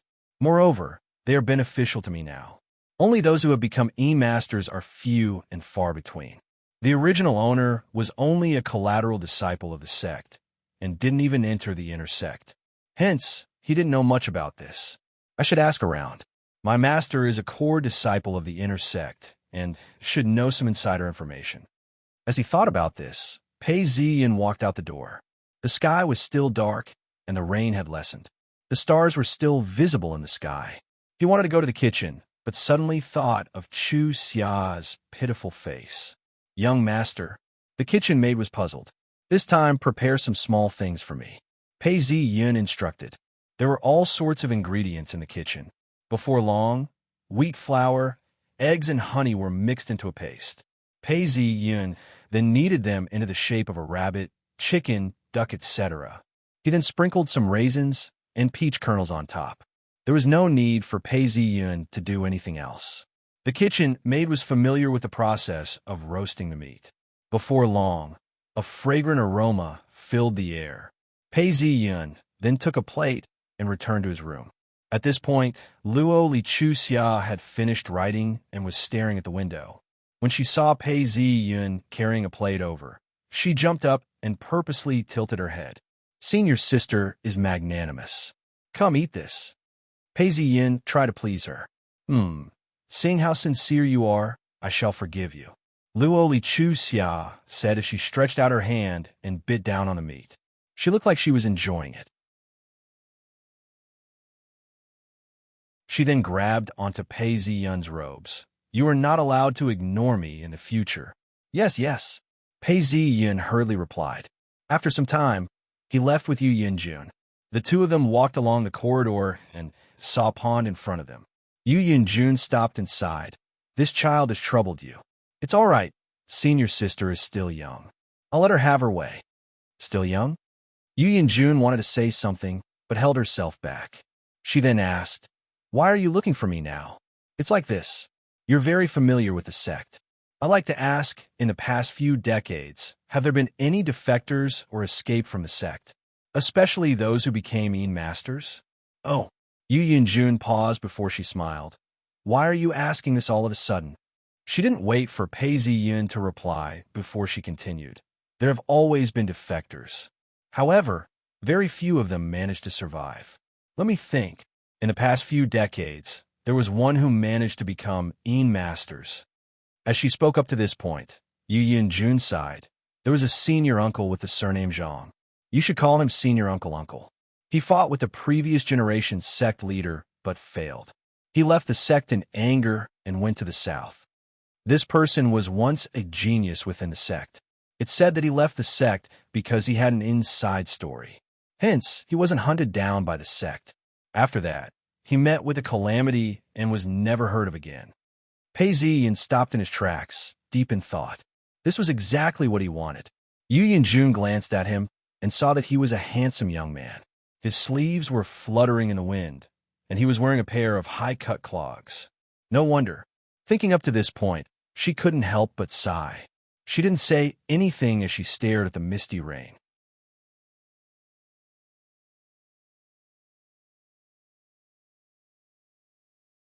Chapter 117. It was already the 5th month of the year, and it had been raining heavily for more than 10 days. It was a rare sunny day. At the pier of the North Canal, it was a bustling place. A man walked up the pier. This man was dressed in a linen robe. His eyes were dim, as if he was much weaker than the average person. Along the way, it was bustling and prosperous. There were clothing shops, silk and satin shops, paper shops, bookstores, seafood and fresh fish shops, soup shops, pharmacies, laundry shops, meat shops, and jade and jewelry shops. It was very crowded and crowded with people. This man followed the bustling crowd onto the bridge. He stopped in his tracks and looked back. His face was deep in thought as he mumbled, "When I left, my master told me that it was hard to predict the changes in the world. But if I can find the source of the changes, I will be able to find out who is the master of the world." Ing Prefecture has responded to Jibei Ho on one hand and Free Cloud Sect on the other. As for the governor, he's been gathering information along the way. He's been opening up the port to trade, and the market is booming. However, these people are all officials of the imperial court, and there aren't many changes to their plans. Jibei Ho has withdrawn his troops and has lost his military might. How can he cause any changes? I have to meet him and observe the situation.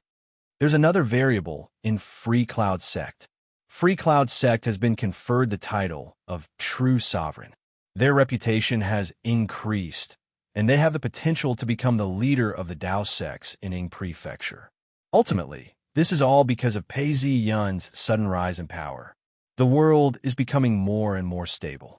According to my master's calculations, the 3 Yes and 2 Guos will be the main characters of this era. This shouldn't be the case. I have to meet them. The man walked forward deep in thought. All of a sudden, he thought of something and stopped in his tracks. There was another variable in Ing Prefecture. No, there's still Holy Jail Sect. According to my master's calculations, Holy Jail Sect and Jibei Ho will be the main characters of Ing Prefecture. They have been running amok for many years, and their destiny has been exhausted. According to young master's secret report, Holy Jail Sect doesn't seem like this. This man did not pay attention to his surroundings. He walked to a door and knocked on it. A servant walked to the door and saw that it was a stranger. He then asked coldly, "Who are you, and why are you knocking on my door?" When the man heard the servant's words, he wasn't angry at all. Instead, he smiled and said, "I am a relative of your master. My surname is Sure, and I have received orders from my master to see him. This is a letter from my master." The man surnamed Sure handed over the envelope. The servant took the letter and entered the courtyard. After a while, a rough voice rang out. "Nephew Sure, you've finally arrived. Please come in." A fatty came out and saw the man surnamed Sure, and his eyes lit up. "Afong, this is my nephew Sure, a relative from my hometown. In the future, when my nephew comes, don't stop him. Just bring him to see me. Do you hear me?" When Fatty went inside, he thought of something and turned around to give an order. The gatekeeper looked up at the man surnamed Sure and replied, "Yes, master. Nephew Sure, please." The fat man led the man with the surname Sure through the door. The man followed behind and didn't speak a word. When they reached the main hall, the decorations were considered elegant. The fat man sat on the main seat and shouted, "Quick, serve me some tea." The man smiled and said, "Master Li, there's no need for tea. There's something I need you to arrange." "Young master Shermu Zhong, please speak," the fat man said in a low voice. "I've heard of Ing Prefecture's Jibei Ho's prowess and strength. I wish to see him from afar. As for Ing Prefecture's top scorer Pei Ziyin, I wish to see him as well." Hearing Shermu Zhong's words, Master Li hesitated. "Young Master Sure, many years ago, my father gave me pointers and told me that I had a life of riches and honor. He taught me how to do things. That's how I, a worthless butcher, managed to get to where I am today. But are you really only going to see him from afar and not do anything else?" Master Li's face was filled with hesitation as he looked at Shermu Zhong worriedly. He was afraid that Shermu Zhong might do something wrong. If that were to happen, it would be troublesome. "Of course, if you're worried, you can arrange for someone to accompany me. If I do anything out of the ordinary, you can send someone to apprehend me." Shermu Zhong laughed as he looked at Master Li with a hint of disdain. Even though he had shown mercy to Master Li and changed his fate, these people were not puppets. They had their own thoughts and intentions. If Shermu Zhong's actions were to threaten Master Li's life and honor, he would apprehend him personally or report him to the authorities. "Aya, young Master Sure, what are you saying? Master Li has done me a great favor. Even if young Master Sure has some ulterior motives, I will not report him." When old Master Li heard Shi Muzhong's words. He gave a flattering smile and heaved a sigh of relief. Old Master Shi was a great benefactor to him, but he was even more eerie and fearful. I'll have to trouble Master Li to make arrangements for me. I shall stay here for the time being. Shi Muzhong smiled as he spoke. Just then, a serving girl came in with a cup of tea.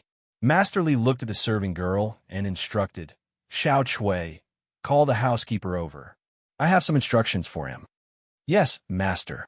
The serving girl, Chui Hua, acknowledged and left. Before long, a skinny housekeeper walked in and bowed respectfully to Master Li. Master. Housekeeper Han, you're here. My nephew is here to stay for 2 days. Help me make the arrangements. He has never seen an official of the imperial court before. Help me find out about Master Ho's itinerary. Let my nephew see him from afar and gain some knowledge. When he returns to the village, he will be able to share his knowledge. Yes, master. The housekeeper retreated. The next morning, before the sun had even risen, an ox cart was already prepared. 2 servants followed behind the man as they left the yamen. In front of the yamen, the housekeeper led Shi Muzhong to a wine shop opposite. It looked like it was newly built and had 3 floors. The housekeeper then said, Young master, we had invited someone to Fu Mansion to see top scorer Pei. Who knew that top scorer Pei had already left for the countryside, and we were unable to meet him. However, we managed to find out about Master Ho's itinerary. Master Ho is diligent and would arrive at the yamen every day. The housekeeper then led Shi Muzhong up to the 3rd floor. Tonight, the entire 3rd floor will be reserved by Master. Take a look around. We've already ordered lunch. He then followed the housekeeper up the stairs and noticed that there was a screen separating the 2 rooms. When he opened the window, he could see the streets below. Raindrops the size of beans were falling from the sky. A waiter had already brought out porridge, snacks, fried dough sticks, tea, peanuts, and even some wine. The housekeeper then led Shi Muzhong to his room and did not stay for long before leaving. Shi Muzhong sighed. This butcher is really meticulous. He knew that although he had a master to guide him, if he didn't have a good temperament, then even if he was successful for the time being, he would still fall. He might even attract trouble and cause his family to be ruined. Out of the hundreds of people he had guided, only 30 of them had become successful. He then sat down leisurely and ate his breakfast before asking the waiter to leave. He then drank his tea and tasted his peanuts. At this point, there was a commotion in the distance. He saw 2 rows of armored soldiers surrounding a carriage. Although there weren't many of them, one look and Pei Ziyun could tell that they were all soldiers who had been through hundreds of battles. Shi Muzhong walked closer to the window, and his eyes started to glow with a bright light. The light surrounded his pupils, and the hazy world around him started to become clearer. The carriage opposite him looked like a ferocious tiger crawling on the ground. From afar, the governor's office was surrounded by imperial qi. A man stepped out of the carriage. In Shi Muzhong's eyes, he looked like a ferocious tiger. Not only did he not look dispirited, but the ferocious tiger's body was surrounded by the sound of the wind. If one looked closely, one could see that there was water vapor around the tiger. No, the wind comes from the tiger, and the clouds come from the dragon. Now that the tiger's body is surrounded by the clouds, there must be more to it than meets the eye. I have my master's powers, which allows me to peer into the secrets of the heavens.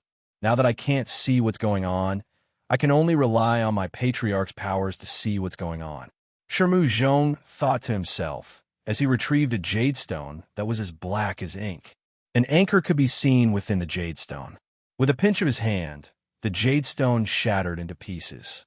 In a flash, a black aura surged out from the jade stone and entered his field of vision.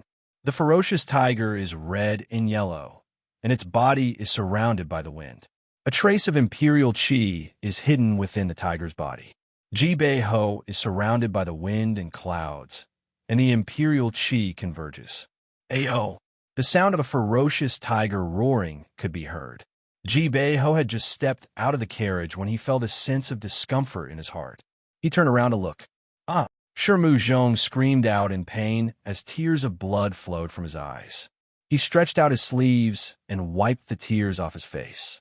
He then turned towards the door and shouted, "Let's go back. Master Ho's demeanor is extraordinary." "This, young Master Shi, what happened to you just now?" The servant entered the room and asked curiously. "Oh, I accidentally knocked into the wall and cried out in pain." Shirmu Zhong smiled. "Tell your master that I'm going to the monastery outside the city to pay my respects." He then hired an ox cart and left the prefecture. When he arrived at a small Taoist monastery, a Taoist priest came out and looked around before inviting Shirmu Zhong into a room. "Master Shi, your room has been prepared." "Good." Shirmu Zhong smiled as he followed the servant. The night grew darker. Within a monastery within Black Altar sect, Xiecheng Dong was meditating. The entire room was filled with a unique aura as he cultivated. All of a sudden, the communication talisman vibrated. All the other talismans had been removed, and only this talisman was connected to the blind Taoist. Xiecheng Dong was taken aback and stopped his cultivation. He then took out the talisman and pointed it at the talisman. The image of Shirmu Zhong appeared, and he bowed respectfully. "Young master, I only have Ji Beiho's luck. Pei Ziyun has returned to his village, and I haven't been able to see him. However, I found something. The heavenly change is indeed in Ying Prefecture." Shirmu Zhong said. "Oh, so there's a change? Tell me about it." When Xiecheng Dong heard these words, his eyes lit up as he stared at Shirmu Zhong. "Young master, Ji Beiho's appearance is that of a tiger, and he carries the wind with him. That's normal. Most military leaders look like that. Unless I was prejudiced, I wouldn't have been able to tell that there's a trace of imperial qi within him. This imperial qi is as thin as a strand of hair and has a weak foundation. It doesn't seem to be orthodox, but it's definitely imperial qi." Shirmu Zhong reported softly, hiding the fact that he had the patriarch's jade talisman. "What?" Xiecheng Dong sucked in a breath of cold air. When the previous dynasty fell, the imperial qi started to rise. But when the new dynasty was established, the imperial qi had long been concentrated in the true dragon. Out of all the officials and generals, there's only official qi. Even if there's an imperial qi, it's usually a tiger, a lion, or a leopard. "Yes, young master. Even in the future." Shirmu Zhong swallowed his words before continuing. "It's hard to imagine. Furthermore, it's different from what the heavens have predicted. I'm afraid." "Afraid what?" Xiecheng Dong asked anxiously. "I'm afraid it's a backlash from the heavens. That's what's scary." Shirmu Zhong paused before saying, "The heavens cannot be blasphemed against. Ever since that incident, not only master, even I can't see the 3 Yes and 2 Guos. It's as if they're purposely shielding us. From the looks of it, it's not just shielding us. I'm afraid there's a backlash from the heavens as well."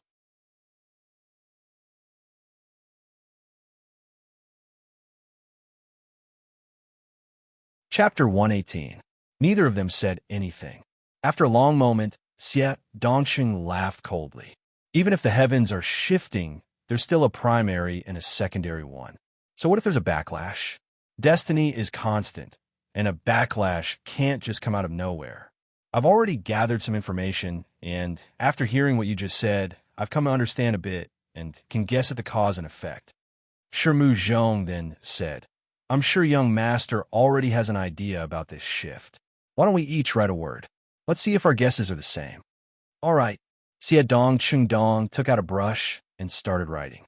Shirmu Zhong took out a brush and finished writing as well. Xie Dong wrote the word pei, and Shirmu Zhong wrote the word yun. Both of them laughed, and their expressions turned solemn. "So young master suspects this person as well. This person's life has been a legend. He was originally a destitute student, but suddenly became an elementary scholar, and then a top scorer. Who knows, he might have had a bright future in literature, and killed the Black Wind sect, and even killed the Taoist Zhang Jieyu. That's a big deal.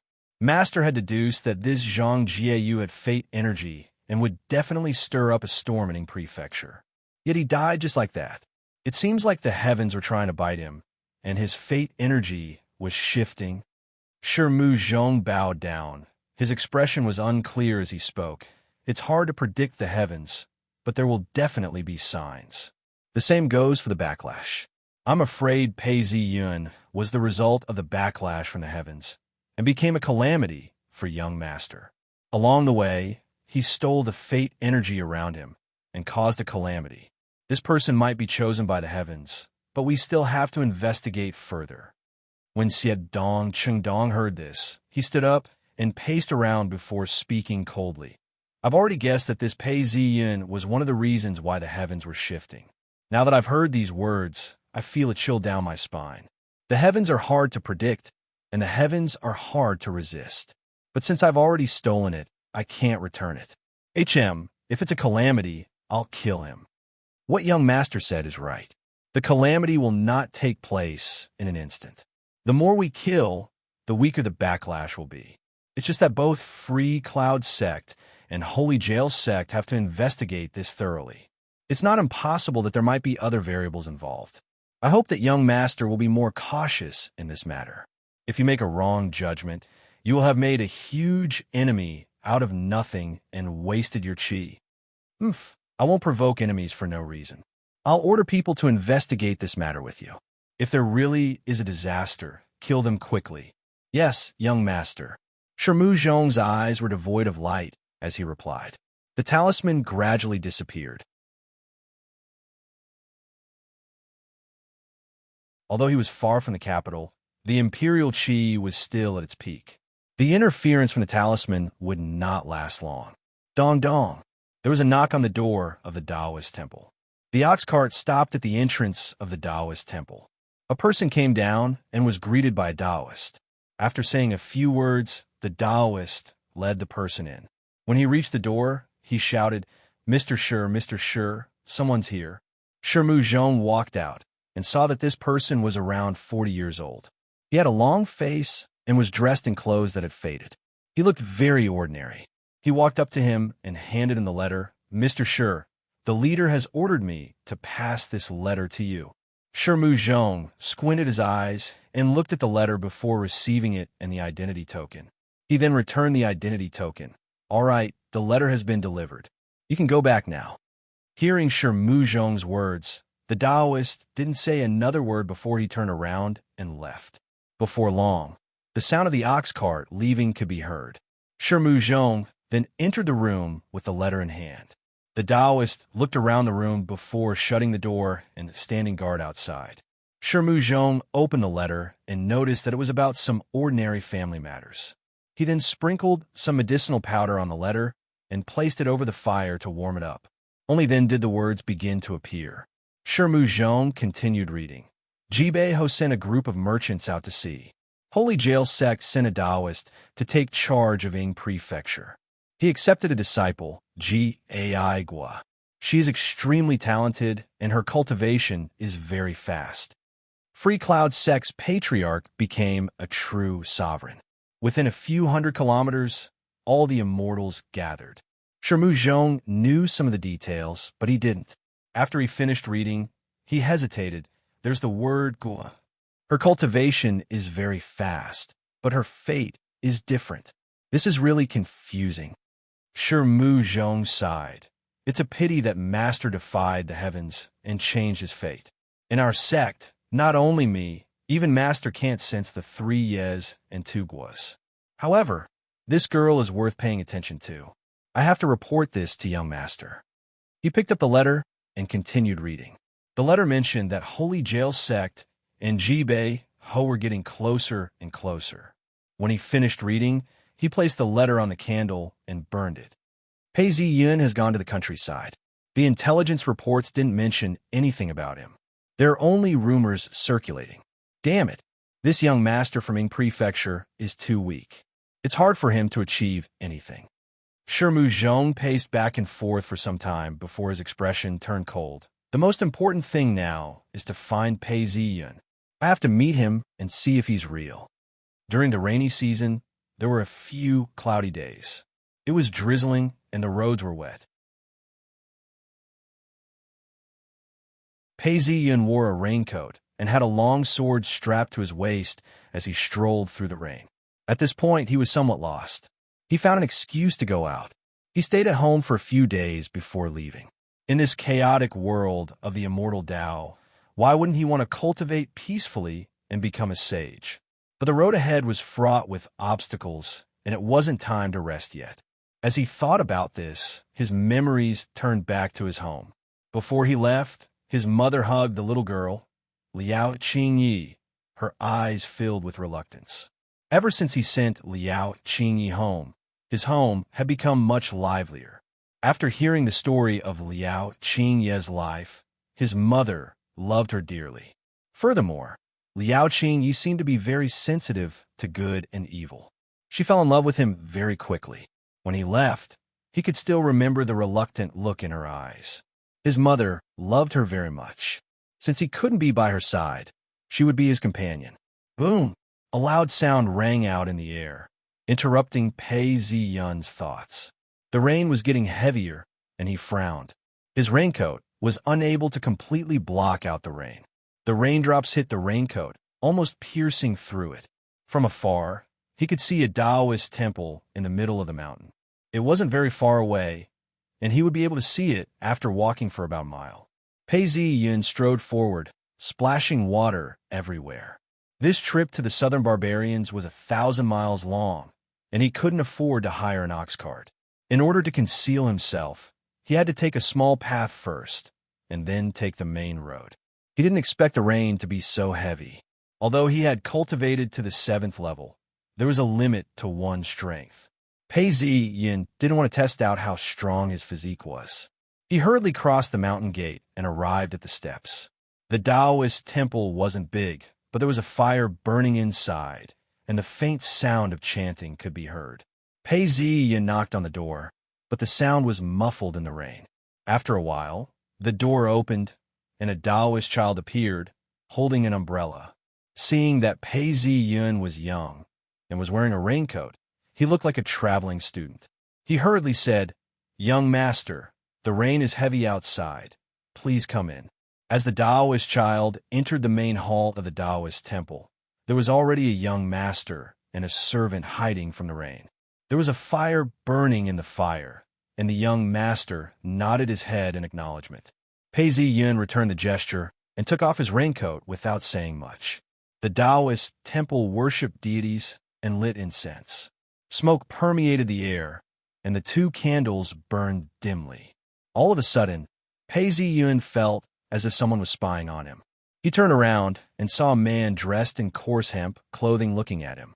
Squinting his eyes, the man's eyes were dim, as if he was blind. Just as he was thinking, the feeling disappeared. He thought to himself, "I've been concealing myself. Why would a blind man appear out of nowhere? Could it be that Holy Jail sect or home mansion caught wind of my whereabouts and sent someone to kill me?" Seeing that the clothes were drying on the fire pan, he bowed in front of the deity's statue and threw a tael of silver into the merit chest. The Taoist child who led Pei Ziyun into the temple bowed, as well, a smile on his face. The rain came at the right time and left just as quickly. After the rain, the sky cleared up.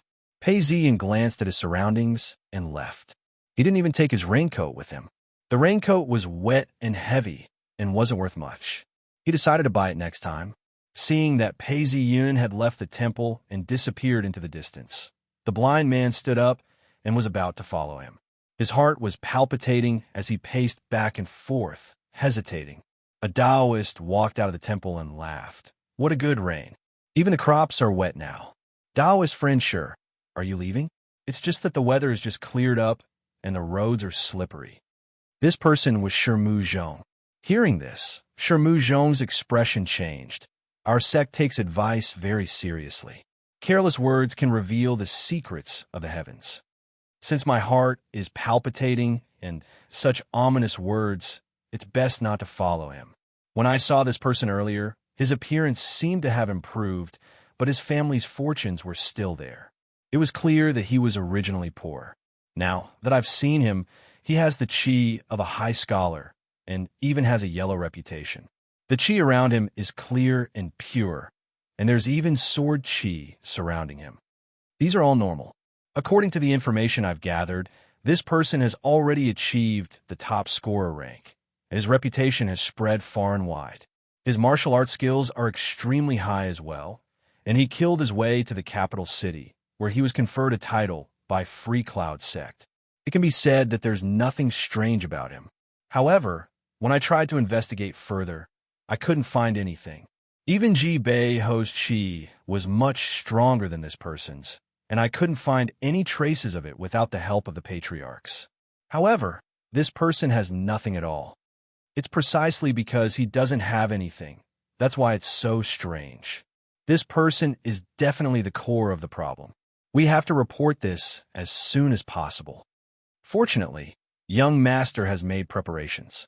The southern barbarians also have chess pieces that young master has prepared for us. We can request young master to use them and get rid of this person. I'd rather kill 1,000 innocents than let a single one go.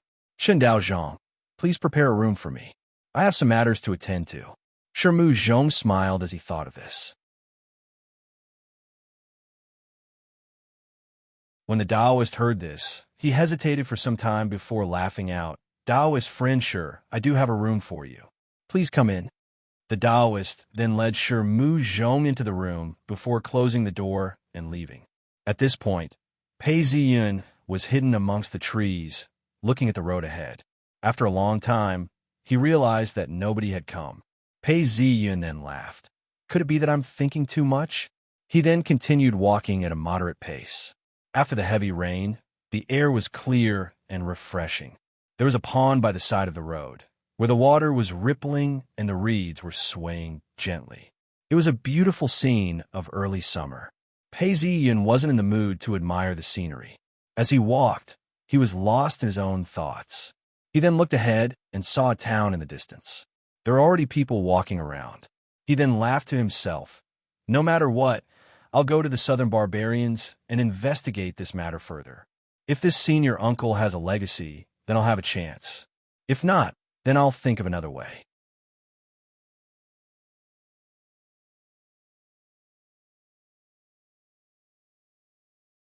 Chapter 119.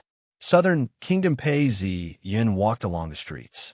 The history of the Southern Kingdom could be traced back to 1,000 years ago.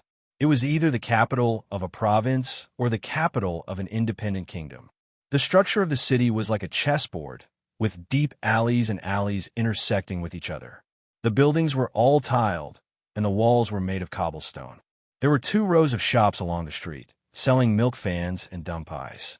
There were many people dressed in strange clothing, carrying baskets on their backs. Some 16 or 17-year-old boys wore hats and carried children on their backs. Some of them wore floral hats or scarves. Eggs, selling eggs. An old woman was selling eggs on the street. Grasshopper, fresh grasshopper, 3 copper coins a bunch. 3 copper coins a bunch. An 8 or 9-year-old boy walked barefooted as he used straw to skewer the grasshopper. Along the way, there were many Han Chinese people walking around. Women and children were out to buy groceries, as they bought the groceries and placed them in their baskets. Pei Ziyun was dressed lavishly and had a handsome face. Some young girls were sizing him up, as if they had taken a liking to him. At this point, Pei Ziyun looked around and frowned. Most of the people around him were speaking in the local dialect, and Chinese wasn't the mainstream. He thought to himself, the previous dynasty had lost the Southern Kingdom for over 100 years. Although the dynasty has been wiped out and reintegrated into a county, it's difficult to improve their culture and language. A man saw Pei Ziyun and his eyes lit up. He then walked up and greeted him. Young master, are you from the mainland? This man was dressed in Han Chinese and spoke in Chinese. He looked like a ruffian. Seeing this man walk up to him, Pei Ziyun hesitated before smiling. What business do you have with me? The man smiled and walked up. This must be young master's first time in the Southern Kingdom, and you're not familiar with the roads. I am Hong Lin, and can show you around. All I ask is some money. Oh, how much do you charge me? Pei Ziyun asked curiously. Young master, it's not much. Just 10 taels of silver. I can be at your beck and call. I've been around this place for a long time, and if there's any trouble, I'll be able to deal with it. The man smiled. 10 taels? Do you really think I'm a fat sheep? Humph. Pei Ziyan snorted and walked past him. Was he trying to take advantage of the fact that he was unfamiliar with this place to extort money from him? The man watched as Pei Ziyan left and hurriedly said, young master, 5 taels, 3 taels. I can't go any lower. I'm just trying to earn some money for my hard work. I'll give you 1 tael. Take it or leave it. Pei Ziyan waved his hands dismissively. A proper tour guide doesn't even cost 300 copper coins a day. You're asking for too much. 1 or 2 will do. Hong Lin smiled as Pei Ziyan tossed a piece of silver over to him. Hong Lin rubbed it and took a bite. He then said enthusiastically, the weather of the Southern Kingdom is unpredictable. Here it rains, and there it dries. You have to wear clothes for all 4 seasons. Young master, you have to prepare for your travels. The weather of the Southern Kingdoms was ever-changing, and the difference in temperature was huge. Clothing from all 4 seasons could be seen everywhere, with different lengths and thicknesses. This was something that Pei Ziyan had already experienced before. He then waved his hands, cut the crap, and lead the way. Bring me to the official tusk. I have something to do. Hong Lin then led Pei Ziyan away. He seemed to be familiar with the official tusk and shouted, Uncle Hong, I've come to introduce you to some business. A middle-aged man walked out and frowned when he saw it was Hong Lin. He then looked at Pei Ziyan and smiled. What business does this young master have with me? Tell me more about the Southern Kingdom. Pei Ziyan looked around and said, It's not convenient to speak here. The 3 of us shall find a restaurant to talk.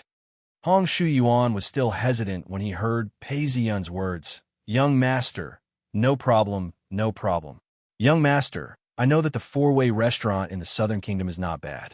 Hong Lin smiled and led the way.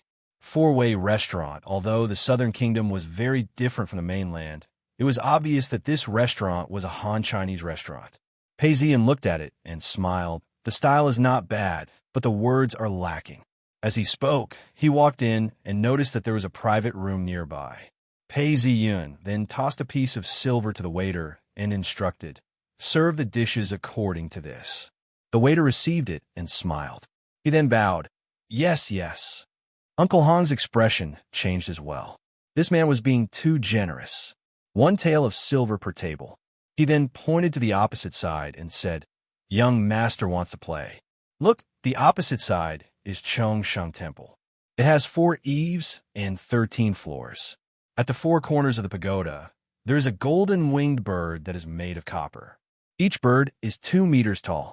It's also known as the Golden Rooster Pagoda.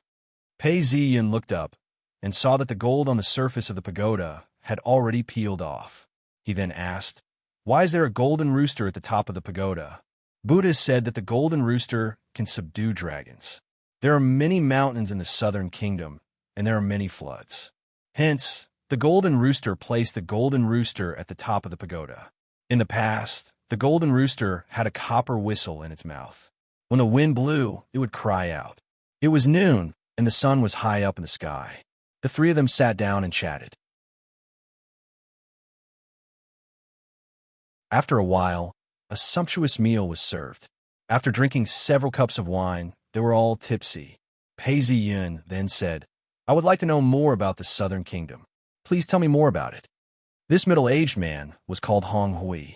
He worked in a broker house and was very well informed. If not, how would he be able to do business? Pei Ziyan asked. Hong Hui thought for some time before replying, in the Southern Kingdom, there aren't many Han people. Hence, it hasn't been very prosperous. Instead, it's the tribes and the Yamen that manage the Southern Kingdom. Now that the Southern Kingdom is flourishing, the imperial court is migrating Han people here. That's why our business is getting better. Hong Hui stretched out his chopsticks and picked up a large piece of meat. He then took a sip of wine and blushed as he spoke. The way I see it, the imperial court is migrating Han people, and at the same time, they're supporting the tribes. I think Hong Lin interrupted unhappily as he was interrupted by Uncle Hong. Pei Ziyan was speechless and said, tell me more about the officials in the city the tribes, and the different tribes. These weren't sensitive matters. The few of them drank some wine and started to get a little tipsy. They then started to talk and familiarize themselves with their surroundings. Otherwise, they wouldn't be able to continue working as a broker house. Hearing these words, Pei Ziyun started to understand more about the Southern Kingdom. Pei Ziyun used his chopsticks to pick up a peanut and ate it. He then thought to himself, listening to these words, there are 4 suitable targets. However, official Wu is a high official. Even if I were to go as a high scholar, I wouldn't be able to gain much respect. Official Dai's official rank is average. Although I might be able to gain much help, I wouldn't be able to get much help. There's a benefactor named Bao who comes from a small tribe in the previous dynasty. He has the blood of the Southern Kingdom. Although his official rank is low, he has quite a bit of influence. He's especially fond of Han culture. I can go. There's another one who's too young. I won't bother. Thinking about this, he laughed. Come, let's drink, let's drink. After the wine and meat were finished, Pei Ziyun tossed a tael of silver to Hong Hui. Hong Hui was already drunk and was in a daze. However, he caught the silver very quickly. Hong Lin was used to fooling around, and thus wasn't drunk. Pei Ziyun then said, Bring me to the house of Registrar Bao. The two of them left the house and bought some gifts before arriving at the Registrar Bao's house. The Registrar Bao's house was rather luxurious. Pei Ziyun walked up and handed the invitation. Ying Prefecture's top scorer Pei Ziyun requests an audience.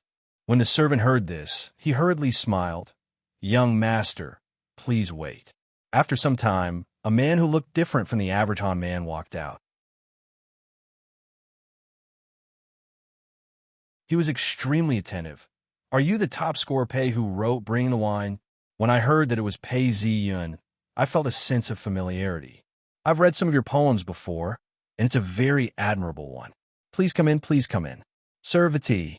Following the Registrar Bao's voice, 2 young ladies dressed in Miao attire carried the tea over. Your Excellency Registrar Bao praises me too much. Pei Ziyun replied humbly.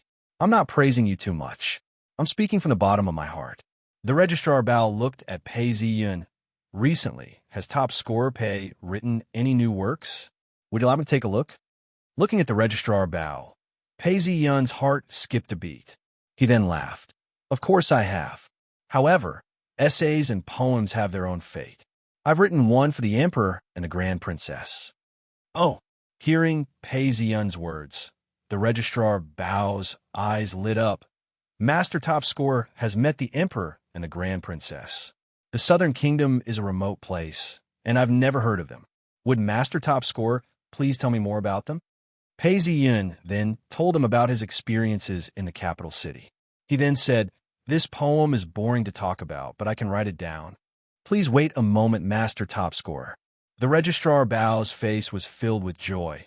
Bring me a brush and ink. Before long, a serving maid brought the brush and ink to the Registrar Bao. The Registrar Bao picked up the ink and grinded it. Pei Ziyun then picked up the brush and started writing the poem. The Registrar Bao looked at it and sighed. What a famous scholar! Retracting his smile, the Registrar Bao hesitated for some time. He then placed the scroll down gently and raised his head. Does Master Top Scorer have something you want me to do? I'm just a mere Registrar Bao, and it would be difficult for me to do something like this. Pei Ziyun laughed. Benefactor Bao, you underestimate me. I've received an audience with the Emperor and the Grand Princess, and have some reputation as well. My family has land and a house, and I don't lack money. How could I possibly make things difficult for you? It's just that there's an elder in my family who came to the Southern Kingdom many years ago. I've read about him in my family's records. My mother instructed me to look for him. It's just that I'm not familiar with the place, and thus came here today to look for you. When the Registrar Bao heard this, his nervous expression relaxed. He then looked somewhat ashamed, so that's how it is.